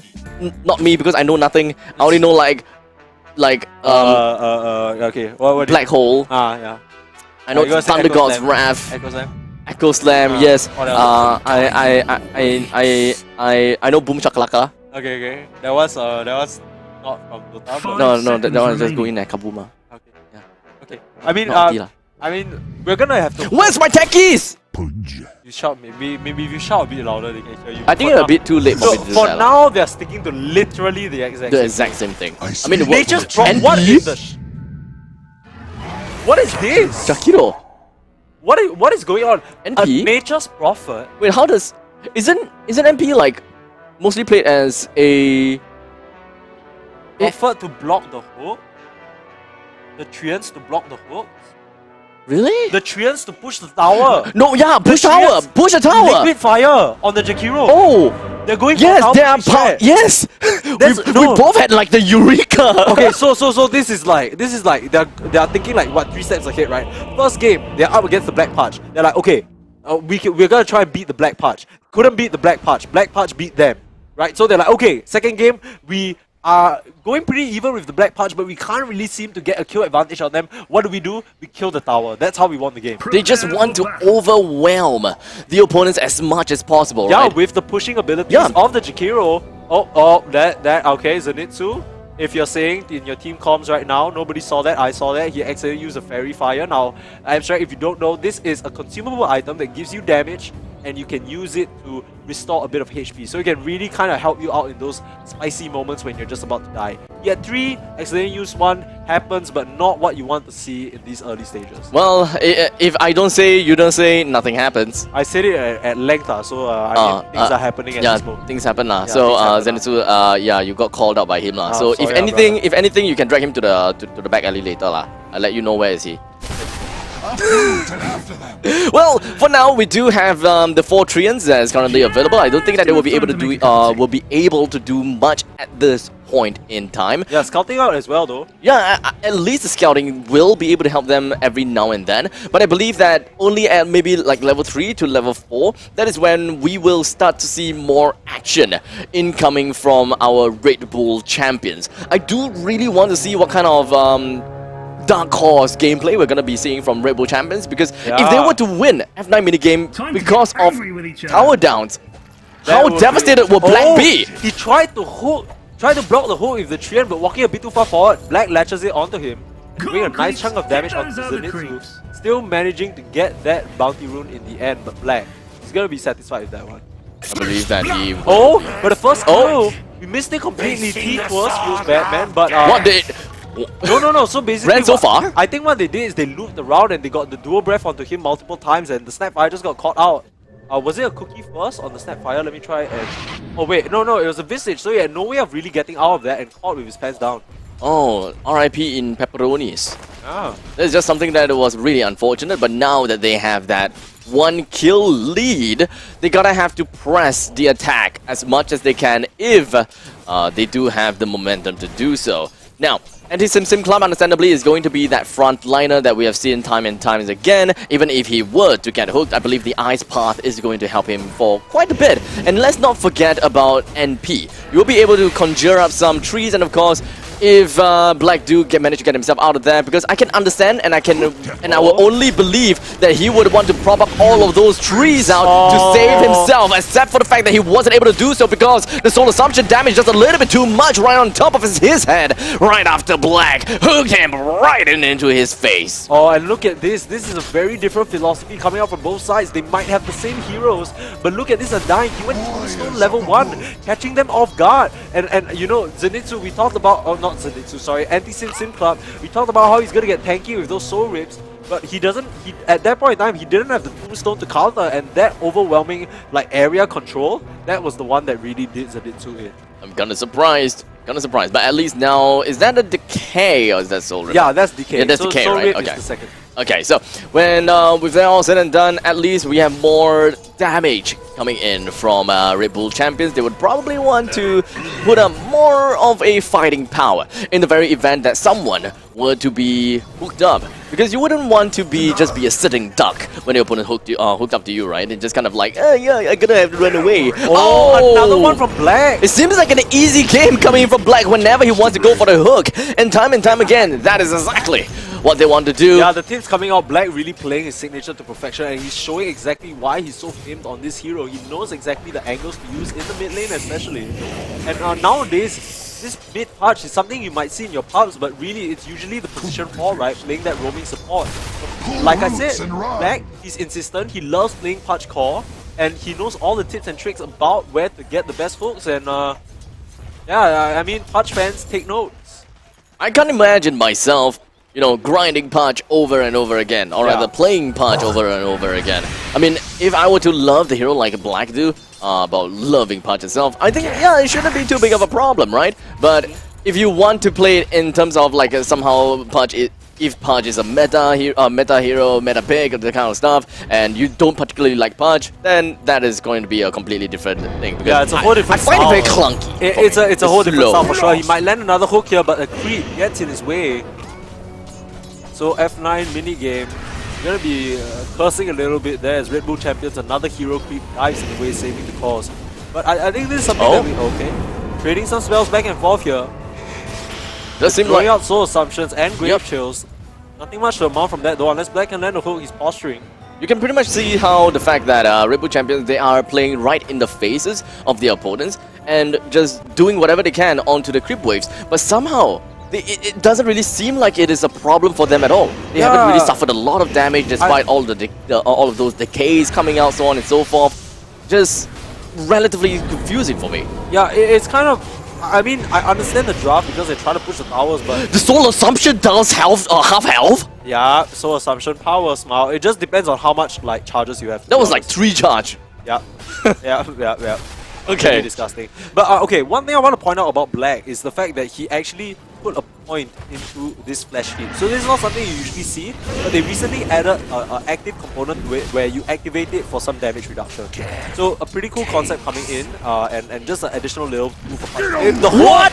On the Zenitsu, how did he curve that one? The Grave Chill coming out and the Soul Assumption as well. The zombies are chasing him down, but it's Black and Jay who are under some threat. They managed to take down the opposing Tombstone, and now not Anti-Sim Sim Club. He's gonna have to be the one to be careful. But it's done. He gets cleaned up. Nan snipes him from a distance. And that's the career coming in from Zenitsu. Yeah, usually it's the Nature's Prophet that snipes the courier. Now it's his courier being sniped. Oh man, what a turnaround. Things are not looking good. 1 is to 3. What is the 3? The Visage. The Soul Assumption. The damage is just not something that Red Bull Champions are just expecting of. 1 is to 3, yes, it's 5 minutes into the game. They still can try to play things a lot more aggressively like what they have did just now. But with the Bristol back in the previous game, it really bolstered the defenses a lot. In this case, they don't really have that. The only one that can really be the tank is going to be the Undying. And unfortunately, he doesn't seem to be very tanky at this point in time. Yeah, they don't actually have a way of controlling, or rather, they don't actually have a way of like standing in the front lines and fighting. Yes, they have the slows. Yes, they have the slows. Oh, that was max rage. That was max rage, and done is done and dusted. Or not. Done and dusted with dealing damage, and done with his lane. He's just Yo, gonna Black, walk away. that is just that's just DAC? illegal. DAC? That's illegal. You can't just. No, there's no way it's VSC because he's playing on a Razer Blade as well, right? So that he wouldn't have had any time to install that. Yeah, That there's did no not way. That did not look right. I mean, maybe you went left because it's not right. No, it did go right though. I mean, I'm glad that you can see directions. Screw you. Okay. Okay, but there is a haste rune on black now. He could Yes. look to make something happen. Has the 4 bracer build. This is the, as you know, Oh. the classic. Just the bracer. This is like a new meta thing because of Yeah. Razer, Rave Bands, and Non-Talisman that has some change, right? Yeah, so basically what happens is that their bonuses get double after 25 minutes. Of course, we're not even going to make it there, but we already see the power push starting to come out, but they're not being able to really reach this part of the lane, right? Anytime they walk a bit close, Black has his eye on them and just lands a free hook. Has really liked this spot like this entire time, just tucks himself into this corner and finds the angles. So they need to be so careful. They have to be really careful. Yeah. Because they have, alright, the Black has managed to get successful hooks from them time and time again, just from that location. Because Black is just wandering and hovering around that location, and he haven't really been changing much. And as long as he just keeps staying there, it keeps the enemies on the edge of the seats all the time. Like they gotta have to expect that any time. Like This is, I mean, just to add on to your point, that this Right. is exactly what we saw in the first round as well, right? Because it was just, we saw a punch, but they don't really have anything that can check him. They don't really have anything that can mess with him. So it's just like a hook waiting room, because you're just waiting to get hooked by the punch, and then once you get hooked, you die. Yes. So they, I don't really understand this draft from Red Bull Champions. I get the tower push, but they didn't really consider the fact that you know, they would not be able to make it past this punch. And look at the priority coming out from F9 minigame. He is at the top of the net worth, but they have decided to smoke. They want to make a move, but Jay is there to break it. They're running in with an army of trees, but not much they can do with this.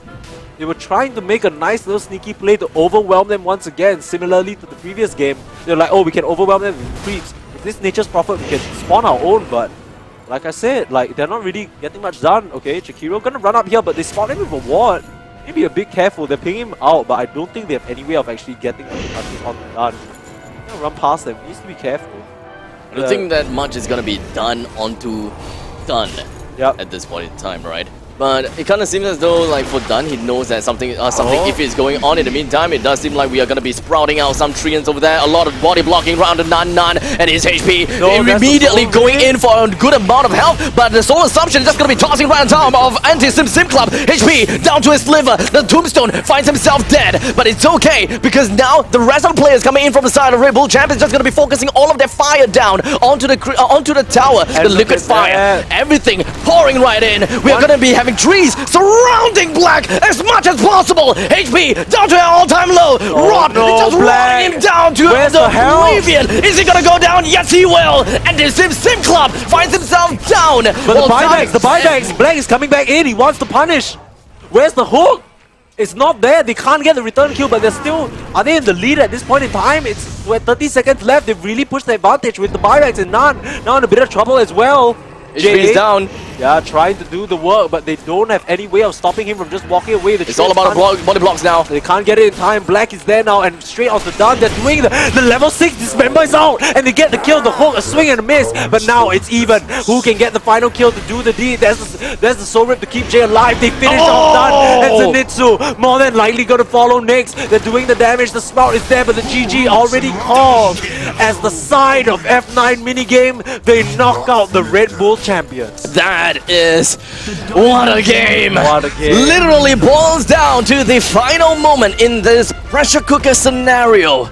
And just that, we've got a total of 6 kills onto the side of the Dire and a total of 3 kills from the side of Radiant. Congratulations over to F9 minigame as they proceed on to the finals?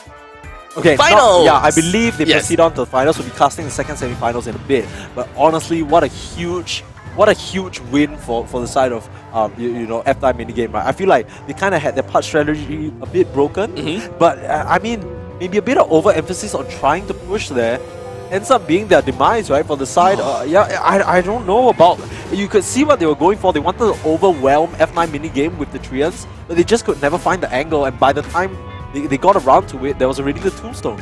Well, with that all said and done, I am very excited to see what else F9 minigame have got in store for us. While our friends there, Red Bull champions and 2 weights, Unfortunate. it's really darn unfortunate that they have to be knocked out here. But hey, it is not too much over for them because they can still stay around and watch the show. We don't really have giveaways anymore, but hey, it's all about the community, it's all about Dota 2 by itself, and make sure that you kind of hang out. How often can you come down and we haven't had, not even just Dota events, just esports events Yeah, in general, esports right? is that. Esports. So the opportunity to like come down and just hang out with the community and just watch everyone play and have fun together, it's something that has been dearly missed, and I'm really enjoying myself here right now. Of course, we still need some time to get the second semi-finals bout set up, so we'll be going for a short break. I believe it'll be a 10 minutes break, but once again, my name is Permsneeze and I'm joined by Abstract, and we will catch you in a bit. Back and you better. I'ma make it if I grind harder than every other brother in the drum. I'm the hip hop king. Fall for the throne, roll for the crown, die for my sound.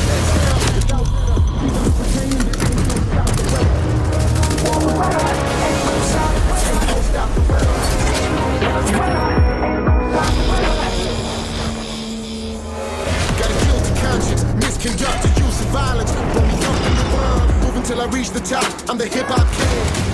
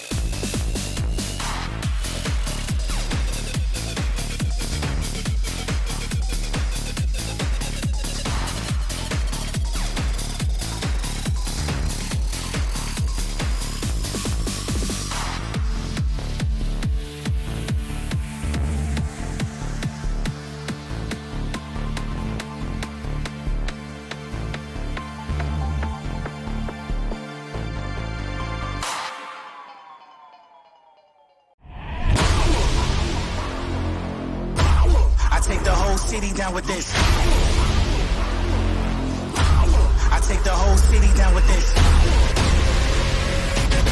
Wanna be down, wanna dash, wanna go fast, wanna be brave, wanna move like an assassin. Just to be frank, it's not for the faint of heart. And the only question left is where do we start? Power is everything. The voice inside your head said that you can do anything. You start to feel the power building up in your ears ring. It's not over. You can see it, it's right there, it's getting closer. Your energy means enemies are getting colder. Take a minute to power up, till it's over.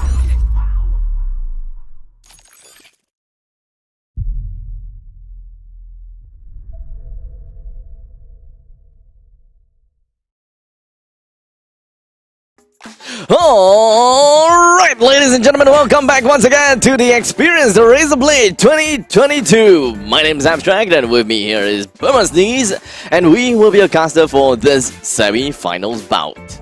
Yeah, so we've had an exciting bunch of matches so far between very high-profile individuals, I might say. So we had the recent Red Bull 1v1 champion.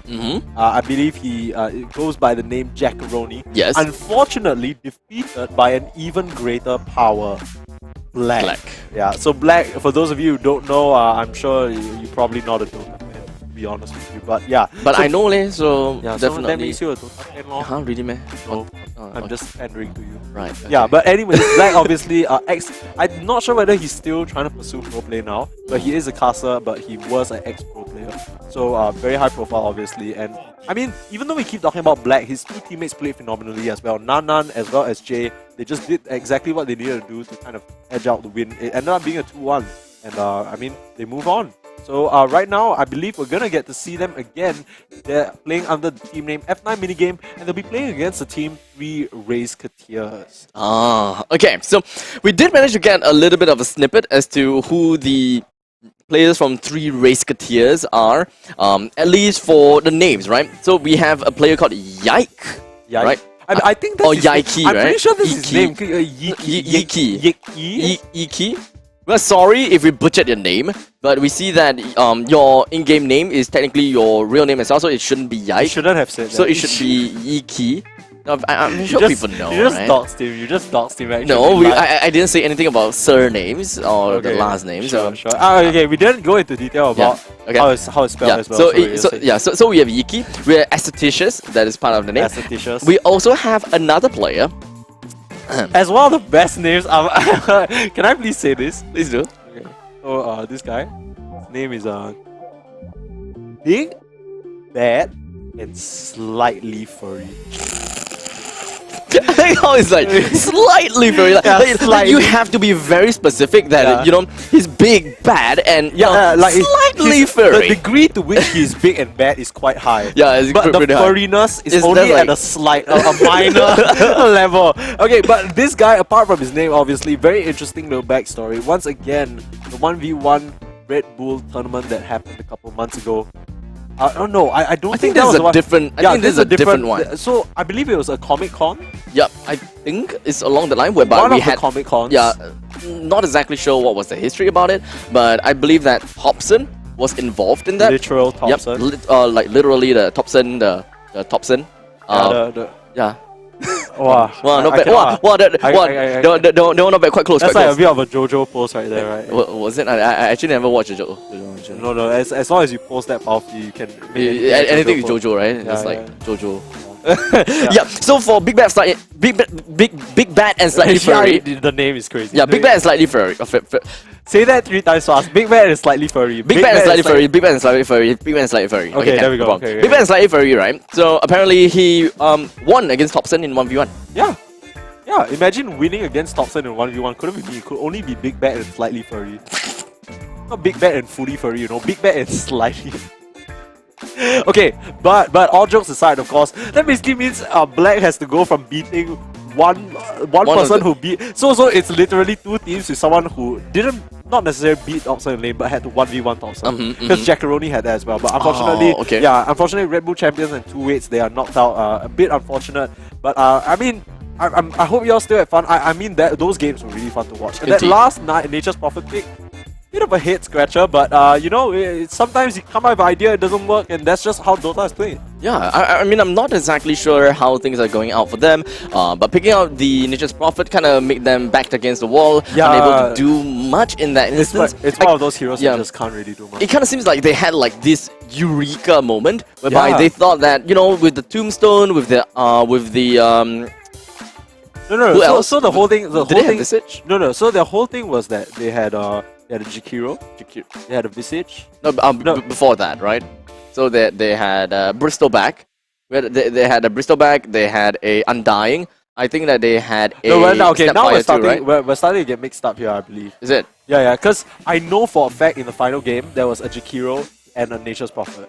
Jakiro, Nature's Prophet. Yeah, that's the final game. More. Yeah, there's one more, but I don't know what that one was. Undying as well. Oh, was it? Yeah, it was an Undying. That was it was a mirror Undying. Oh yeah, then he got the DK first. Then yep. Yeah, but I mean they really couldn't do anything with that draft, right? Because I thought because of the round number 2, they thought that they would be able to rush the tower down. You're right. Way, it's the Eureka moment. They're like, oh, we can win by push, but then they kind of like went a bit too deep into that hole. To a certain extent, right? Because they kind of like tunnel vision. They thought that they thought that, you know what, let's just pick heroes that is able to rush down the tower. Yeah. And that, to a certain extent, yeah, it sounds right. But unfortunately, I think that they kind of forgotten the impact of what a Bristleback is able to bring into the game. Yeah. Yes, it may not be able to do much damage to the tower. However, he made a significant impact when it comes down to anything that is coming before the tower. Because he's really the one that just kind of like pushed all the way in, proxy in between of the first tower and the second tower. He was the immovable object that basically meant that Black could not approach. Yep. So that is probably the reason why they are even able to touch the tower in the first place. Absolutely. But when it comes down to the last game, they don't have the Bristleback anymore. In fact, they had a Jakiro this time, as well as a Nature's Prophet, thinking that they will be able to get through that. But without the Bristleback, they can't do the same thing anymore. They didn't have the front end of the charge. You know Maybe they thought that the Undying was able to do something about it. Yeah, but the Undying is a bit of a weird spot, right? Because when the Undying walks up, he just kind of eats so much damage. Yeah, so we're going to see what kind of adjustments 3 Razeketeers can make. I'm sure they were watching that game as well, and probably have a little bit of notes down. I mean, if you're playing him against Black, you kind of have to expect the patch to come out. I don't really think that F9 minigame, you know, I don't think they're going to switch up their strategy too much. I doubt so. They have something that works for them at the current moment, and why fix something if it can't grow? Exactly. So when it comes down to this semi-finals, I am very interested to find out how and who is going to be the one to win. And from that point on,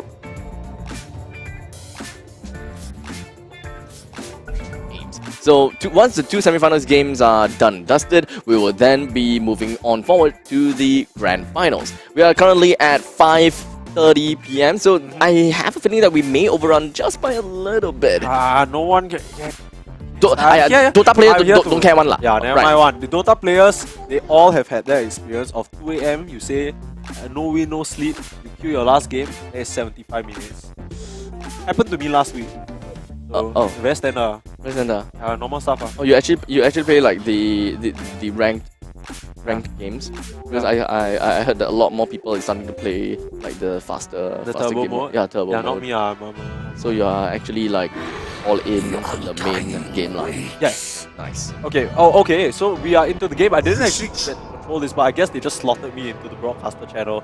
But something is happening. Okay. So I'm not really sure whether this is going through. I believe this is the game. So it's going to be the semi-finals, 3 Razeketeers versus F9 minigame. And some of the heroes are already being picked. Now, one thing I want to know is whether these heroes are revealed to their opponents, right? I'm not entirely sure at this present moment. Yeah, I'm because not if you sure pick, either. I mean, there must be a reason why they're holding back on the picks as of now.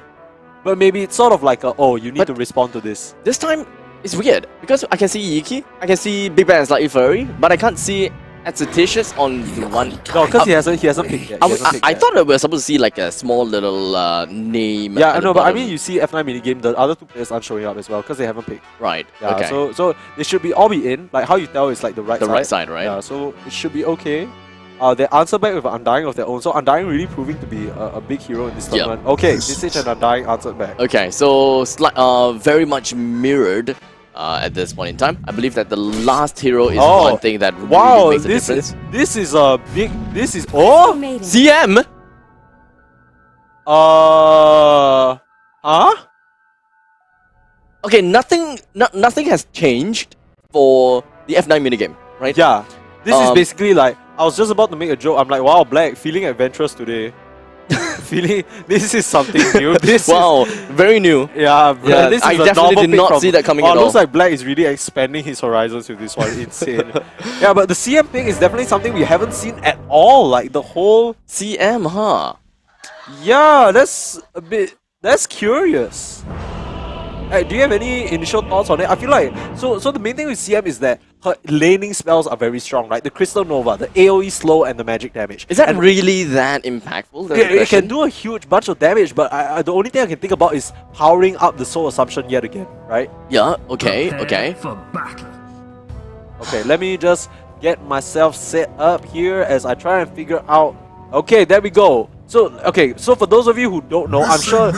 Okay, let's be real. All of you are Southeast Asian Dota players, so nobody plays CM, right? Let's take a look at her abilities real quick. For those of you who don't know, I'm sure all of you are busy picking Terrorblade position 5. So Crystal Nova, the first skill, it's gonna be a point target magical nuke that does a huge bunch of AoE magic damage and slows the attack and movement speed. There must be this some can- changes, So right? this can be really useful for like just kind of out trading your opponent. Okay, right? okay. Because of the attack slow. Yep, Force Bite just root someone this in is the place. same thing, right? Yeah, this is the same thing. So basically, your router in place, you can't do anything other than cast a spell, but that could be really impactful. And last but not least, the Arcane Aura. So what Arcane Aura does now I thought you is... would time to want make a to cup of pump tea. Arcane Aura first. Yeah, but I don't think you do that because with how fast this game mode is, or at least this format is, you can't really afford to have a hero that does nothing. Right, You really can't. You really can't. Like, the mana isn't going to be that big of a deal. And as we've seen time and time again, like, all these heroes, starting with Magic Sticks, and Magic Stick, every single spell that you're in the vicinity of, Yup. you get a charge, and it's basically free sustain. Yes. So I don't think sustain is the biggest issue. Even when we saw Koto just now, the We've seen a lot of times, yeah. yeah, the chakra magic was more of like just refreshing an ability, because not only does it give you mana, it also lowers the cooldown of the abilities.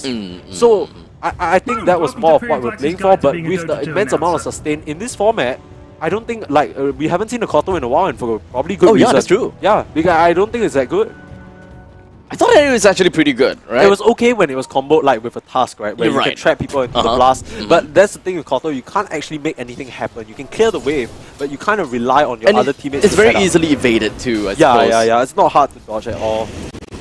Well, we shall see how these players are gonna be doing stuff, especially the difference between the Pudge Yeah, and we didn't actually CM. get to introduce the teams, but we've already seen F9 minigame play. They're kind of playing the same heroes as well. We have Jay on that Undying, Nan on the Visage, and of course Black on the signature Pudge. Why don't you introduce the side of the 3 Razeketeers? Well, from the side of Dream Razeketeers, which is going to be playing onto the Radiant side, we've got Iki that is going to be playing right down to the Undying, Big Bad and slightly furry onto the Visage. And finally, we do have our final player there down at the bottom side. Okay, playing as Exoticious. Yes. You literally googled how to pronounce this. I'm surprised you I started forgotten about it. Exoticious. Estheticious, that is playing Estheticious. onto the Crystal Maiden. First skill is going to be popping out with the Frost Nova, Yeah. and it definitely popped up a couple of those, except that it doesn't seem to make much of a difference. Okay. It kind of seems as though the Decay is the one that's dealing more damage. I might have a read on this. They might have just picked something that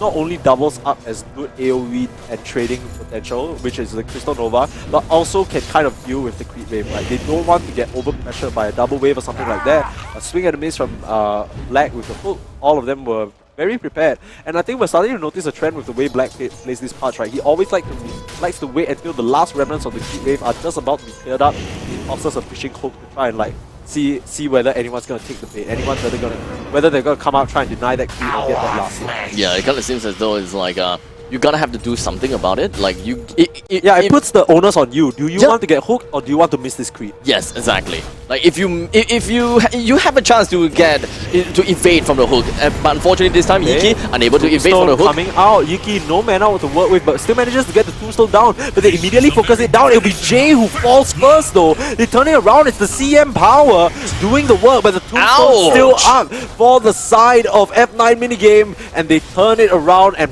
punish. I kind of feel as though the Crystal Maiden isn't really putting a lot of impact into this game at all. Right, but a large part of how they got the kill on Jay in the first place and managed to turn it around Was was it really that Frostbite? CM. Yeah, I believe so. Okay, let's double check whether that's even skilled. We gotta look really... Yeah, it was the Frostbite. Oh. So the Frostbite kind of keeping Jay in place, and the thing is you can only cast spells, you can't really get those auto attacks out, so that was the difference that allowed Yike to get it over Jay, the first blood. Well, with that all said, we have a total of 1 kill for the side of 3 Razeketeers and 2 kills for the side of F9 Yeah, still minigame. ends up being an advantage for F9 minigame. For now, which for is now. not really what you expected with how that fight started, I guess. Or at least it was... It was a good hook, yeah, it was a nonetheless. good hook, but Jay was the first one to fall, so you think, okay, it's over. But I think F9 minigame, they did a really good job in focusing the tombstone immediately, and that really prevented the rest of the fight from being able to do in their favor for the Razeketeers. As for now, the Frost Nova dawned upon Black is still, you know, standing up tall and strong. Not gonna be giving much damn about what the opponent is gonna be throwing over to their side, understandably, because of the magic sneak. They can, of course, get themselves back into a healthy form very simple and very easily. All kinds of clutch situations is not going to be too much of a problem. If you want to spam skills, yeah, sure, go ahead. Spam as much skills as you want. My Magic Sneak is going to do a lot to recover all of that health back in place. Okay, I mean, just trading a bit back So and forth assumption. here. I mean, okay, so once again, this is a recurring theme that we keep saying, right? The reason why Pudge is so highly contested is because it's this hero that can instantly make a fight happen. As long as you land a hook. And it's whether you- non-committal. Yeah, it's non-committal, so you hook, you can back off. You hook, you can still kind of like... Like I feel like Razeketeers, they don't really have the lineup to punish it, and right now, barring a punch hook from Black, like they don't actually have a way to start something as well. The CM can't afford to run up and potentially tank that damage and tank the spells and the slows. So she's always assiduous, forced to play behind Yiki? Yiki? I suppose. Let's just go with Yiki. Yeah, we'll go with Yiki. Yeah, but I mean, look at the CM, forced to play so far back, and because of that, there's nothing much you can do. Like, once again, this is the Pudge conundrum. You're just sort of in a waiting room, waiting for him to hit a hook and like put you out of your misery. I'm calling him. Black is probably gonna throw out the hook real soon. Okay, Okay, maybe Tombstone, not. They The want to make Tombstone. something happen. He's just gonna be powering down round top of Black. You can pretty much see the soul assumption damage just gonna be racking up on top of Black, but it's okay. Look at his HP go. But in the end, still goes down to the soul assumption. None receiving quite a bit of damage with the 2 charges of the soul assumption just gonna be pouring down onto Yiki. Not like it's gonna be that big of a difference though, as None is still gonna be at the mercy of his opponents. The frostbite just gonna be landing right down None with a sliver of health. He's still gonna be alive until the soul assumption comes in from Big Bang. Slightly Furry comes in to seal the deal and bring them down. I believe that was a total of 2-2, was it? Yeah, I think that was a 2-2. So it ends up being pretty even overall, but I think that was a really nice fight. That was probably the best case scenario. No, I don't think that's a 2-2. I believe that's a 2-1. 2-1. Okay. We got a total of 3 and we got a total of 2. Okay. Yeah, maybe I can't count. Who knows? Yeah, I can't count as well. Okay, but that was really nicely done, and we're starting to see the power of the CM, right? The spells coming out are really changing the trajectory of the fight, because as soon as that tombstone came down from Yiki, they basically scattered. Like, we saw Jay run upwards and Nan ran all the way back, and it was basically 3 heroes hitting onto Black. He couldn't survive that, and I mean, they just kind of went one by one, and the side of F9 minigame, they just weren't together, and they started to get picked apart. And of course, now we are down to 6 minutes and 30 seconds with only 3 minutes and 30 seconds left on the clock. Someone has to make a choice and someone has to make a play real soon. Who's got the advantage? Whoever's got the advantage, understandably, would probably want to play a little bit more passively, as you wouldn't want to overextend yourself too much to prevent all forms of unfortunate scenario that would dawn upon you. Yeah, I mean, it's pretty obvious right now, because Nan got his hands on the double damage rune, right? So the rest of the side of 3 Razeketeers keeping their distance, but as it expires, it goes back into this meandering back and forth in the mid lane where they're trading out creeps.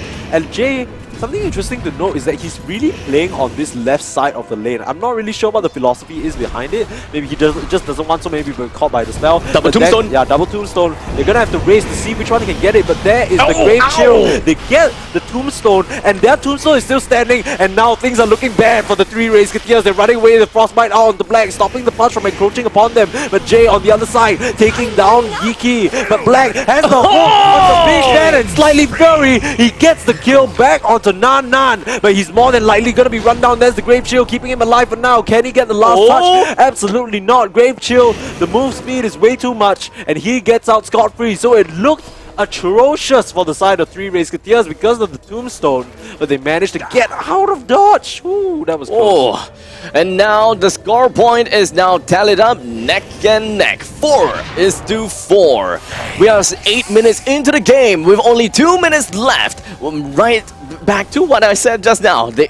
Someone's gotta be desperate. Someone's gonna make a move, and I believe that the one who's gonna make a move is very likely Black. Impending doom with the iron hook, not gonna be landing on anyone except for the range creep. He aimed that one for the range creep. He's trying to get. I think this is my read. He's trying to get those levels higher because those range creeps and securing those is very, very important for your EXP. Want to get his dismembers out as soon as possible. Yeah, once we saw the impact of the dismember, it essentially won them that series, the earlier bout. So I think he's trying to power his way towards that because honestly, they don't actually have a way of interrupting it. Oh right. Wait, even the frostbite? No, but the frostbite is going to be used very preemptively in the fight, right? That's so true, there's that's true. Iki. Get hooked. Nova, once again, double tombstone, but they're focusing it down. Really nicely done from F9 minigame. They just That's a lot of zombies. Yeah, the zombies hitting away. They don't serve you anymore. You're not their master. And in comes OK. Okay, so and Fictitious. This is why he can't come too close, but the stick keeping him alive for now. So assumptions flying out back and forth. But one thing I wanted to point out, take a look at the items on all these players at the present moment. I believe most of them have a raindrop. Oh, okay, no, I'm pretty sure it ran out. But the raindrop is the one that's really keeping them alive because it blocks such a large instance of magic damage. And it has charges. So basically, for those of you who don't know, the magic-infused raindrops basically blocks up to 120 magical damage. So it really prevents you from getting nuked like randomly. It really helps, especially when you're fighting against Visage, because the soul assumptions, the projectile is so slow, so it really helps you to preemptively activate the infused raindrop, so basically, it's completely passive. It's completely passive? No, so basically, it just has a charge time. So after it gets activated, 6 seconds later, it is refreshed again, but it only has 6 charges. So you only have a certain... Okay. Yeah. I mean... As we talk so much about the infused raindrops, we failed to notice the time, and I believe there's a pause coming in because the time is even F9 right now. Minigame! And you know what it is? This is sudden death. Sudden death. Yeah, so sorry about that. We got too caught up in talking about the details of the match that we completely missed. The score is even. 4 is to 4. Even Stevens. And there is... Yeah, it's even for now. I believe the admins are going to work out what exactly we want to do for this situation. But I believe it is sudden death. Yes, Jay is typing it into the chat right now. It should be sudden death and we should be back into the game. The G's come out. So the mini game for this F9 is going to be a little short. But yeah, back into the game. Now, sudden death. First kill wins. And it does seem like as though, if we are talking about first kill, right? Or the next kill. It kind of seems as though the team with the Purge, understandably, seems to have the advantage. Because you will always have the first hit down onto the enemies first. It is slightly simpler for you to land the hooks. I mean, easier said than done, right? But if you do land a hook, a huge chunk of damage would have already been dealt onto the opponents. And all you gotta do from there is just focus fire. Yeah, I mean, both teams are so tense here, right? Especially for the side of F9 minigame. This is a strategy that has worked for them over and over. And if they lose a week here, then, you know, Razeketeers are going to feel very confident in terms of, we can beat this strat. Like, we don't need to be afraid of the Purge. And on the other hand, this CM pick was pretty ambitious for them. And it's been working out decently well so far. But at the same time, this has got to feel a bit frustrating for the side of Razeketeers because I don't know how they start something out right now. I'm just looking forward to the point in time where yes, because it kind of seems as though they are all just kind of like dragging the game a little bit longer until someone has an advantage. Black has dismember. Black has dismember. Okay, so this is the advantage. The smoke through, they catch the dishes, and that is most likely GG. There's no help. The dismember is going to finish him off. GG. It's over. The nice smoke move, and this is exactly why you saw Black hooking those range creeps. He wanted to power his way to level 6. And he manages to get it as soon as they hit the level 6. They were prepared with the smoke. They smoke, wrap around, and the nice ward vision lets him tag the hook straight onto that slow-moving CM. That is just playing like 2 or 3 steps ahead. Yeah. You know, thinking of the range creeps, thinking about EXP. Most of the time when we're talking about 10 minutes into the game, you probably wouldn't even care so much about getting yourself the ultimate. In this case, he's the first one to get himself the level 6. I don't think that anyone really had the idea, or I don't think that they thought of the fact that Purge is already at level 6. And the sheer thought of a dismember just happening onto you, it's just a little bit too scary for them to even think about it. Okay, so to be real with you, I'm sure that's something that they had in the back of their heads. But having it in the back of your saying press reconnect. But having it in the back of your head is very different from being actively aware from it, because now they're just thinking, Different angles of attack. the next kill is gonna be over, right? So how are we gonna get a kill on them? How are we gonna formulate something? But like you said, Black and the rest of the side of F9 minigame, there's a reason why they're called F9 minigame. During the pause, they were just thinking, okay, we smoked and we killed him now. I mean, to be fair, Tactical pause.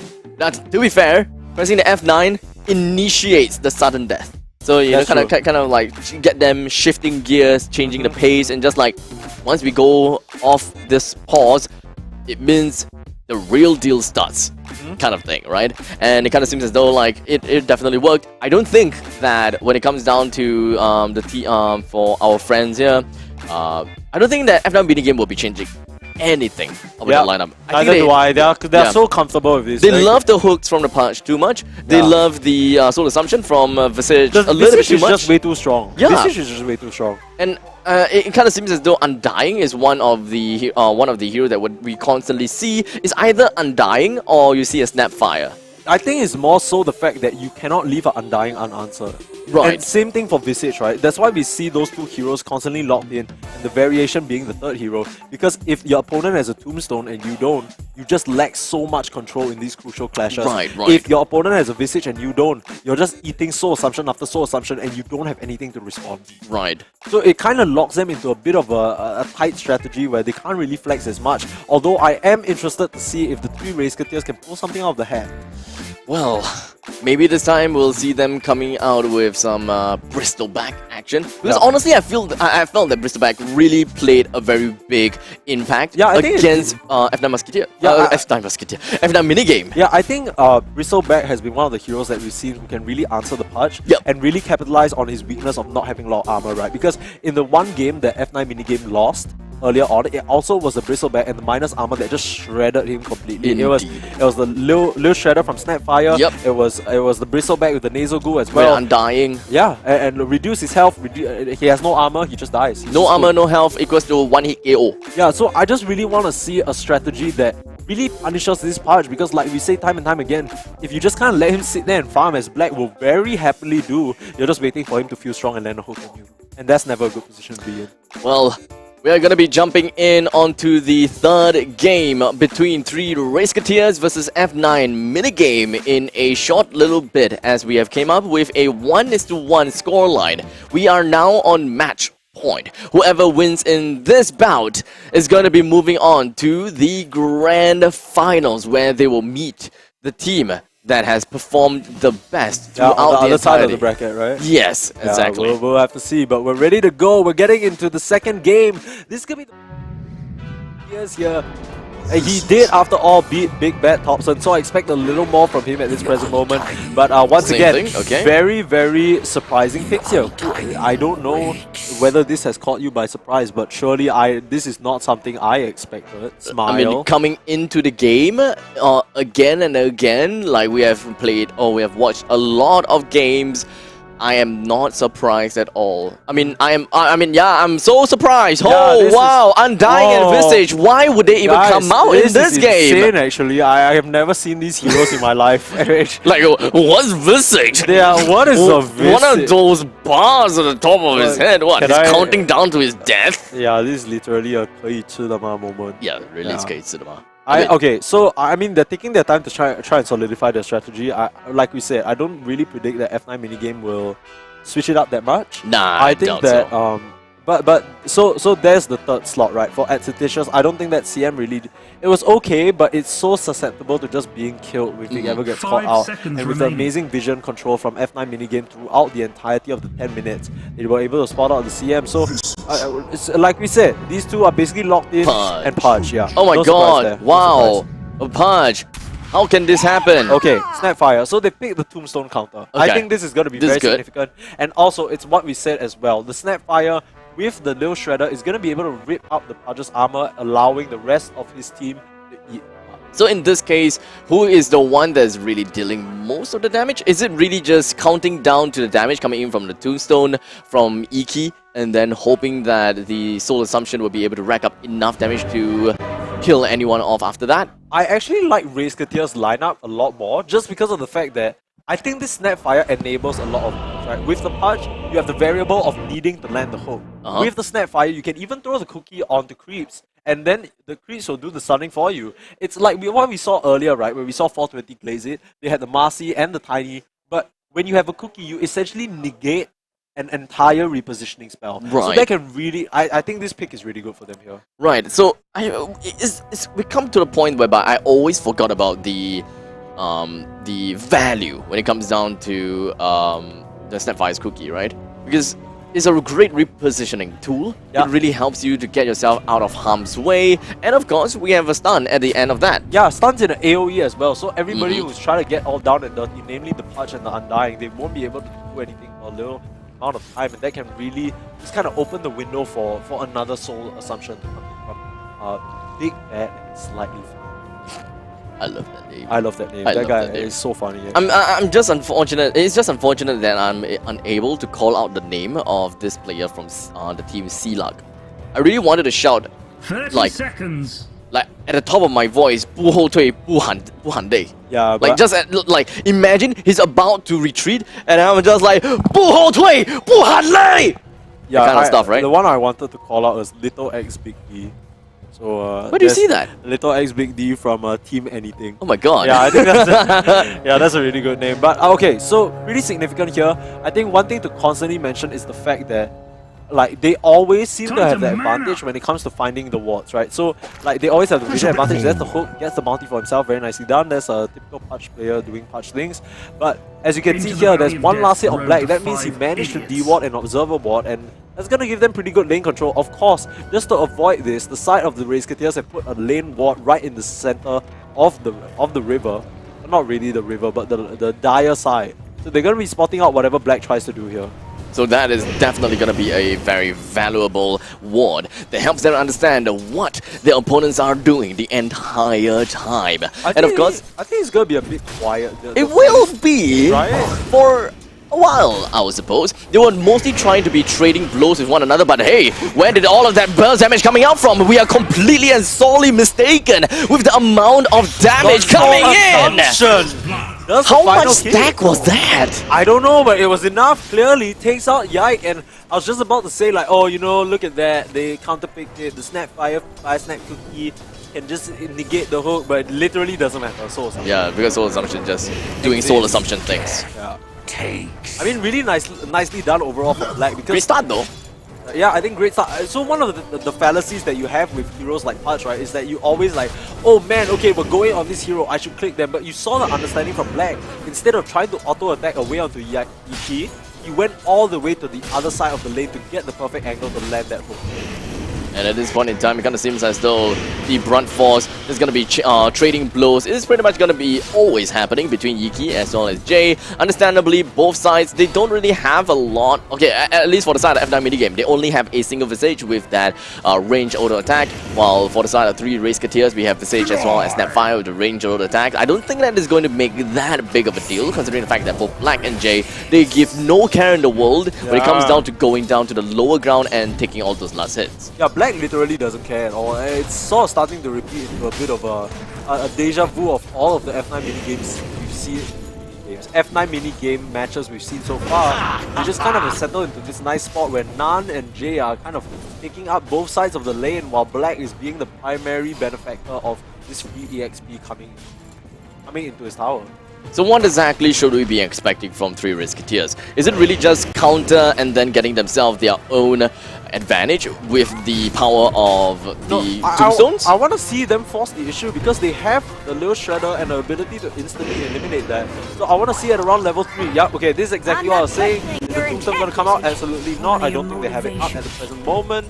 Okay, they do, but it's still level 1. So I'm looking for level 3 power spike from the side of the 2 Razeketeers, because that's where they can have level 2 Tombstone, that's where they can have Lil Shredder to really eliminate the threat on the opponent's side, and from there they can just make quick use of F9. It kind of seems as though this is pretty much a last hit and deny kind of game. Oh, take a look at this. The hook is just going to be happening right down to Yiki. The cookie gets Yiki out of all of the danger. While in the meantime, we also have a tombstone just going to be happening right down onto their own higher ground. Estheticious unfortunately wasn't able to snipe down. The tombstone not like it's going to matter at all. He finds himself dead and so will the Undying. The only one person that's going to be left alive is going to be Big Bad and Slightly Furry. Unable to do the rest of the damage to bring down, well, the rest of the members from F9 minigame. Oh, and that was really unfortunate for the side of that Snapfire. Estheticious only has level 1 in the Lil Shredder, which means the amount of attacks is not enough. You only get...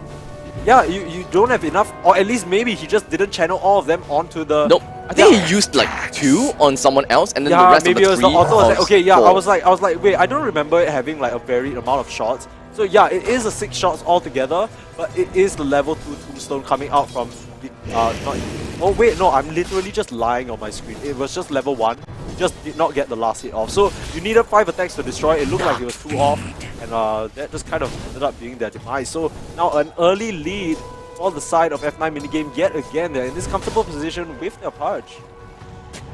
We're looking forward to see how the rest of the game is going to unfold, considering the fact that we have a 3-kill lead onto the side of F9 minigame. Jay extending his advantage. He's trying to put his head and his body all right in front of Yiki. I don't think that they are too afraid of anything at this point in time. All of the decays just going to be throwing their bodies right onto the both of them. The hooks lands onto Yiki. The tombstone is also going to be popped right out, while Yiki only a sliver of health. They're going to let him get away. No, the decay will be more than enough to bring him down to the ground. While the cookie coming from Estheticious was hoping that he will be able to get a stun down on the rest of members from the start of F9 minigame, only to be a suicidal move. Either way, damned if you do, damned if you don't. There's nowhere else you can go. Might as well just use your body for a stun. Yeah, and that's your... Oh, another hook. TP in. Yiki, he wasn't prepared for that. But Black trying to capitalize on the... I don't want to say laziness, but TPing in like that, you kind of got to expect Black to go for those. But ends up being another 2-for-1 trade. Like you said, Abstract, it's just kind of the touch advantage, right? You can't... You need to get your Snapfire so close to put the tombstones, and Jay, he's been doing a masterful job at keeping that out of the range that Estheticious can get into. And it's just working out perfectly for them now. Kill score, I believe it is 5-1 right now. It is a significant lead, and I think that at this point in time, F9 minigame isn't even worried about losing a couple of heads even. If they were to go even Stevens with a 5-5 at the end of 10 minutes, Black will still hit his level 6, because take a look at the amount of last hits that he managed to get for himself. 33 total last hits, and when it comes down to accumulative denies, that is 6 denies onto the side of the Dire, while the Radiant only had a cumulative amount of 3. Yeah, I think this is a very clear strategy that they're doing, right? They're funneling all the resources into Black, and he's really carrying them all the way. I mean, of course, props to the other 2 players as well. They understand their jobs perfectly, but Black has been hitting these hooks. And I mean, you're playing against the Siggy here. You can't really... You gotta put some respect on the Black Touch name, you know? He's gonna have to do whatever that he can to take every single creep and deny every single creep. I don't think that denies is particularly his job, but if he can, he'll do that. Understandably, he's got pretty high base damage after all, so might as well just do whatever he can.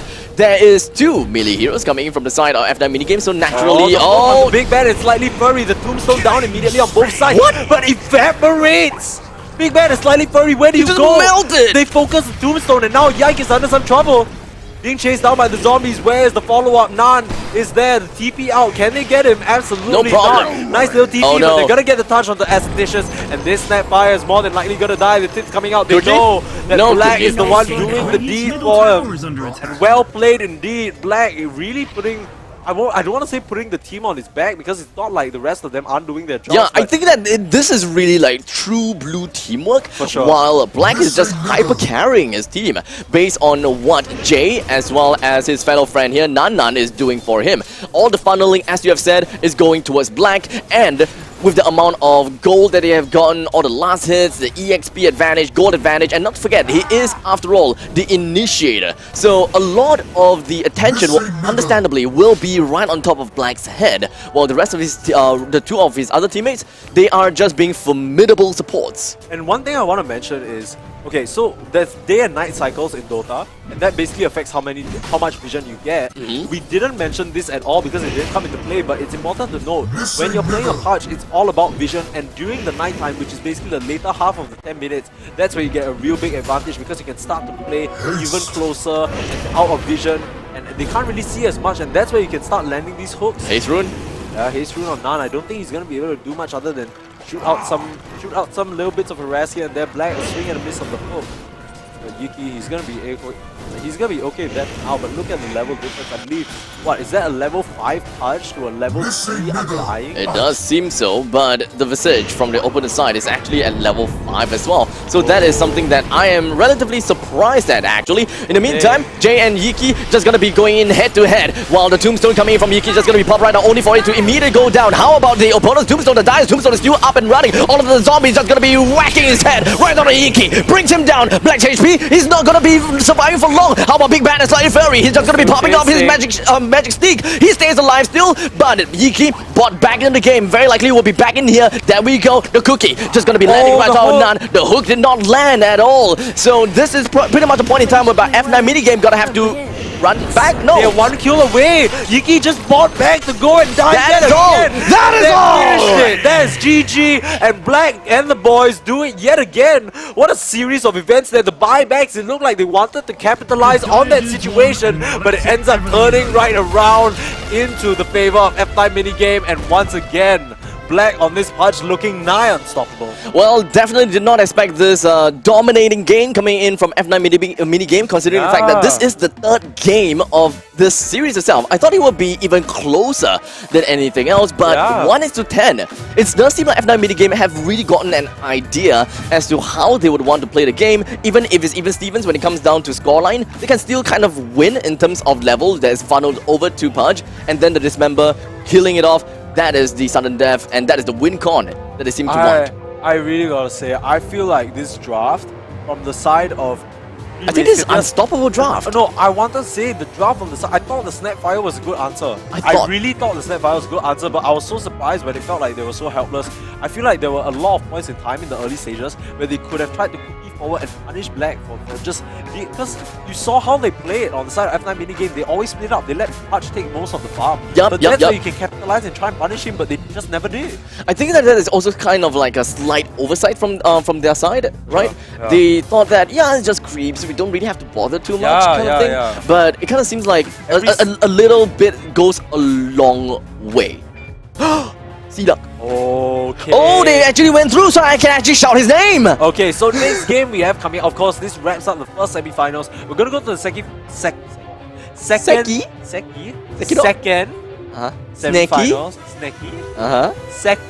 semi-finals. Thank you, Abstract, for nothing.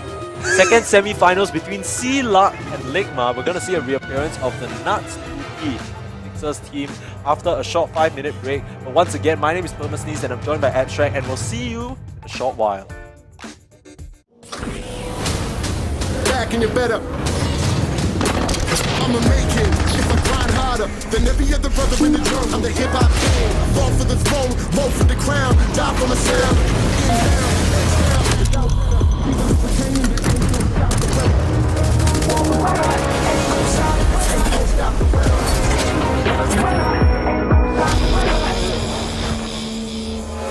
gotta kill the conscience, misconducted, use of violence. But we up in the world, moving till I reach the top. I'm the hip hop king.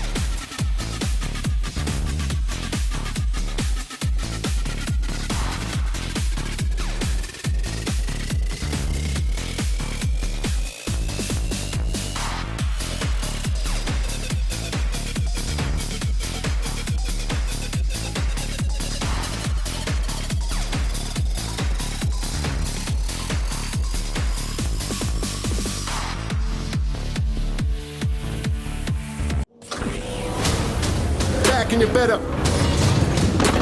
I'ma make it if I grind harder than every other brother in the drum. I'm the hip-hop king. Fall for the throne, roll for the crown, die for my sound. Inhale, exhale, without pretending that ain't no stop the weather. Ain't no stop the weather. Gotta kill the conscience, misconduct the use of violence. Roll me up in the world, move until I reach the top. I'm the hip-hop king.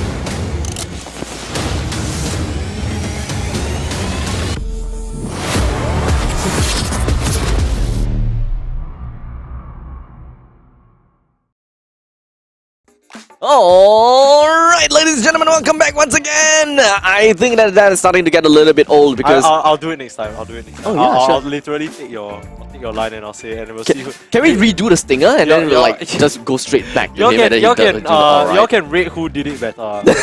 Y'all can rate. Let's go back to the stinger. Let's go to the ad and then go back to the stinger and then immediately No, go. you can't do them like that. They waited for long Okay, enough, right? for the grand finals, For grand finals. For grand finals, For grand you finals, do I do. lah. Grand finals, you do lah. Okay. I need Chef's to warm kiss. up a bit. Okay, no, save it for grand finals. But right now we're into the semi-finals, of course, of the Experience the Razer Blade 2022 event. Of course, the event we are casting is going to be the 3v3 Dota 2 Community Challenge. We've already seen a lot of teams go head-to-head. The entire... You alright? No, I was looking at my blazer through the screen and I'm just thinking, can I even button this up now? Bro, we live such different lives. My blazer looks like I'm wearing a jacket. Like, it's like a winter coat. It's so big. But I have no choice because, you know, my hands are so long. Oh my god. Okay. Someone's flexing, No. Yo. Guys, thank you for coming to the stream today. You Oh get to my see god, Abstract. this is so You get to see this is Abstract so tight. flexing as No, this is so tight now. yeah, I've gained unbutton it. weight. Nobody asked you to No, I just wanted to know how much weight I've gained. Like this, like. Okay, calm down. You're starting to lose it a little bit. Are we all good? Never. Okay, beautiful. Anyways, True Dota. No, you sound like a Dota player right now. If nothing's ever good, you're a Dota player. Yeah, but of course we have a bunch of Dota players waiting for the festivities to start. So why not we introduce what exactly is going on? Of course, we are here at EXP Experience Center at Kallang Wave Mall, and we are casting live the 3v3 Razer Experience Razer Blade 2022 3v3 Dota 2 Community Challenge. I'm just throwing. Wow, that is very long. Wow, Yeah. painful. That was a monologue. Yeah, that was a very good monologue because you literally tell them everything that you needed to know. They needed to know about the competition itself. Not just yet, but you still haven't talked about the teams that are playing. Okay.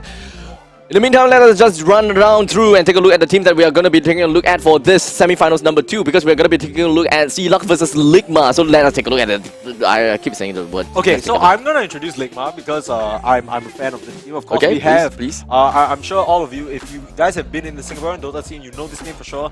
Nuts is in this team, as well as Fixers, who is quite a popular streamer in Singapore, streaming Dota 2, and last but not least, we have 2D. So, yeah, so that team is definitely one that we were looking out for. Because in fact, it was the first game that we casted. Indeed. And they brought out some creative little strategies. So Yep. that's something that I'm looking towards seeing here as Yep. well. I really want to see if whether they're going to do the same thing that they have did in the first game, or are they going to be, you know, changing things around based on what they have saw so far, such as, I mean, they pretty much started the Visage. They understood the Visage and they have been playing that. Other teams have been playing that as well. I believe that now the upcoming, the popularity of Snapfire, Pudge, as well as Undying may affect them.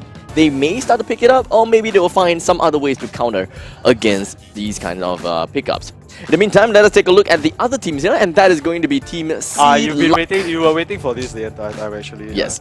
Take it away. So, we're going to be taking a look at the names of the names of the players here. We have Boyan, that is the player number 1. We have 72 Hands, I'm waiting for player you to number shout 2. it, that's why And then we also have Puhotepe Hanlei coming in for number 3. Respectable one. Yeah, I was respectable. damn scared that you were gonna shout that. I was like, preemptively. Yeah, don't worry, I'll do that when The game is going on. the game is going on and I see him actually retreating. Okay. Yeah, then I will just like shout it over to him and tell him The to second not that retreat. happens, I will literally pause. Wait, please don't. Oh yeah. I may have to pay for it if you were to throw it. Yeah. Okay, yeah, but of course, that aside, we still, as we inch closer and closer to the grand finals, we should set the stakes, right, while the players are still getting ready. Of course, you see the lobby right there, and the players are just They're probably warming up those fingers and getting ready to smack each other around. But of course, there are stakes. The winner. Oh. Sure? Never. Okay, beautiful. Spoken like a true Dota player. Anyways, the first prize walks away with 3 pieces. Do you call it pieces? Three gears. 3 pieces. 3 sets. Sets. It's not really Sets a is set, kind of like a pair, right? yeah, it it's has not to be a pair to be a set. You get 3 of the Razer Viper. How unoriginal. Huh? No, we haven't even talked about the price. Okay, so Razer Viper V8x3, the ambidextrous mouse that is chef's kiss. You use it yourself, I'm sure Yes, you're a big I fan. use a Razer Viper myself. I absolutely loved it. My hands are small, so it technically works very well for me. Is it? Yeah. Put your hand down. Yeah, kind of. Yeah, your hands and fingers are very long. Is it a very big mouse? No, not at all. Okay, so Yeah, it that's why fits it's very perfect for nicely. me. Okay, so That's why the Death Adder is actually pretty good for you. yeah, because it's a bit bigger. Right? Yeah, that's okay, right. so the main thing for me about the Razer Viper, which is going to be the first prize for these players if they take the grand finals or they win the grand finals, is the fact that its polling rate is 8 times faster than literally any other game mouse on Correct. the market. 8,000 hertz of polling rate. A lot more consistency when it comes down to your cursor moving about. Helps you if you're playing MMORPG or FPS or perhaps even a game like Dota, a MOBA game. Yeah, you will have to be very scared of the Razer Viper if it was a data harvester because it will send it so damn fast. Like you gotta calm it down a little Indeed. bit. But the second prize, of course, walks away with the Razer Hammerhead True Wireless X earbud. So biggest thing about this is the fact that it's low latency, meaning that we were joking about it just now, but we're like, if you go any lower latency, you might start to like project the thoughts in your brain. You don't even need to open your mouth anymore because that's how fast it's processing. 60 60 ms of low latency in gaming mode. Not to forget, when we are talking about the Razer Hammerhead X, this is you do have gestures that you can control via the earbud. So all the top typical taps, single tap, double taps. We have ANC, which is active noise cancelling Welcome to technology in Green it. Practice We have Guide to ENC losing at Dota as 2. well. Oh. ENC, environment noise cancelling. Wow, That means that if you are in a call and there's a lot of those like car sounds, those white noise, the technology, the infrastructure will reverse that frequency when it goes through the microphone, so that people can't hear those white noises. Oh, that would be cool because, like, let's say if you're here, right, and then suddenly your mother call you, then you hear all the people shouting, yeah, it's hype, but you don't want your mother to be, you don't want your mother to be alarmed, right? So that's where the ENC can really come into play. You don't want, last thing you want to do is worry your mother. You telling me now you want to worry your mother? No, not at all. Yeah, me neither. So ENC, of course, we're already into the game, but I think it's gonna take a while for the players to select their hero. So let's wrap up. The third prize, of course, walks away with the Razer Orochi V2 ultra lightweight portable wireless mouse that they were so dedicated to making, balance and light that they just put the battery in diagonal. So now, when it comes down to Razer Orochi, under 60 grams without the batteries, which is suitable for all forms of grips. Of course, we have because it's wireless, right? So it can be connected via Bluetooth, which have a lifespan of up to 950 hours per charge, or else you can switch over to the Razer Hyperspeed Wireless, which can power up for up to 425 hours per charge. And the only difference but the difference between the Bluetooth and the Hyperspeed is that the Razer Hyperspeed is 3 times faster than any other wireless gaming technology, which is tried, tested and verified by TÜV SÜD PSB, which is a certification for most of these kind of technology stuff. Abstract, where are you hiding your product box the way you're literally reading out the details? Where are you hiding it? Show me.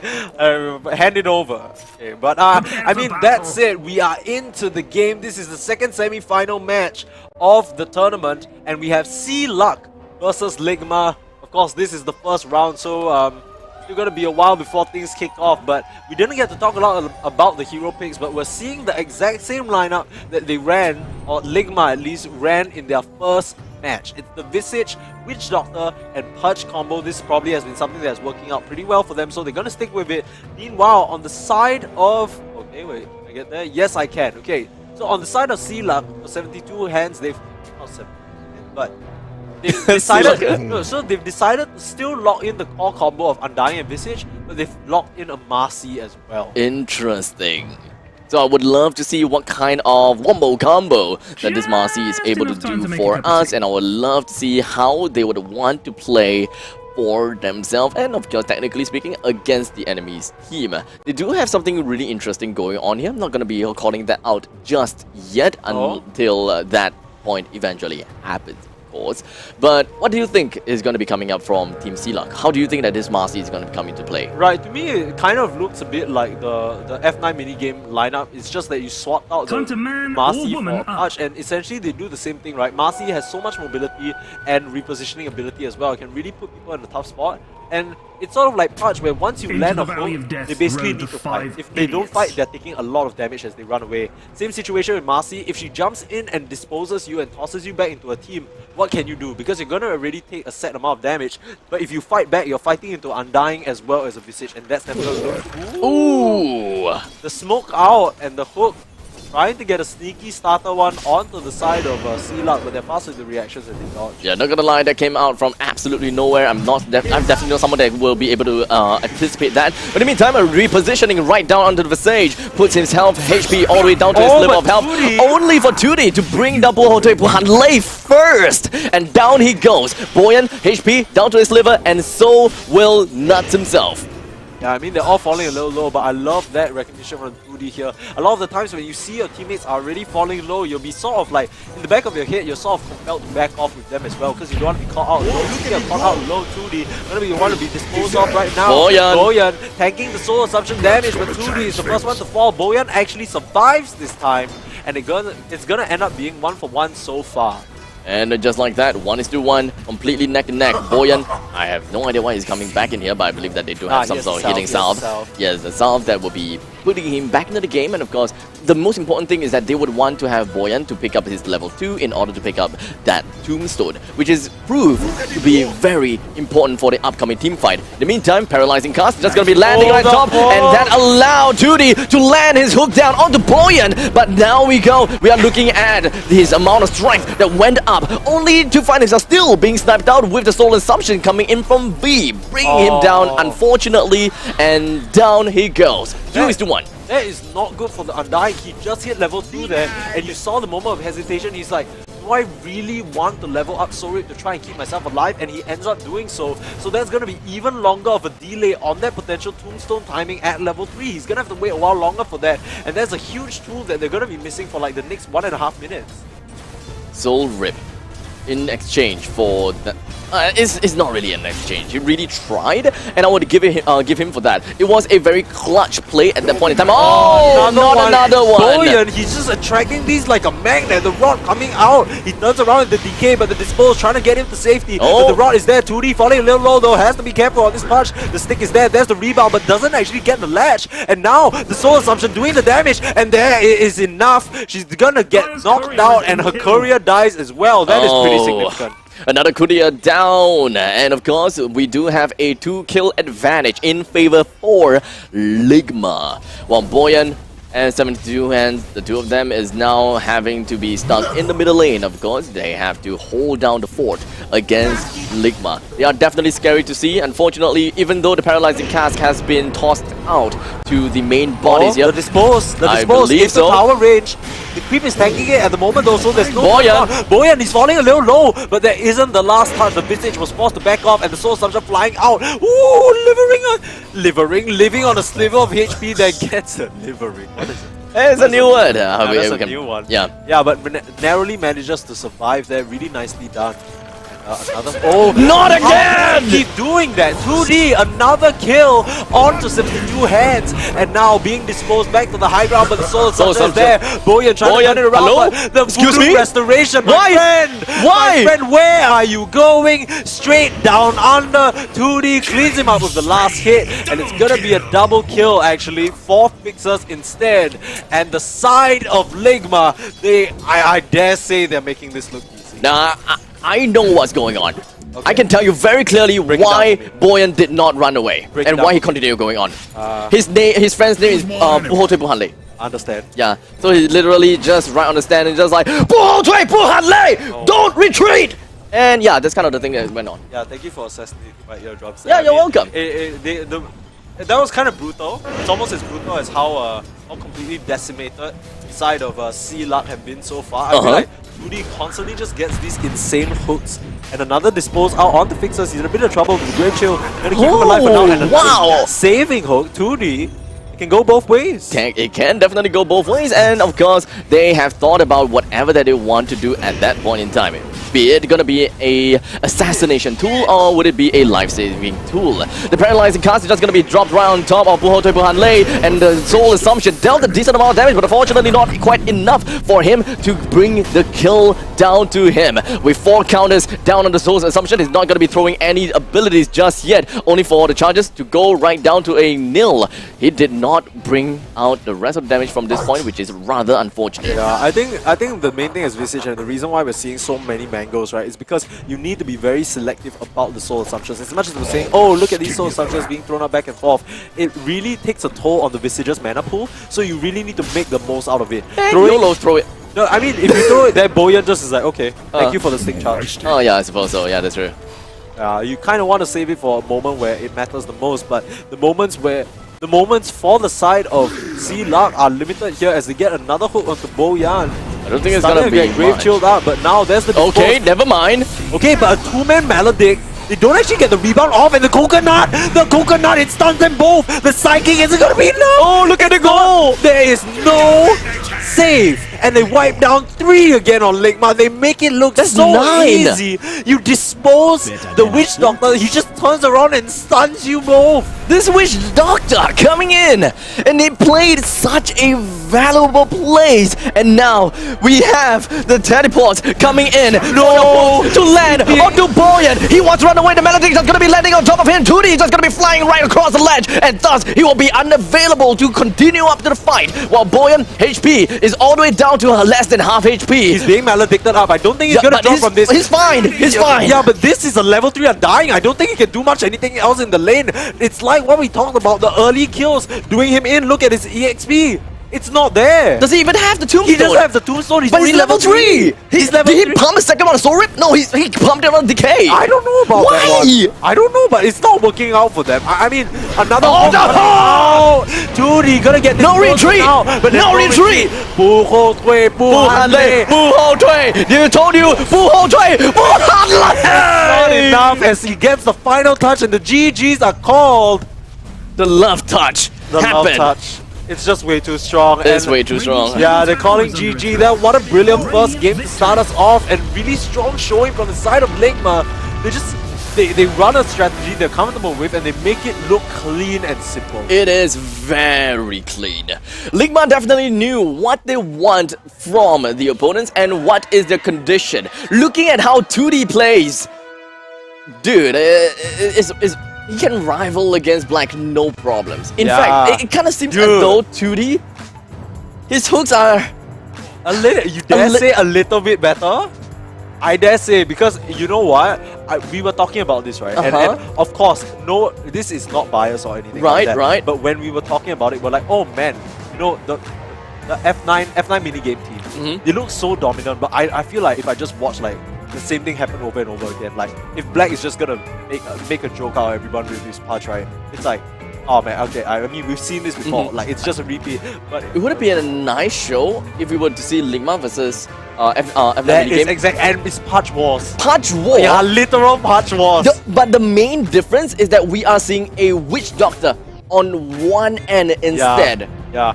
Okay, so I mean, clearly the Marcy couldn't stack up, and honestly, I really have to give props to Nuts because I feel like he was the one setting up so many of these kills, and with the Voodoo Restoration, we were talking about Maledict not being that impactful. It's not that big of a difference, yeah. Yeah, but the Voodoo Restoration is the thing that really kept came in going. clutch, yeah. Yeah, came in clutch. So, of course, big congrats to Ligma. They take the first game, but we're gonna go into the second one really shortly. Let's see if I can find the lobby for this one. No problem. There We should it be. is. Oh well. Okay, How do you even?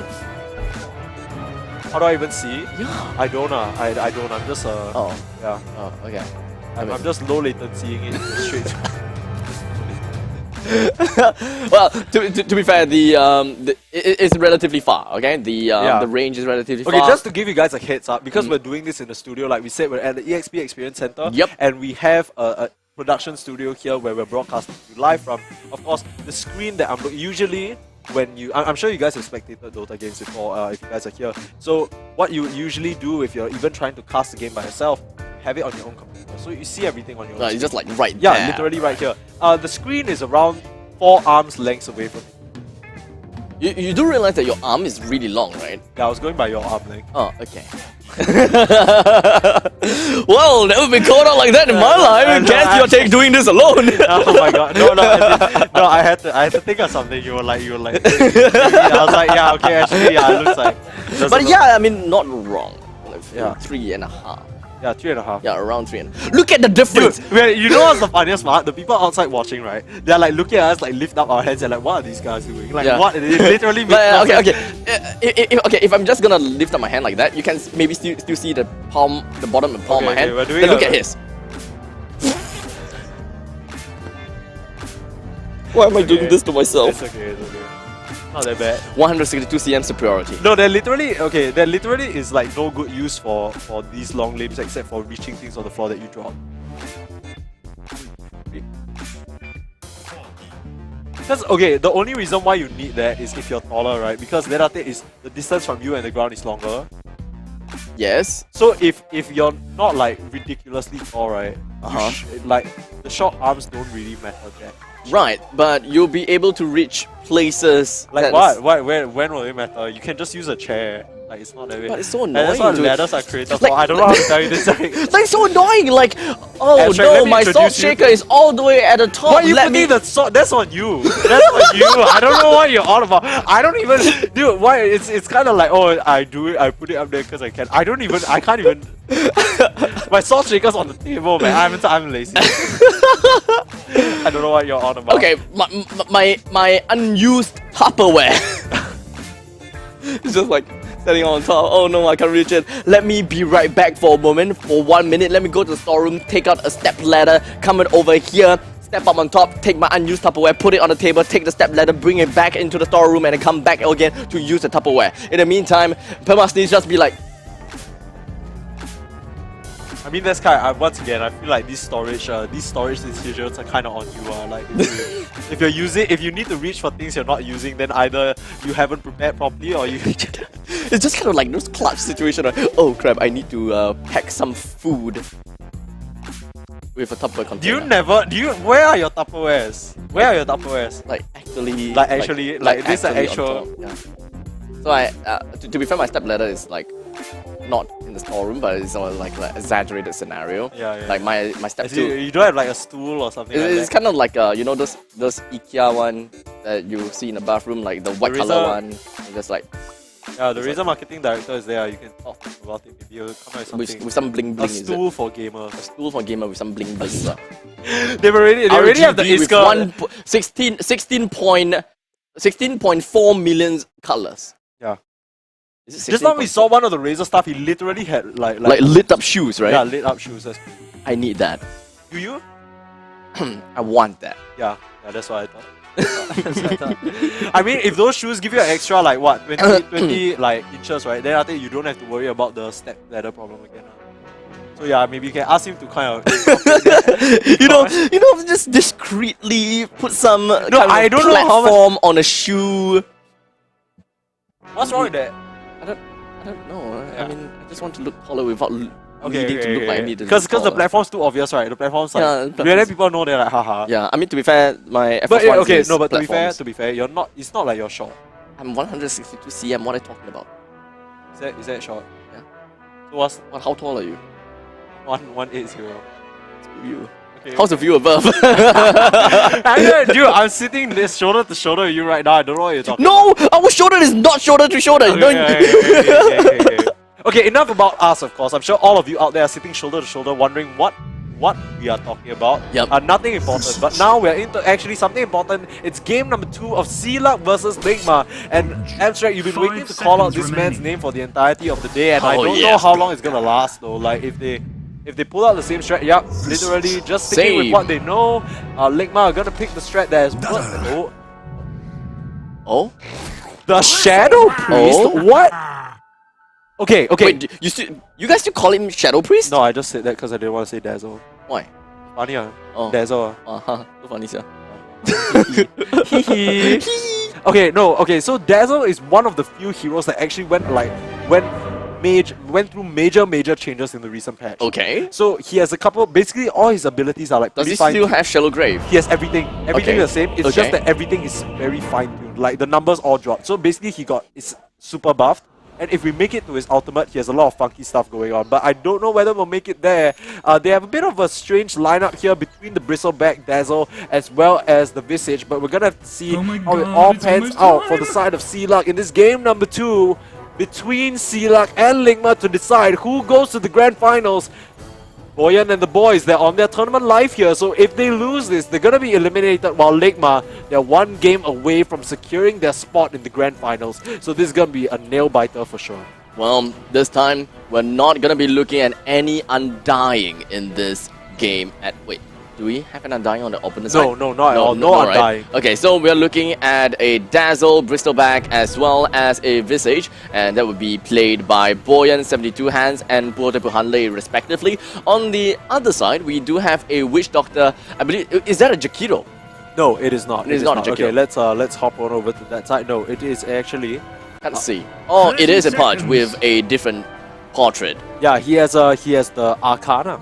Ah. Yeah, it's a big chunky investment that you pay $40 to $50 for, and it makes you shiny and have a bunch of special effects. Shine bright like a diamond. Yeah, huh? shine bright like a diamond. I mean, if you want to see, I can kind of. Wait, let's take a look at this. Oh, no. I think the hotkeys keep changing for some reason, but yeah, look Please at just it. bear There's in a mind I'm trying my bunch of best stuff. here. Let me see what yeah, there we go. Oof. Yeah, so these chains are basically. Look, I love the fact that when he moves, the scythe would actually just The like eternal hit the struggle ground and betwixt just create creep like and a creep. Like a little like ring. dragging him along Yeah, motion, yeah. right? Yeah, I mean that's why you pay $45 for. Oh, I Yeah. see. Okay, so interesting little thing to note. We talked about it over and over. This Bristleback as a counter to Dazzle, counter to Pudge. But even more interestingly is this Dazzle, right? He sort of fulfills the healing and sustain roles of the Undying even better, and he provides. I think this Dazzle can always stay in a pretty comfortable position, right? And with that Shallow Grave, can really prolong the fight way longer than Ligma might be used to. And of course, when it comes down to Boyan being hooked and all the kind of fancy Yeah. stuff, I think that it is going to be playing in the hands of 72 Hands as well, literally and liberally. So when anything goes down from bad to worse, at least Boyan does have the shallow grave as well as the healing wave that is going to help deal damage plus receive quite a bit of healing for himself too. Yeah, a little bit of a tongue twister there because it's called Shallow Grave and Shadow Wave. Shadow Yeah, wave. so the heal is Shadow Wave, but the grave is Shallow Grave. So it's a bit similar sounding. So understand your God little damn bit it, of Valve. understand your confusion on that, but yeah, a bit of a relatively early quiet early start. Yeah, it all really depends on the hook coming in from 2D. Yeah, they're also. winding up to try and set up for level 2 engagement if I'm guessing. Oh, Boyan actually opting for the Nasal 2 level 1. So really trying to be this frontliner that can apply pressure because I mean, like we said, Arch not a hero with the highest armor, that's where you can really stick a thorn in his big fat belly. So with the minus armor from the Dazzle's ultimate, if we get to it, and as well as the Bristleback, can really come into play. And not to mention Dazzle's Shadow Wave is physical damage. As you see a throw now on the Mixer. Oh, So wow. it's gonna do a lot for Boyan. Oh, wow. Fairy Fire as well, truly dropping a little low. The stick is not enough, and Arch is gonna be the first one to drop. Have they found the punch counter? The stick up as well, keeping Fixers alive. Look at how healthy they are at this point in time. Yeah. Only one person, which is the Bristleback, understandably, because he's the meaty meat shield in the front lines. He received a good chunk of damage, but in the end, he's the only one that needed to go home. The rest of his team, they are all still pretty darn healthy and managed to bring 2D down. Yeah, look at the damage done by these Visages. 1,200 on each Yikes. side. That's insane. That's a big yikes. Yeah, but I mean, the key thing here is that the Voodoo Restoration like heals over time, right? But this Shadow Wave. Shadow Wave is a burst heal. That's gonna make all the difference when you're dealing with the repeated nukes that can chunk out so big parts of Wow. the HP. Yeah, so basically they've sort of I feel like they've sort of come out with a nice little counter to the strat at the moment. Look at Oh that, my Boyan God. running forward, 2D No mana. Soul Ascension! No assumption is more than enough. The Shadow Wave is gonna finish him off. They're trying to take down the Visage though, and they get the answer kill. But they don't have a lot of damage. I say that, but Go for the Quill Sprays. The stick is there, baiting them in. Nicely done from Fixers. And now he tried to turn it around to Boyan. But there is the Shadow Wave yet again, keeping him topped up. And 72 hands. I mean, he's such a big player in this team and such a big right. Yeah, definitely see that Dazzle is going on. That will have quite a lot of value. Yeah. I'm really glad that the Witch Doctor does have a cool blingy skin, while the Dazzle doesn't, because I always get confused between Dazzle and Witch Doctor. Yeah, I mean, I don't know how you can, because one is literally pink and one is literally purple. But they hold a scepter. Okay, so I mean, I guess the cosmetics are helping you out for once. Usually, To be fair, it doesn't really. Usually people keep. Oh, they got a touch onto the Dazzle. No, 2D was waiting with the vision, and now this Dazzle, can he get out of this situation scot-free? Absolutely not. He gets wrecked, and 2D gets his revenge. Now, needs to be careful, but he's gonna be a-okay with the heal running. Very nicely done from 2D. They're capitalizing on the vision, and they see the Dazzle walking forward. They predict his motions perfectly. Ends up evening out the score. 2-2 right now. It's looking a bit dicey for the side of Ligma. Another hook being thrown out. Not gonna latch onto anyone though. As things quieten down yet again at 72 hands back into the fray. An early level in the shallow grave. So this one is a bit of an interesting one.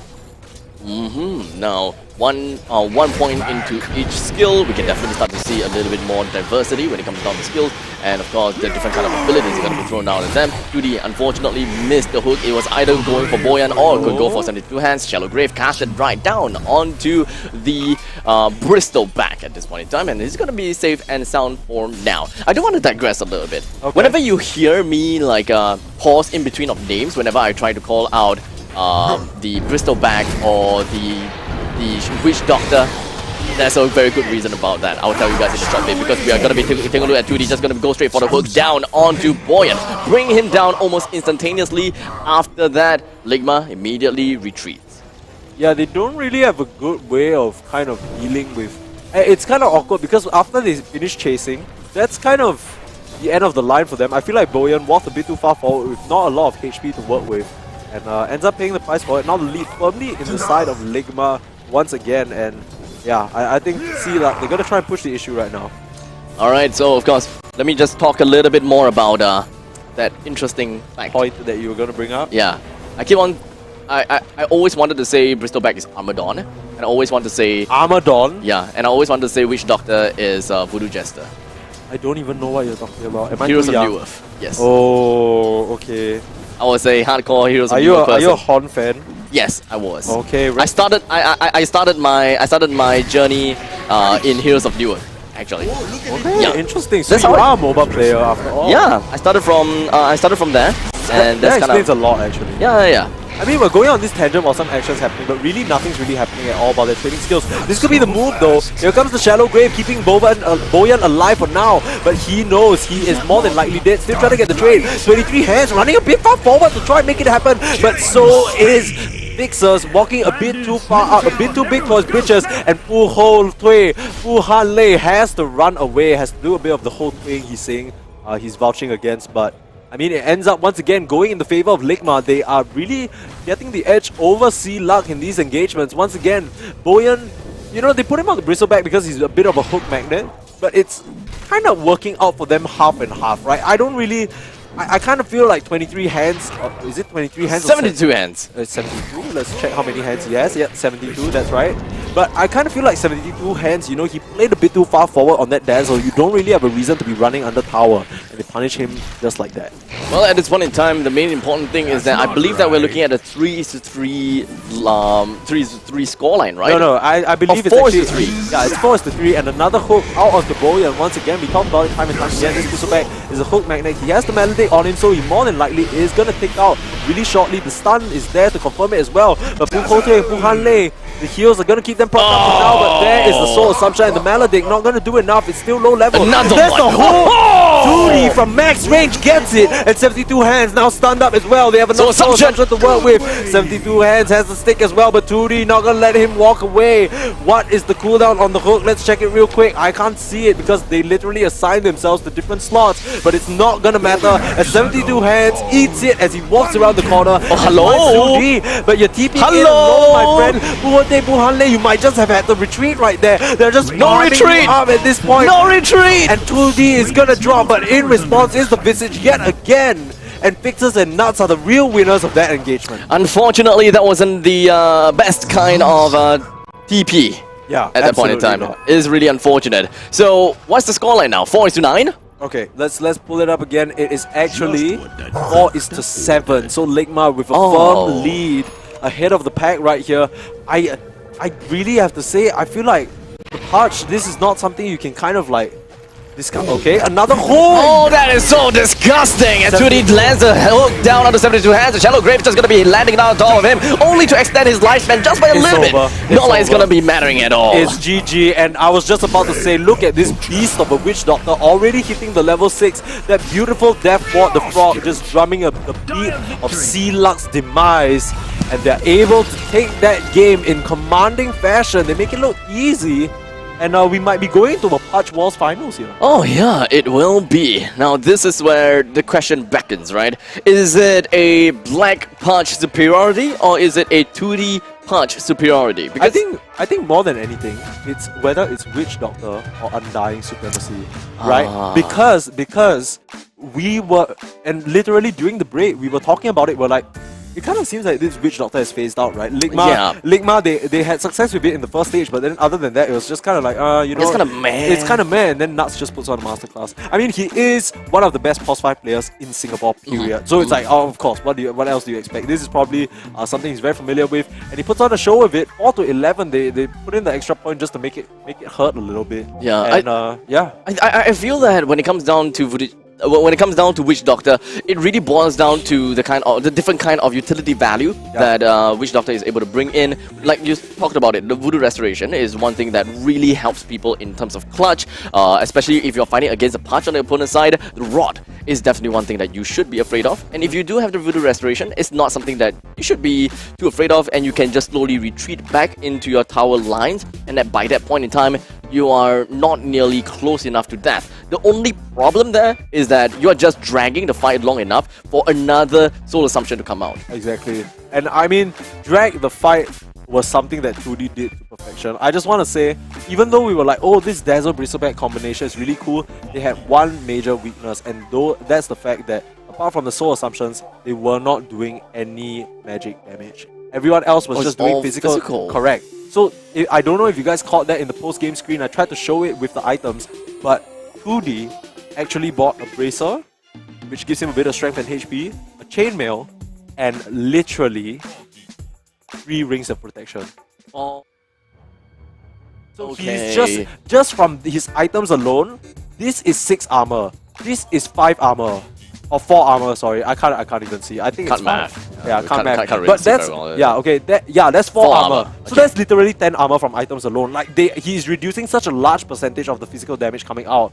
And the response from the side of Sea Luck was Fluffy Hats, which just increases their HP, but it doesn't really do much in the grand scheme of things, right?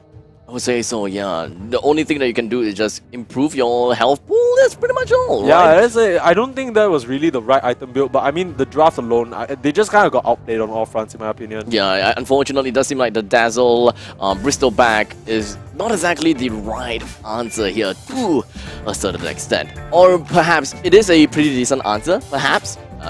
Just execution-wise, yeah, really just execution-wise. outdid them there, I feel like. And Ligma is just being at the top of their game, right? Yeah, I really do have to say, I feel like the MVP is nuts. I feel like making this Witch Doctor work is not something that's very easy. 4 kills, 7 assists. Yeah, literally 0 death. So perfect positioning at every point in time. Yeah. They never got to catch him out. To be honest, we have always been seeing kills that will be claimed by the Visage time and time again, because that is usually Soul Assumption is understandably always going to be that last hitting tool time and time again. But somehow Nuts is always finding himself those kills that pretty much means that he's probably been dealing quite a bit amount of auto attacks or just lucky paralyzing casks and all the kind of fancy schmancy jargon going on. Okay, so with that said, that brings a wrap up to this second semi-finals, and with that, we have our grand finalists decided. Of course, this is the match that we've been hoping for the entire day. It's going to be an all-star matchup between F9 minigame as well as Ligma. These are basically the superstars of Singapore Dota. Okay, just to recap in case you didn't know, Ligma, we got Nuts, we got Tuti, we got Fixers, and on the side of F9 minigame, we have Black. Hailing from Germany, now staying in Singapore for quite a long period of time now, but I dare say he's one of Southeast Asia's finest. And okay, so for the third place though, I'm sure you guys are aware because there still is going to be a third and fourth place match, and the third place winner walks away with Orochi. So that's still very important, but it will not be played on stream. So if you wanted to catch it, then that's kind of on you because you should have just come down to Kallang with Mall. This guy has been blaming you guys all the time. Okay? Yeah, I mean, it really is. I don't know how to tell you this, but like, you can't. Who you gonna blame me? Like, okay. Well, that's so sassy. No, like what? You gonna tell me I didn't give you directions? I did. I got abstract to repeat it like twice. I feel like he's not wrong. I feel like I said that like at least like 10 times. But I mean, if at this point you're not here, then it's just a bit of a lost cause, right? I mean, okay. But all jokes aside, just joking. But of course, it's gonna be the grand finals that all of you have been waiting for. It's Team Black versus Singapore's finest. So the import from Germany versus the homegrown superstars, right? Who's going to be the one to take the crown away for the Experience of Razer Blade 2022 3v3 Dota Community Challenge? We will be back in a short jiffy. Don't go anywhere.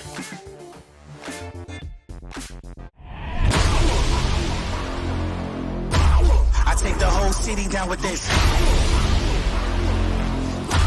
I take the whole city down with this. Wanna be down, wanna dash, wanna go fast, wanna be brave, wanna move like an assassin. Just to be frank, it's not for the faint of heart.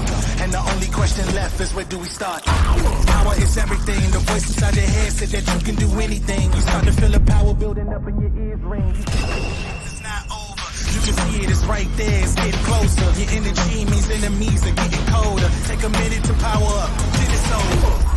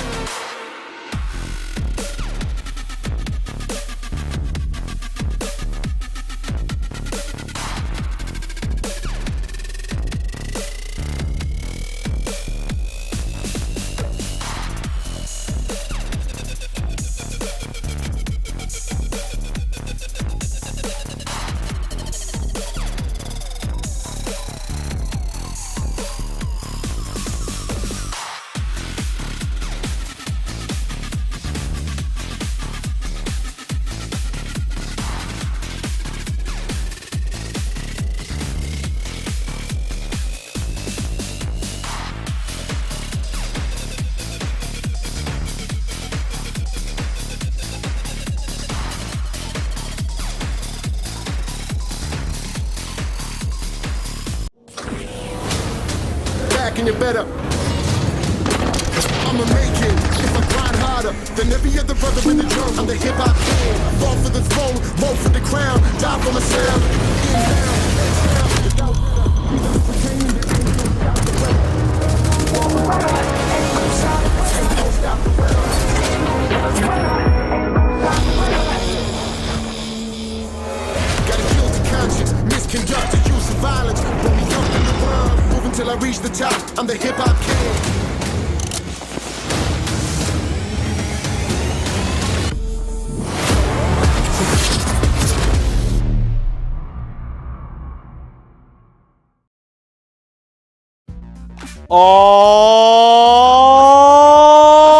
Alright, ladies and gentlemen, you're here with me, Pharmacy. You're here with me, Pharmacy, and I'm joined by Abstract. Stole his line a little bit for that one, but Almost stole my name too. will you believe me if I told you I did that intentionally? I don't know. I mean, I'm in your mind. I'm taking over. it would Watch be out. it would be cool.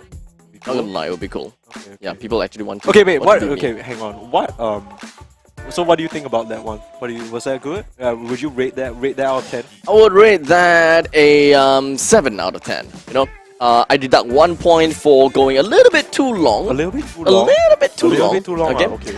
I'll deduct 1 more point for the fact that there wasn't like a change in like the pitch. You know, Okay, it's just okay, like no variation. Yeah, it's like monotonous all the Okay, way. okay. I'll deduct another point for Not being abstract, I guess. Just not literally. I'll give you 8 out of 10. Wow, not Yeah, I bad. can't think of the other just one need to cut the leg short. But I mean, speaking of leg, we are at the final stretch of our, and I'm about to trying to say this in one mouthful. Experience the Razer Blade 2022 events Dota 2 3v3 Community Challenge Grand Finals. That's what you've been waiting for this entire day. So have I. This is the finals that we expected to see between Ligma as well as.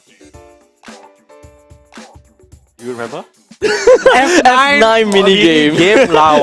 Okay, so the reason why I was a little bit confused is because our overlays have not taken. But don't worry, literally look at our production team working overtime. Yeah, so it's F9 minigame versus Ligma. It is, I believe, a best of 3. I'm not sure whether it's a It best should of, be a it best should of be a three, best of yeah. 3. I don't think they'll go best of 5 for this one, but Yeah. we'll get that double checked and confirmed. Yeah. But of course, these are the 2 teams you've been waiting to see, and you know, these are people that, you know, are very recognizable to the local Dota scene. But even if you're international, you know who Black is. I'm pretty sure that you You also know who Nuts is. Yeah, it's literally Nuts versus Black. And I'm very interested to find out how they are going to be playing and fighting against one another. Yeah. If whether they are going to be using the Gonna same be- gonna be strategy. seeing some pudges. I think that is very. We should Very definitely likely, see right? the pudge going on about. Visage is understandably always the common pick coming in nowadays because I mean, Soul Assumption is absolutely perfect Yeah, when it it's comes just down a- to 3 versus 3, right? it's So kinda many like- damage accumulation. Yeah, it's kind of like what we were saying at the start, right? When we first saw Visage, we were like, oh, what is this hero? But we're just dumb. It's just because of the Yeah, fact we, that it just didn't hit us yet. yeah, it was. I mean, yeah, and then throughout the rest of the day, everyone just got slapped around by Soul Assumption, and they were like, Visage. Visage was like, shh, shh, shh, and it was like, yeah, just kind of beat everyone up. To I be mean, honest, so. I know, right? I think beating them up is kind of like a Understatement? Yeah, it is Okay. an understatement. How would you describe it? Absolutely demolishing their asses. Yeah, that sounds about right. Yeah. Like you see someone at half HP, then it's just gone. Then you're like, okay, Visage, Yeah, my like bad, that, I guess. My bad. Oh, Sorry for coming too Yeah. close to you. Sorry for having less than half HP at minute 3. I mean, well, I do want to see a little bit of variation because we did talk about that the possible witch doctor difference as well as the Witch Doctor Undying, right, is the main key, like, kind of difference. that's kind of that like you the can see. different archetypes Yeah. at this point in time. Yeah, so I mean, first of all, the biggest difference between Witch Doctor and Undying, I guess, would have to be the setup, right? I would say that it's, to me, it is quite curious that they have been able to make Undying work with Pudge. And the reason for that is because the zombies actually will kind of mess things up and like, get in right. the way and all Yep. that. But they have done a phenomenal job of always only throwing out the tombstone when the hook lands, right? From Black. So they're really playing on his ability to get the hook. Whereas for the Witch Doctor, it's a lot more set up for the hook. So 2D actually has its job easier because every time a paralyzing cast is thrown out, they're stunned there for a short amount of time, and then that allows an easy hook to fly in. So Indeed. I think that's the main difference. Apart from that, of course, there's the Tombstone, which means that every extended fight is going to fall in the favor of the Undying on paper. On paper, yes. paper. But we don't really know if whether they are really going for the Witch Doctor. Because the thing is, Witch Doctor is kind of like the comfort. The comfort. so? I feel that it's more comfort because they technically know what they want to do, and if it works for them, yeah, they'll just go ahead with it. Yeah, Unfortunately, if they have to fight against a massive Titan wall, which is going to be that the Tombstone coming in from Undying, I don't think that they will be able to stick onto the same guns anymore. They may have to go away from the comfort and work on something that is more towards the counter to Undying, which might be Snapfire. This is okay, so there's a Snapfire potential, but right now I still very much think that both teams are going to stick to what they're comfortable with. Okay. It's going to be the first one who loses who has to switch it up, as is the age-old tradition with all MOBAs, right? It's always, whenever your draft doesn't work, the onus is on you to try and figure out something else. Indeed. Right? It's try and figure out an adjustment to make it happen. But right now, okay, so one thing I really want to see personally is that I think if we see a little rerun of fixes on that Wind Ranger and the task coming out as well, I think that could be good, because I think like having those shackle shots coming out could be really, really cute to see. Remember how you were talking at the talking to me personally as well, on screen and off stream too. Something along the lines of, oh, it will suck if the game is all about just like, punch, hooking in, do this, do that. F9 minigame as well as Ligma had a mutual agreement to not pick Pudge. Ooh, wait, that spices things up though. And okay, I don't know how you feel about this, because I know you personally are not that invested in Dota. But this is a very, very clear agreement that they are like, okay, we're here to just kind of like have fun. Yeah, have fun and show more stuff. Like it'll be boring to them. It's It's not even about winning. It's just like, okay, we're here to have fun. We're here to try out some crazy strategies. We're here to see whether our teamwork is up to par. Right? I think that's great. Like, as in, I feel like we've seen enough Pudge for the day. Like, that is true. But what? Okay, so what kind of differences are we expecting to see? Oh yeah, but that means Visage will definitely be here. Visage, 100%. So what other heroes will enable them to stay in the game, stay in the fight long enough, whilst still regaining some form of health to stay alive? And thus, Visage and Witch Doctor does seem to kind of work in line of that. I don't know how much of the Witch Doctor pick is dependent on the Pudge though.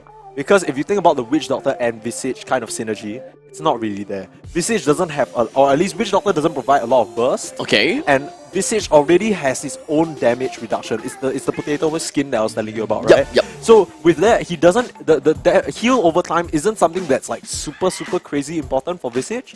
So I don't know whether we're still gonna see the Witch Doctor, but if anything, I'm just glad for this change of events, because I feel like that's gonna open the way up for more fun and interesting strategies.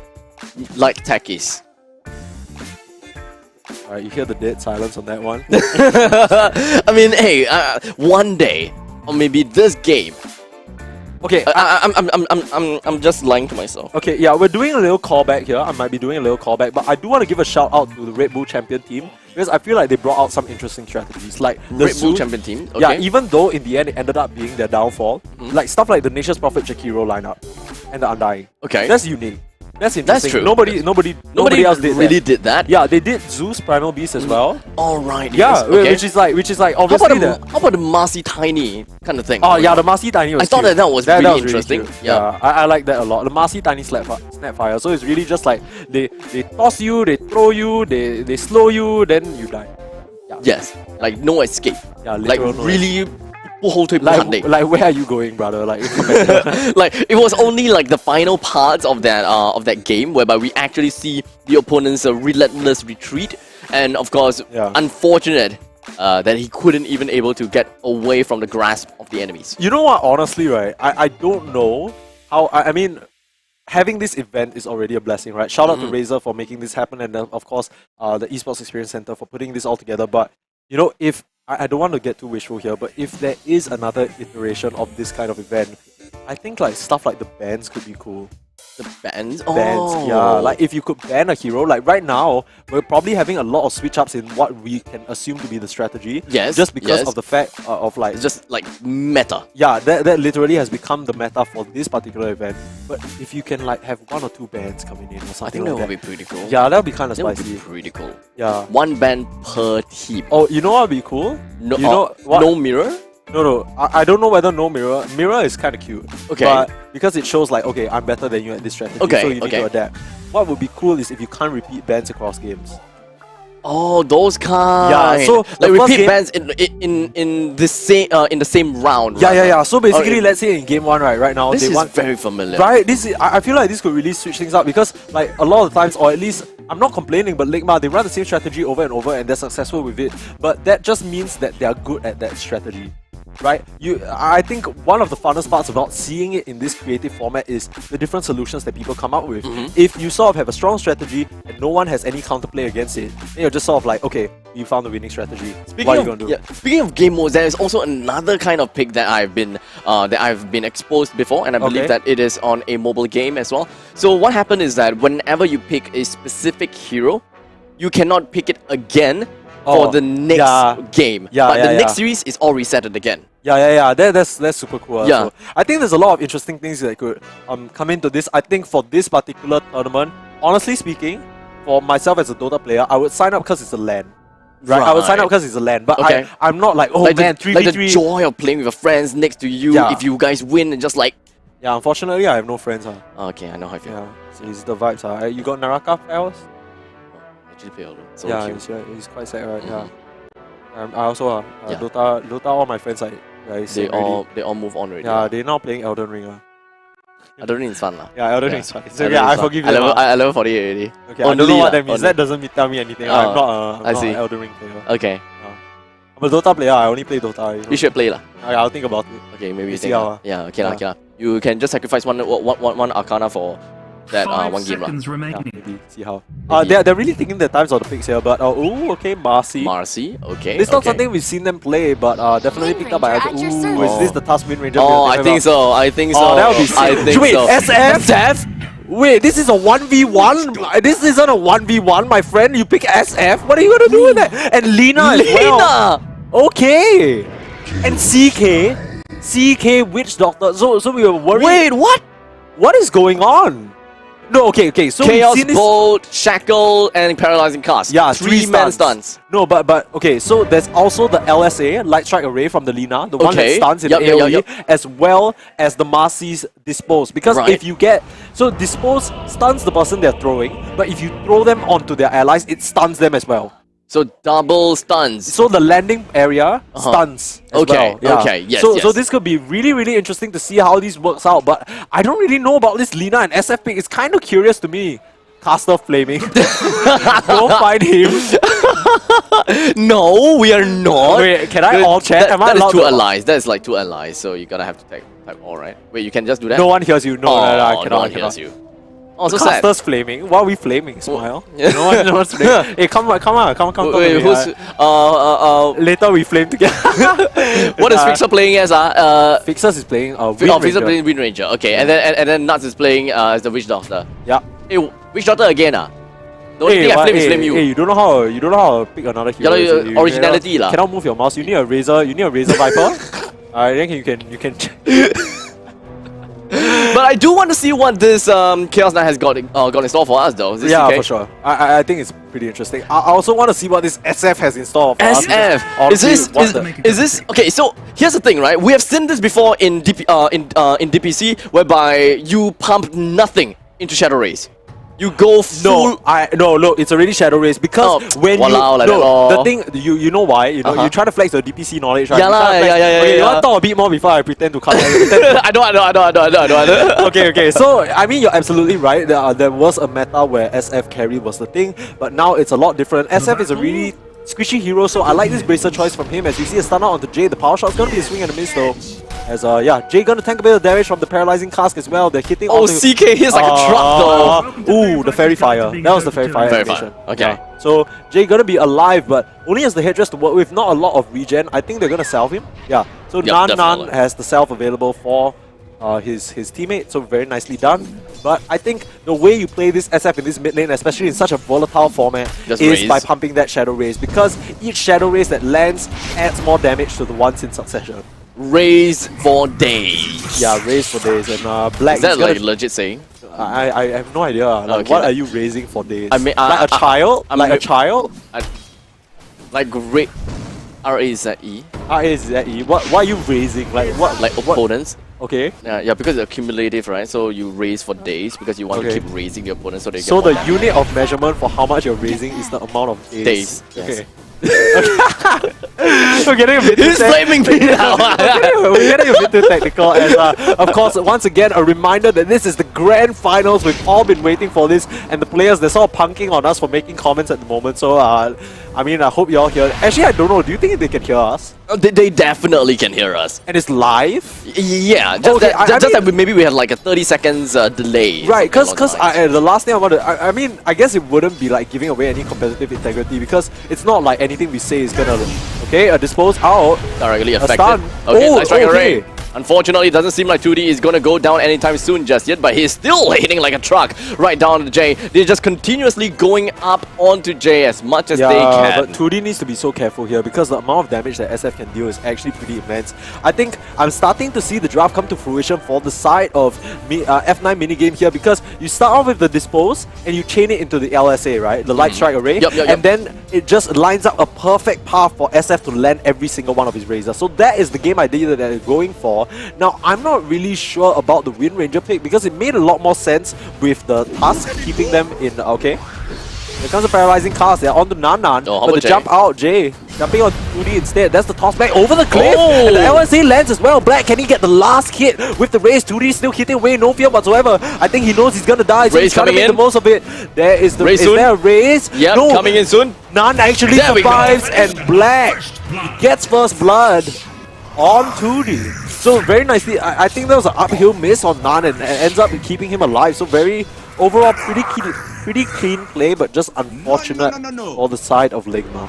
Well, right now, immediately Jay with a dispose onto Nuts, finding himself in the middle of everything, and the light strike array lands right on top of him at the extremities, allowing them to once again net another kill to their name. Marcy's initiation is understandably gonna be absolutely phenomenal onto their side. It does seem like we are still gonna be looking at the funneling going down over to Black, and this time Jay is the one that is really taking the starting fight. Okay, a reality wave in. Shout out to Nuts' old team, I guess. But yeah, the reality wave from the CK pulling them in, and yeah, they managed to get an easy kill. Nan, I don't think you can walk up that far as a Lina, because there isn't really any save potential except for the dispose. But Jay had already used that and couldn't be in the vicinity, so they end up getting and a huge that shackle shot from Fixers. How did he land that? A stun out as well, but they toss Nuts back into the tower. There's the LSA as well, and they claim another. Black is on fire right now, and he doesn't want to stop. 2D taking quite a bit of damage. That self actually unfortunately cancelled by the Dragon Slave, I believe. Yep. Yeah, cancelled by the Dragon Cancelled. Slave. So very nicely done for the side of F9 minigame. They're sitting on top. I think, is it 3 kills? Yeah, it is 3 kills to 1 right now. Yep. So they are firmly in the lead. Well, unfortunately, it does seem like the reality rift coming in from 2D doesn't really play that big of a part. I would say that there is some value to that, but it's not as big as I was expecting originally. Yeah, I think once you get the higher levels, the pull distance is a bit longer, and then you Yep. really have the potential of getting them out of position. Ah, But okay. in this, like, and it's still But we really can only is- we can only go so far in terms of levels. Okay, another disposal on the Fixers has already used the wind run and not gonna survive. The Raze down CC takes for him days. out. Yeah, and killing spree now for Black. 3 kills to his name. And I mean, we were doubting this SF. Looked more like a 1v1 mid hero, but Black putting on a show. It definitely seems like the Raze is dealing a lot of that damage, but in the meantime, the dispose as well as a double hit with the light strike array brings down Nuts, leaving 2D the last member remaining from his team. I'm not too sure whether the final Raze is going to be connecting, but unfortunately, it is going to be on cooldown, so he wouldn't be able to continue the rest of the onslaught on the 2D, leaving him alive at least for now. Yeah, and I mean, it really, this CK manages to stick up and survive that situation. But I do feel like it's starting to seem like F9 minigame, they just have a bit of an easier draft to execute at the moment. Look, this Marcy just jumps in, LSA setup in 2D, he's gonna drop. At this point, they're sort of starting to farm the side of Ligma here. It's currently started to make things difficult for the side of Ligma. The way that the entire team of F9 minigame is playing is that they are not exactly playing for wombo combo. They're not going for initiations like what we are seeing here. This is a small part of the wombo combo that we are used to seeing. That we were talking about, right? But they can adapt. They can really adapt. It's like you know the few combos that we've seen so far in this entire tournament. It's like you kind of need the pieces to hit in succession after the other. That is right. This one is cool because they are all interchangeable parts. Exactly. You can dispose and then you can land the raids. You can LSA, you can dispose. Exactly. You can chain that at any point in time. And if like Black ever kind of lands a raise without setup, then that's their go time as they see 2D Second again. raise. Another dispose out, catches 2D out, and 2D who's been having a pretty good event so far. Oh, a regen rune as well. Oh, that is gonna be so grim for the side of Ligma. It's kind the way that F9 minigame is playing right now. It really seems as though they are dominating their opponents like by a wide margin. The way that they have been catching the opponents out like no tomorrow. Another dispose right on to our man here. Fixes completely out of position, but unfortunately it doesn't seem like the Light Strike Array actually managed to do much from that point in time. Maybe it did stun him down, but when it comes down to damage, well, not as much. Yeah, I mean Black, he's just standing firm here. How many times have we said that throughout this entire tournament? 3 bracers just to make sure he's tanky enough to survive whatever they throw his way, and it's really working out. He's literally an SF with 1.1 thousand HP. No, look at this. I'm pretty sure 2 points into stats. Literally no other spells, just stats and Shadow Rays. Just to keep himself alive. Yeah, I love this build from him. Okay. It's not something you see very often because the early level in stat investment is kind of big, but they have a Reality Rift on the J now. They want to punish this Marcy, but the dispose out straight back in front of Black. But How is he surviving? The damage. He has 1.1k HP on this SF and he does not give a crap. He's just gonna take down 2D for free. Yo! And the jump, they're not even done. Jay trying to find more, but he's a little low. He needs to be careful. Mixers, what can you do? Absolutely nothing. No mana to his name. They're gonna have to back off. Delina holding the guard. Naan has to be a bit careful though. There are the bouncers, unfortunately cancelling the salve of Jay. But that was near its expiry anyway, so it's not the end of the world. As they get yet another kill, they're not done. Jay? 2D, can he catch up? The Shackle shot gonna make a space for a 2-second stun, but last hit is not there on the J. As he survives on a sliver of HP yet again. How does he keep getting away with this? I am not used to seeing a Shadow Fiend with 1.1 thousand HP at level 5. I don't know how, I actually have no idea how he's doing this. Like 1.1 at level 5. At this point in time, it's usually like, what, 856 HP? Yeah, like instantly, like someone uses a nuke on you and you cry. Yeah. So we have seen him tanking up quite a bit of damage from time to time again. We've seen the Chaos Bolt hits him. We saw the power shot. We have even I don't know. We saw a lot of things that actually connected onto him, but he only lost like half HP. Yeah, and the whole time he had the Maledict ticking on him too, which is huge. But right. he just has so much HP, and like the bracers really coming in clutch here, all giving him such a nice boost in terms of stats. And yeah, I just think overall, each of these bracers gives another bracer as well. He's just stacking bracers. Jay jumps forward with the rebound. Unfortunate. The Reality Rift doesn't pull him to the high ground and he's going to be able to get away from that. Looked a bit dicey for them, but let's keep in mind, the score is still very heavily skewed towards the favor of F9 minigame here. They are literally 1 kill away from winning. So understand Jay's desperation. Here comes Jay though, tossing 2D into the tower, and this is more than likely going to be curtains. It is GG, 10 kills, and the good game well played is called, as for the first time that we've seen on stream at least, Ligma have been properly bested.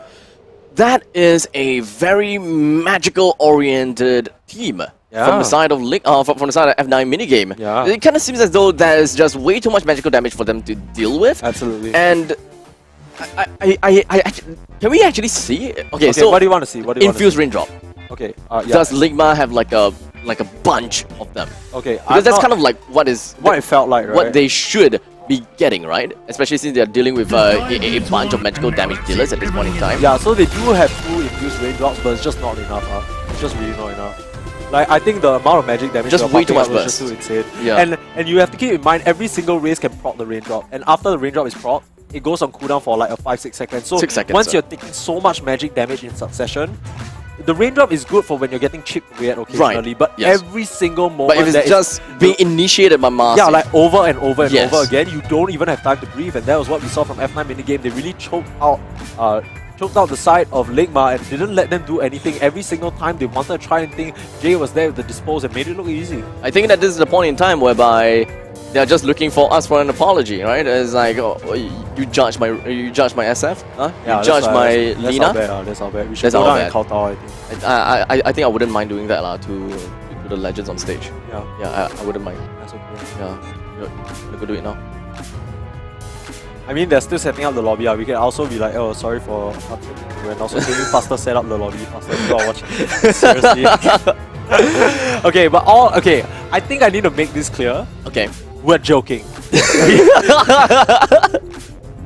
I don't know if y'all can tell from how much we're laughing, but we are just having a good time, and I'm sure all the players are too. But for Ligma, they're gonna need to go back to the drawing board because one of the big components of their winning strategy, Punch, has been taken out.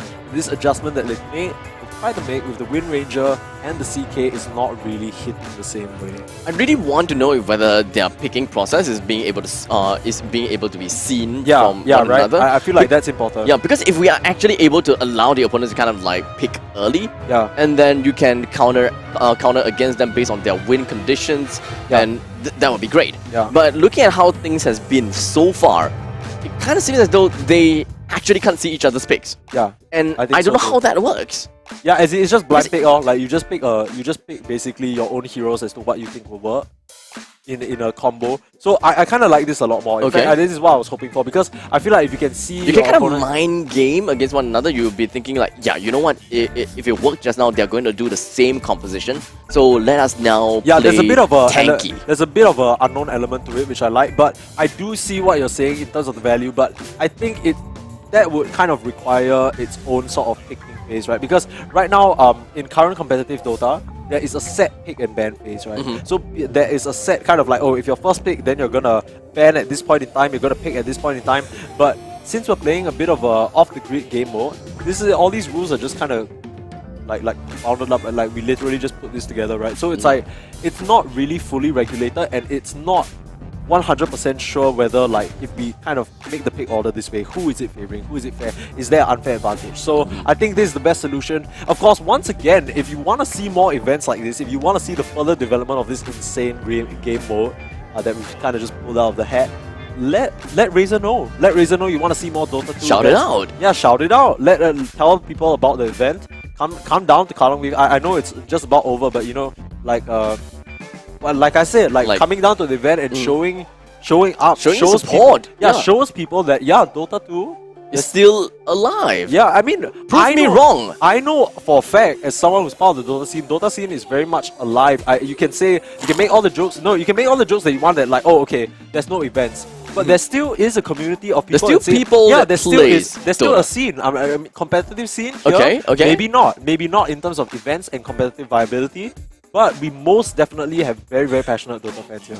That's for sure. Right. So, I mean, come down, show your support, and then who knows, maybe in the future, if I say the words Dota scene, abstract won't go.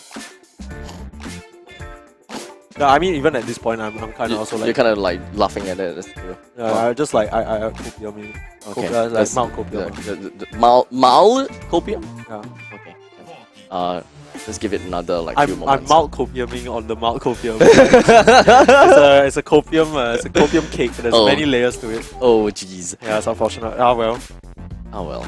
I mean, at the end of the day, I'm just glad that we have this event. I feel like he has been hysterical about it the entire time, being able to cast a Dota community challenge, or even perhaps just being in a Dota event itself. Yeah, the last time was like December last year, and I was so surprised that happened. But that was part of a bigger overarching event with a lot of games, so it made sense that there was. Oh yeah, I was a host for that.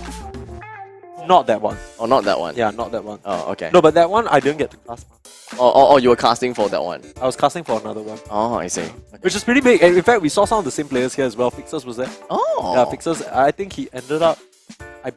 I think he ended up winning that Okay. one. But I was here as well, and like that's why I said at the start of the stream, like this is exactly where you need to be for all these events, right? So just like bookmark it on your Google Maps or something, find the route, get over here, and then be part of the festivities. Because I maybe it's just me. Maybe I'm just like super obsessed with Dota. I know I am. I can tell. You I are know like, I am. You're like into Dota. Like you're really with. You can't really be out. It's like half my life at this point. It's like, what are you gonna do? I mean, technically you can. Just press uninstall. Yeah. Yeah. Yeah, and then there's the age-old Dota joke, right? You press uninstall, then tomorrow you press Tomorrow you install. press again. uninstall. Yeah, it's just the vibes. I will say though, I'm proud to, like, you know, some people get really angry in Dota. MOBAs in general, Yep. right? Really I've never raged and then uninstalled. Usually, I'm a big like, okay, it's not working out. Let's take a break. As in take a break, as in just So calm no, and collected. but I'm not calm enough, collected enough to stop playing.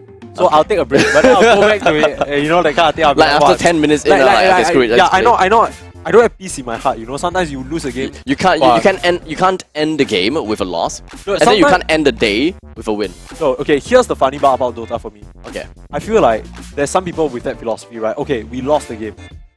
We lost the game, cannot end on a loss. Or okay, we win, can sleep already, that kind of thing. But for me, right, I could win a game, but if I feel like it's a very unrewarding and it was not a fun game, I won't feel satisfied. Then have it been to a point whereby you played a game, and it is like it is really neck and neck, and then you Yeah. play so hard for it, but you lost. Is it satisfying? Yeah, it's damn satisfying. Okay. Because you can pinpoint, the main thing is you can pinpoint why you lost. If it's neck and neck, at the end of the day, somebody made a mistake, what? And then, so there's two ways it can Or go, someone right? make a mistake, so you can blame that. No, it's not even about blaming. It's like, there's two ways it can go. The first one is you mess up, or like your team, you guys had the wrong idea, right? Which is happening a lot in this tournament. Like, Dota is really a kind of, people love it because you test your ideas against one another, right? So at the end of the day, there's only one of two options. Either the first one is one of the teams had the wrong idea. The second one is that you or someone else made a mistake. But if it just was neck and neck until that point, and it boils down to that one mistake, it's really a like, oh, what can you do moment. It's like, oh, that happens, what? This kind of thing happens sometimes. So it ends up being rewarding and feels good anyway. Because you really put out a fight the entire time. Okay, understandable. Yeah, I think this is exactly what I'm going to be hoping to see in the upcoming match as well. It will be, I think, as much as like, it's not that I am biased, or it's not that I'm like, oh, I'm hoping for one team to win. I'll be happy with Any team Yeah, because winning. it's been so exciting, right? But in that same vein, I want a game 3. Who doesn't? That's Who kind of doesn't? that's kind of where I'm coming from. Yeah, honestly, I feel that is definitely gonna be the case. Yeah. We have seen a full 3-game series today. I think two or three times, if I Yeah, remember there was correctly. only like 1 or 2 duos. Pretty sure. Yeah, well, I think around that, right? Yeah. Right? So- The only duos were Ligma, literally duo somebody, and I think we watched F9 minigame. No, F9 minigame. It was they even duo. Ligma versus MMR and MMK. That Yeah, is that like was the first 2-0. duo. The second one is was it was Team Glaze. Wei-T? I think Glazy, yeah, Glazy just beat Wei-T. No, Oh, Glazy wait. was no, 2-1. Wei-T, yeah, 2-1. Yeah. So what else? Red Bull champions and 2 ways. No. What else? Rascatiers Is Rascatiers. it they got- Risketeers? Yeah, I think so. Oh. Really? No.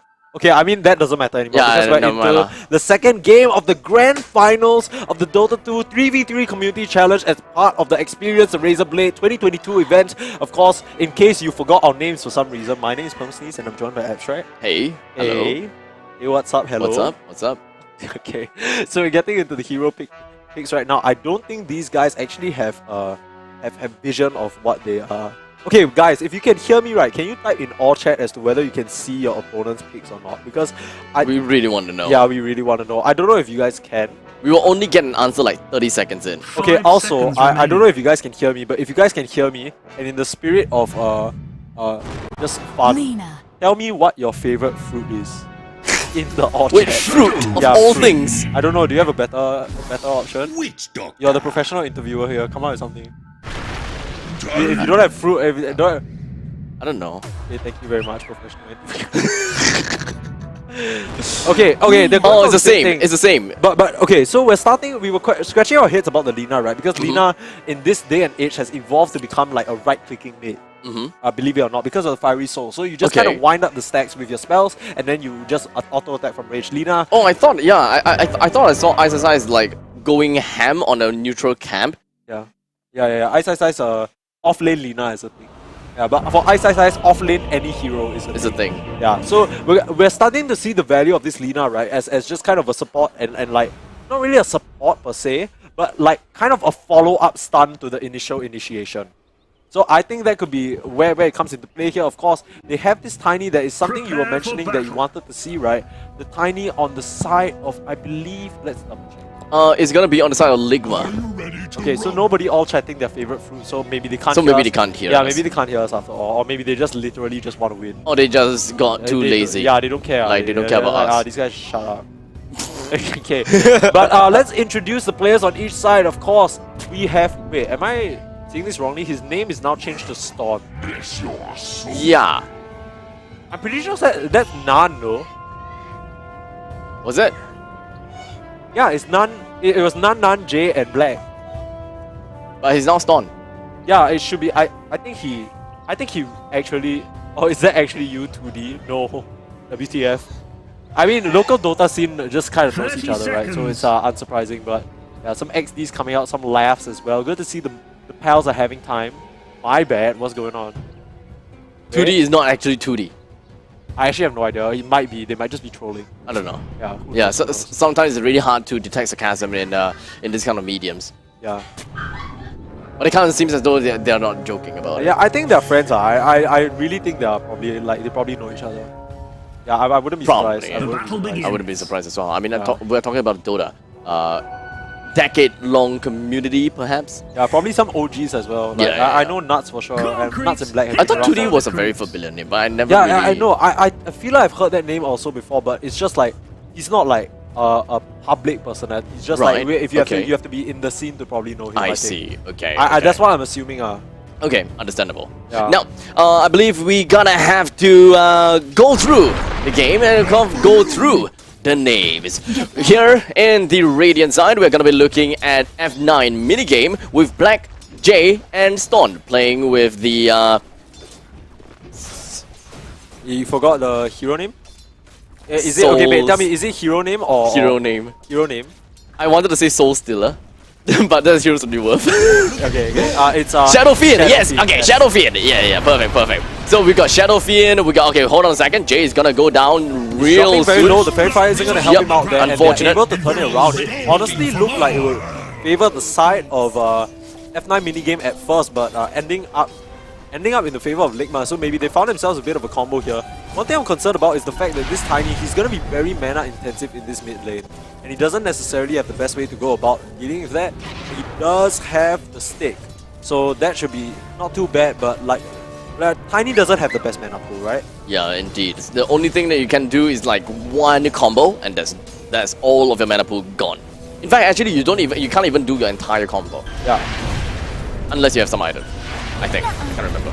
No, I think you can do your own your entire combo. The It's toss just- should be not. It takes- The toss is 100. because it takes a few levels before you can do it. Yeah, I think by the time you're level 2 you should be. you should be to a certain extent, right? Oh, Avalanche Avalanche, and toss toss. back. Oh. LSC to set it up as well, and the coconut flying around, but there's a dispose. Doesn't seem like they will be able to bring Storm down, unfortunately, Yeah, I despite don't being think at a the- low amount of health. I don't think the Maledict's gonna do enough. He actually Nah, pops. I doubt so. No, he actually popped the self to try and keep himself alive there. Oh no, he didn't. I lied. No. He did pop a self, but this is the second self coming in from Jay. So they're really burning through the resources here from that goal. Really nice little initiate from the side of Lig. I really didn't think that the Avalanche to Toss combo is definitely something that we should be expecting. I thought the Light Strike Array from the side of Ligma. side of Ligma actually missed. You see another Light Strike Array. Yeah, technically. I think the stun lands and then it just persists, right? Even though you're tossed backwards. Yeah, but why would you do that though? Wouldn't you want to consecutively like kind of stack the stuns one after another instead of kind of putting them at the same time? I guess so, but like you're not exactly stunned when you're tossed. It's kind of strange. Like the toss just kind of throws you up, but like you can kind of cue something when you're coming down. So I think it's just to sort of prevent any sort of... I think they're just trying to be clean with it. You know what I mean? Yeah, okay, I technically get where it's coming from. In the meantime, 2D was hoping that he'll be able to get closer to Jay, only to find himself completely disposed by the Jay. The coconut, the paralyzing cast did manage to land right down of Jay, but understandably, no connection. There is no one that will be able to connect a final hit down on those two sliver of health heroes. Yeah, I mean, we're straying away. I mean, this tournament really hasn't been about signature heroes and whatnot. I mean, apart from Black, happening to be really good on Punch. He's obviously a very strong pick. But I think one of the main things that I wanted to highlight is none of these players are really playing on heroes like they're super comfortable with. Like for example, the like Jay, they've just been forced to pick Visage and Undying for the most part, right? But Jay, you can kind of tell he's either a really good player, full stop, or just someone who's familiar on the Marcy, because with Dispose, you need to angle yourself and turn to the right direction to dispose someone in the opposite direction, right? Just now when he was getting gone on, he actually managed to kind of turn halfway, dispose 2D to the left side, keeping him away from the rest of his team and himself, which ended up saving him. Oh, there we go. It does seem the Avalanche did manage to land on the blank, only for the toss to land down onto Jay. He tried to do something a little bit more cheeky on this side, and Dispose will be able to get the land from 2D on top of Fixers. It's not enough. It's not enough. Jay gets... Oh, Light Strike Array! Yeah, Light Strike Array. Nicely done from Nan, who is under the username Ston now. But really nice LSA setup. I didn't think that was going to be in range, but managed just to clip him right on the edge, and 2D ends up falling. So the score is 1-1. It's definitely not going to be easy at this point in time for either one of these teams. They are currently backed out against the wall to a certain extent, and when it comes down to initiation, yes, they have been relying a lot on Tiny in order to initiate with the Avalanche towards the toss combo, and it's definitely something that we are going to see again. The toss on from Storm down to connect down onto Fixer, brings him down with nowhere else to run. 1-2, and I'm pretty sure that for the side of Ligma, they are very happy with what they have gotten. Yeah, I mean, okay, so as we see in the items right now, Black is starting to tank up, right? But you don't actually have to try and focus down this guy if you can just kill his teammates, right? Like, I mean, Marcy is a strength hero after all, but she's not nearly as tanky as someone else like a Punch or Undying, like we've been saying. And gonna get stunned up by the Paralyzing Cask here, 2D, the LSA to follow and toss back. Jay's dead. Not yet. No, he is gonna die either way Maledict. because of the Maledict, gonna take him out. But like we said, even if you can't kill Black, they're funneling all the resources into this SF, and maybe the trick to dealing with the funnel strategy into Black is just ignoring him. Oh, I can see those small little micro things that 2D is actually doing, is that whenever he goes for the Avalanche toss, his toss will always go towards someone.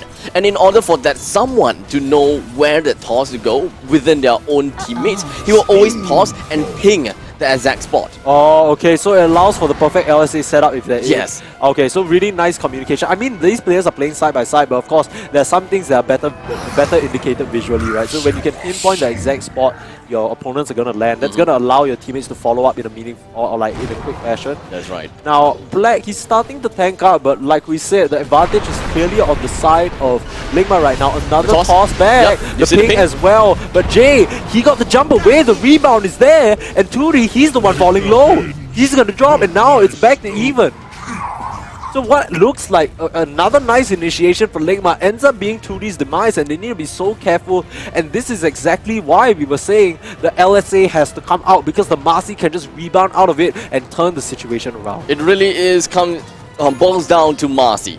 A lot of that kind of survivability, a lot of flexibility, and of course just the fact that he got a lot of agility onto himself. He tried to smoke up on 2D, trying to set up for something here. Here comes the Paralyzing Cask as well, but I don't think it's going to amount to much. No.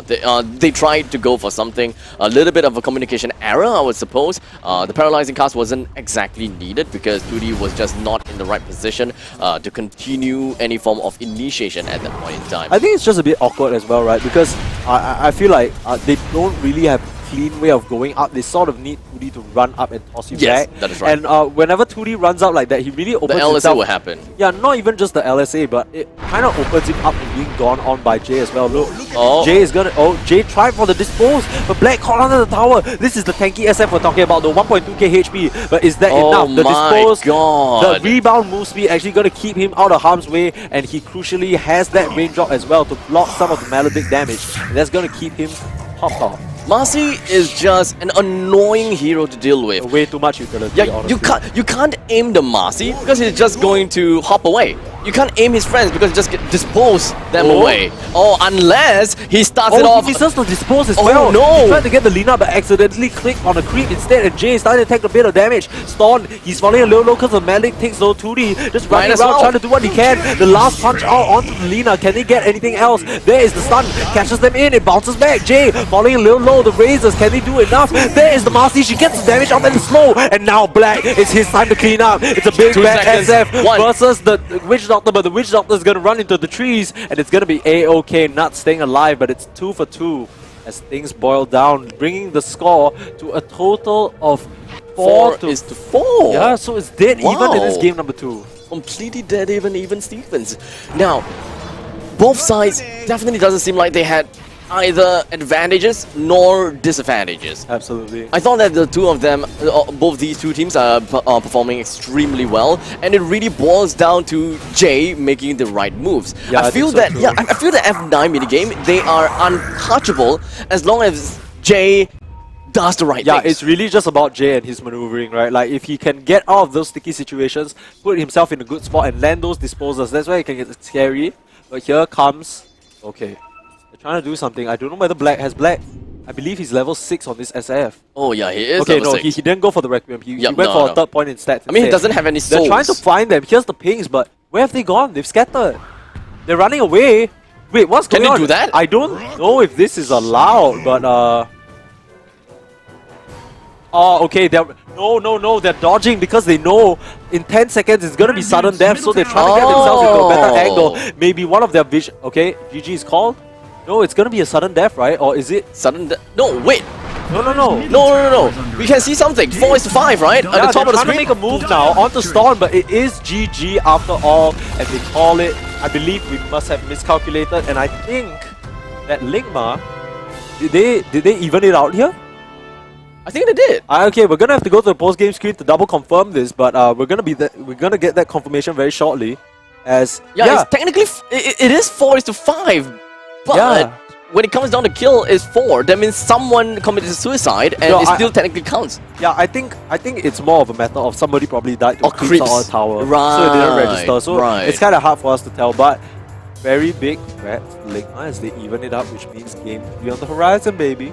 That is right. Yeah, that We're is going right. in for the third game, for the grand finals. Exactly Indeed. what we are looking for in terms of this storyline and narrative between F9 minigame versus Ligma. Something that goes all the way, the long stretch, and that is what we all came here for. That is what we have been Exactly. casting for.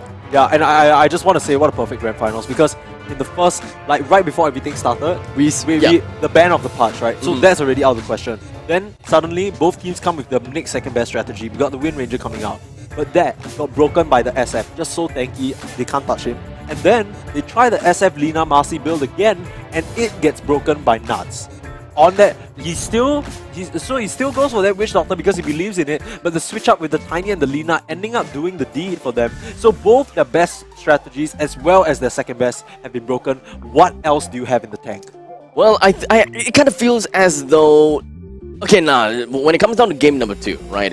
It kind of seems like everything completely changed. They can no longer play as aggressively as they did just now by singling out players one after another with the help of Jay, right? So Because now... every time Jay jumps in, it's like, you're gonna jump into my avalanche toss? Yeah. So that's kind of like the biggest problem now. Is either singling someone out, or it's all about who can single whom out. Yeah. Which is kind of iffy to a certain extent. But now that F9 minigame understands that this may actually be how Ligma will want to play. So Okay. what's going to be their change? So before we get into that, one thing I want to talk about is very interesting as to how they exactly broke this comp, right? Because we talked about this is so amazing. There's so many interchanging parts, and these parts can all be reassembled and disassembled and reassembled to form the Wombo combo on the side of F9 minigame. Now, it's really interesting that they still picked the Witch Doctor, but that definitely was not the issue. And I want to point out Witch Doctor as well as Tiny, because both these heroes have their own unique way of combo breaking. If you're going on someone other than Witch Doctor, you can throw the paralyzing cast, and that can really mess up whatever combo you're trying to pull off, because you don't know where the bouncers are going to go. So you can't account for that. Secondly, there's also the Avalanche, which issues mini stuns. in waves. So it's not a one flat stun that you can account for. It basically means you can't cast a spell. So we saw multiple times Jay trying to get it disposed of, but continuously cancelled by the mini stun of the Avalanche. So that really allowed them to break up what would have been a perfect combo. And even though Black is so farmed on that SF, it ends up not mattering because they shatter the rest of his teammates. Now, on to your point about F9 minigame, I just want to see a complete switch up. Like, stop picking Marcy. Stop picking Marcy. I mean, I thought Marcy is... Marcy is very strong. Yeah, it's just that when you... It's kind of the situation with Tiny as well, right? They both sort of have the same conundrum where if you have to run up to someone to start the fight or roll up to someone to start the fight, you're giving them a huge opening to fight you instead. Right, okay. Yeah, you do have a point in that. But if Marcy plays in a different fashion, instead of being the initiator, more of like the... Yeah, so like that Pudge Marcy combo that we saw, if it's a non-committal... right? Yeah, but Pudge is out of the question. So maybe something like a non-committal way of initiating. Although off the top of my head, I can't really come... Like nothing's really coming to mind right now. I can't really think of anything too. Yeah. I mean, I'm not really a avid Dota 2 player, yeah, so I can't really think of anything I'm right trying now. to think about what would be good. Like, none of the spirit heroes really make sense because those spirit heroes usually rely a lot on their ultimates to make things skilling happen. on the kind of stuff. I don't think you're going to see anything like a sniper or Wind Ranger anymore because those heroes just don't do enough. Like, the Shrapnel isn't going to do enough in the lane. Like, the Wind Ranger, as much as you can land power shots, it's such a high execution hero. Like with the power shot, you know, the one straight arrow in a line. Yeah, I don't think we're gonna see that. We see the teams just having a little bit of fun, all on the same team. Team okay. I'm thinking of some couple of some pos 4/pos 5 kind heroes. of disabling hero. Yeah, like Lion or perhaps Maybe, Shadow maybe. Shaman. I was thinking of Shadow Shaman. It sounds really good because of the shackle duration, but Yeah, I but think, they probably have like some way of interrupting. yeah, it, like- exactly, and it's pretty fast paced to a certain extent Yeah. too. So I don't think that you will be able to pull off either a very long shackle or other than that, Yeah, you'll I mean- probably just max pump on Aftershock. The main thing with Shadow Shaman these days is he has a lot of base damage and he has pretty decent stats to trade. But that's really on the side lanes when you're really just at most trading 1-for-1. His weakness comes in when the second hero looks at him because he has to make a decision. Do I stand here and continue pumping out my auto attacks and spells, or do I turn tail and run? Right? With 3 heroes on the opposing side, it's never going to be a situation where you're singling out somebody. Oh, you've caught someone with a hex. Oh, you've caught someone with a shackles. No. There's always 2 people right next to him in close proximity, like ready to just take you out. How about a Lion that is able to, that is capable of mana drain? Oh, you know what? Yeah, I feel like the mana drain could do something pretty cool here. But at the same time, I feel like a lot of the mana, like the mana economy game, is completely negated by the fact that A lot of everyone people just buys a just stick. mango and sticks. You're right. Right? Like they're just fairing those out because the kills are the objective after all. Wouldn't that bring the economy down to a certain problem if you just constantly work with mana drain and drain and drain and well they just... I guess that also depends on what items you get, right? But we'll find out more about that as we see the heroes that they're about to pick. We are in the last game. This, my friends, is what we've been waiting for. We've been waiting for the grand finals of the Dota 2 3v3 Community Challenge as part of the Experience the Razer Blade 2022 event. Of course, you are joined by Abstract and myself, Permasneeze, and these are the 2 teams that are gonna vie for a chance to take the first place and win themselves a nice Razer Viper 8K, or 3 sets of it rather. Now we have Ston, Black, and Jay, or Ston also known as Nan Nan, on the side of Team OK, or rather Team F9 minigame, and on the Radiant we have local legend Nuts, 2D, as well as Pixels, who you might know from his constant Dota 2 stream.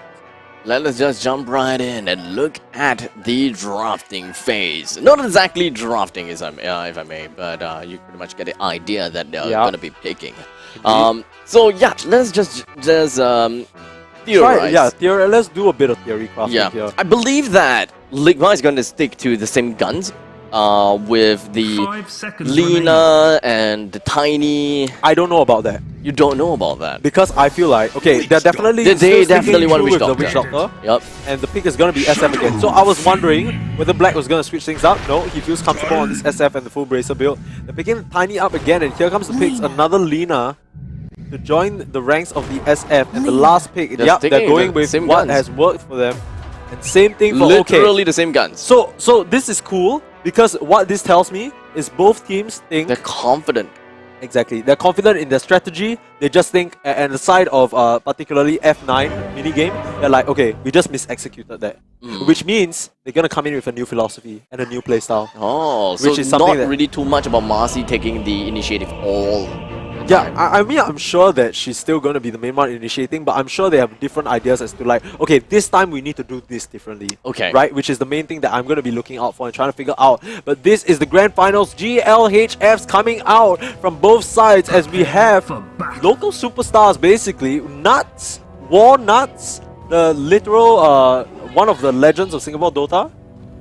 Playing this Witch Doctor, of course, he's accompanied by, let me try and find the hotkey, yep, 2D. On that Tiny, reprising his role, and of course, reprising his role yet again is Fixers on the Lina.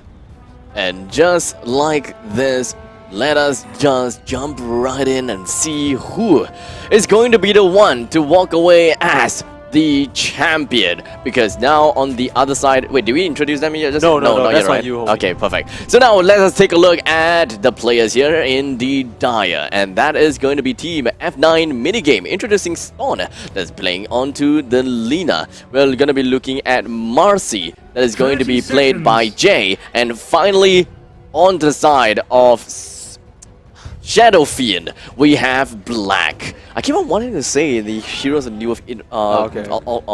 alternate versions. Understand. It's Or I okay. can say variants. Okay, so it looks like the players can actually hear us because I think Nuts literally went high casters and Black was reacting. Black said, "Oh, I feel honored to be in your presence, Nuts."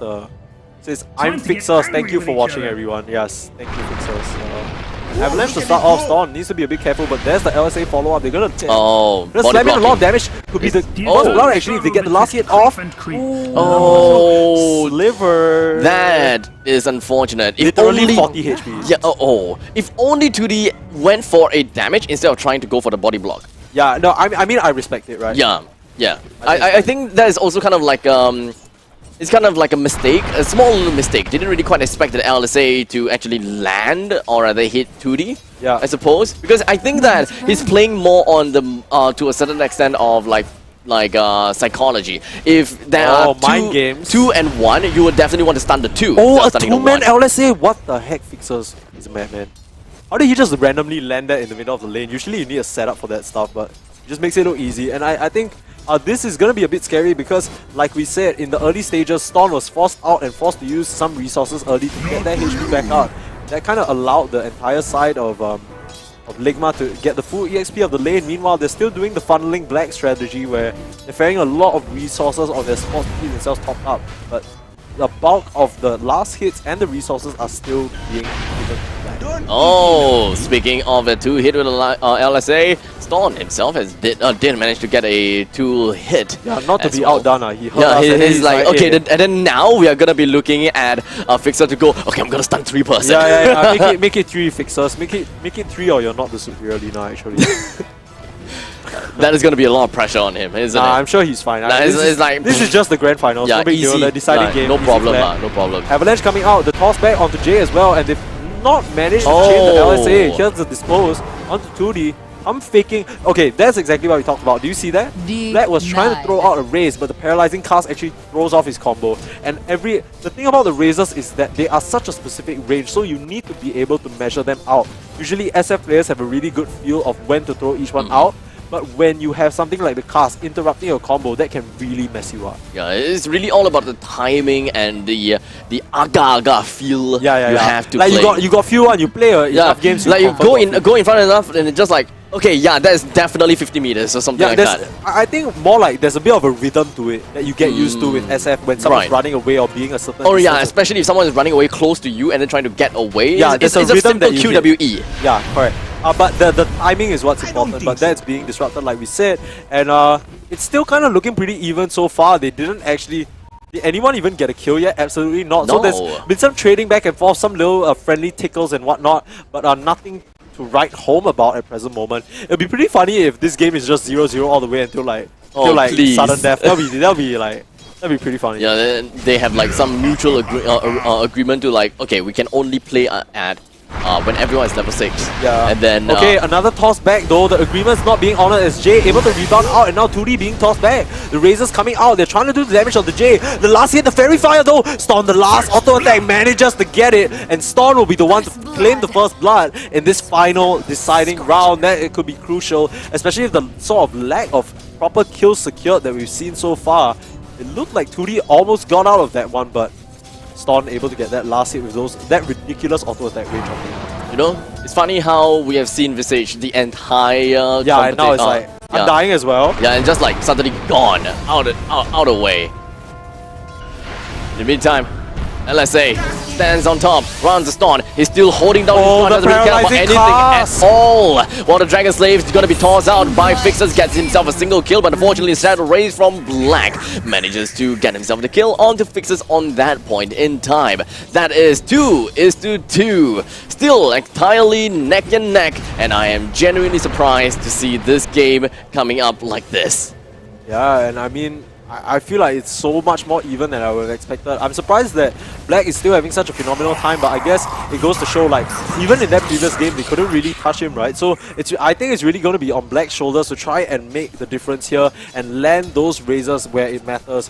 But yeah, right now it's still like we're 4 minutes in, and they're just kind of trading back and forth. It's not really, there isn't really a clear advantage so far. As I say that, 2D's gonna get a nice toss back, but once again, rinse and repeat. Jay with the rebound gets out of dodge, and 2D, he needs to be really careful. I think they need to be a bit more careful, because if Fixers doesn't land the follow-up LSA, then what you just saw happens where Marcy's able to get that rebound and just get out of that sticky situation. Yeah, unfortunately, in the meantime, Dispose coming from Jay, landing around on top of Fixers. Fixers are hoping they will be able to land the LSA right down on Black, but look at the amount of damage that they're dealing onto Black. It's not really a lot at all. The toss coming in from Black right down onto Fixers. It did manage to connect really well, and there we go. We have Nuts getting himself the kill. Dispose from Jay, just throwing Fixers right in the middle of absolutely nowhere, allowing the LSA coming in from Stun to land on the 2D, all of which are still relatively healthy. Nothing is going to come up on top of all of these players. It kind of seems as though they are pretty beefy. Yo, I gotta give props to Jay here. He was playing on the knife's edge, honestly. The fact that he went in for the kill instead of backing out with Stun means that the rest of them are forced to retreat. And because of that panic, they don't end up getting the return kill on the Lina. Now, action breaking out though as Jay, he's in the thick of things, but so is 2D. They're tanking so much damage. Black trying to do the last hit, the Raze. Oh, Jay! Jay in with the final kick to the back of the head. Nails that tiny and takes it down. Killing spree for this Marcy now. And like you said, like Jay really, we said it earlier and we'll say it again, Jay really, as much as Black with those Shadow Razors doing so much damage, Jay's maneuverability and how he chooses to approach these initiations is what is really making the difference right now. It's really scary seeing a random Marcy just slam fly down out of nowhere, right? Yeah! And when you see her jumping right in front of you, you know something is gonna happen. You're definitely gonna get hurt real bad at a point in time. So, I really commend Jay with what he has done so far. Really commendable, and I love every single initiation. Even though he has like low HP or whatnot, it's so hard he still go in. Yeah, it's not an easy game for him in the slightest, right? Because every time he jumps in, he risks eating an avalanche, he risks eating an LSA and a paralyzing cask as well. But ooh, okay, interesting little adaptation here. A point in presence of the Dark Lord for this SF instead of the typical builds into stats. Maybe he's just thinking, okay, you know what? We can probably use that minus armor, and I reckon to say he's right. Like, I think like going the additional 2 points into stats, yeah, okay, that's fine, but I don't know how much of a difference it's gonna make when you already have so much stats because of the bracers. It might come into play here as he gets tossed back. Black being disposed backwards, trying to get out of dodge, but the Maledict taking away. No way. With the kids, can he get away alive? He's more than likely gonna drop, but he's able to claim Tiny before he drops. And Storm now with the LSA on the Fixers. The stick is there. And he dodges away. The rebound is there, and Dispose is out. But now they're trying to turn it around onto Storm, but Fixers has to run the coconut again, doing the damage. And here comes the Maledict again. Oh, Storm, no way! I don't think he's gonna survive. No way! Actually, there could be a possibility. No. He has a infused range up, but he's gonna TP back to base in time. Yes, he survives with like literally 10 HP. My oh my. Well, that was quite a butt-clenching moment, wasn't it? Every kill matters here. You don't want to give anything over to the side of Okay, wait, I think... Oh no, Jay coming in with a dispose right down onto But here comes Nuts. Sudi with the Oh, flag. double! The toss, he waited for the last possible moment to increase the duration. Ouch! And now, knowing that the Lina is TP'd back, they're gonna play in Double the Maledict. base onto Black as well as Jay. And they claim 2 and put themselves in a nice spot. 6-7 as we approach the 8-minute mark. We are nearing the end of this grand finals between F9 minigame and Ligma, and both teams are turning up the heat. Well, I believe that we have a total of what, 6-7? Or was it 8-7? It looks like 6-7. Looks right? like it, yeah. So honestly, at this point in time, this game could literally go to anyone. But take a look at this. We do have something a little bit interesting coming in from Tiny. What something? I'm not sure how effective, or rather, what is he going to be using, or what is he going to be doing while being in that status. Right, so you're basically talking about the smoke, right? Yes, I actually didn't want to say that just in case. my bad. But I think that it's just going to use that as an enhanced movement speed to get onto base anyways, because we have been seeing the players doing that all the time. I'm pretty sure that's exactly what I was doing. That's why I was like, oh, why are you being so secretive about it? Just in case. But you can see now the entire team from the side of, I believe, F9 minigame, they are playing super defensively, and this gives us an answer that F9 minigame, they are the one with the lead. And now the entire creep wave is actually just going to be pouring down onto the tower. Is that what they want to do? Are they just going to be running right in? They're getting desperate here. They need that last kill. No stun is around Black. Getting spotted out by 2D as well, but they find this Marcy. Jumps away, the LSA is there, but the infused raindrop the Maledict! But Jay, he's gonna take out the Maledict. They only have 50 seconds left. He needs to get back to base. Does he have the HP available? Swapping in the... Okay. No way. No. I don't think he's actually gonna make it. He needs to TP. But the last thing is No! And they're still trying to run in. They might find stun.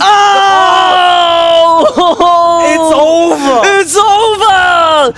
Ladies and gentlemen, we have our winner, and that is going to go over to our boys over there. F9 minigame. So they are your champions for the Experience Razer Blade 2022. What a better way than that to end the turn. They literally full desperation mode. It looked like it was gonna be in the bag. The Maledict timed perfectly. And then it doesn't even matter. And then suddenly they spot the Lina in the trees. They're like, oh, we have a few more seconds. Let's try and get this kill. Right before they land the last hits. F9. And that was when it hit 10-minute mark. So it's not like any premature F9 to say like, okay, I'm gonna deny you of the kill. No, that is literally actually was the legit F9 to end the game. Great sportsmanship regardless, right? Yeah, I think overall, big props to both these teams. They brought their A game and they really pushed it to the limits here. And of course, now we're gonna announce our winners. Big congrats to F9 minigame for taking the finals and taking the first spot. Of course, well played to Ligma as well for being able to kind of clinch it all the way through the tournament and get second. Of course, our third place match was played all off stream, but we have C Luck. So I guess he lived up to his name. He didn't Ho Tui, he didn't Han Lei. He pushed it all the way to the end. Exactly. And he's gonna walk away with a Razer Orochi mouse. So congratulations to C Luck. You guys are all gonna each get one Razer Orochi V2. As for Ligma, they won't be walking away empty-handed as well. They will be getting the low latency true wireless hammerhead earbuds from Razer. And last but certainly not least, in fact, the highest honor of all, the grand finalist F9 minigame, gonna be walking away with three pieces. Three of the Razer Viper 8K. Yeah, ambidextrous mouse. Ambidextrous mouse. Yeah, so big congrats to all our winners and thank you so much for joining us. Of course, it's been a wonderful time casting. I know you're not really familiar with the Dota stuff, but I'm so glad you joined me. Fun. Yeah, I think it was a blast, and maybe you start. Maybe I start doing Dota casting. Doing a little bit of Dota, and then maybe they're like, oh, Abstract is casting Dota. We should do some Dota events.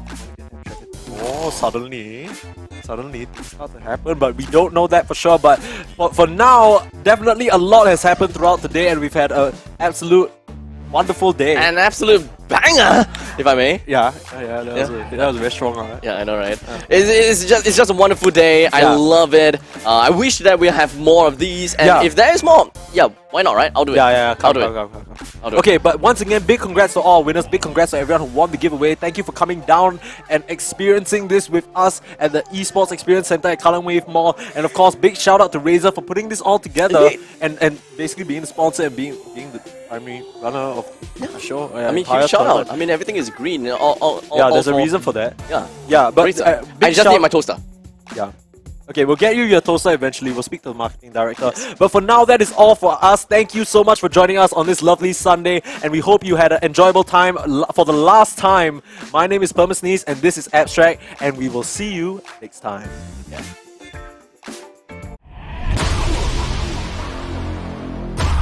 I take the whole city down with this. I take the whole city down with this. Wanna be down, wanna dash, wanna go fast, wanna be brave, wanna move like an assassin. Just to be frank, it's not for the faint of heart.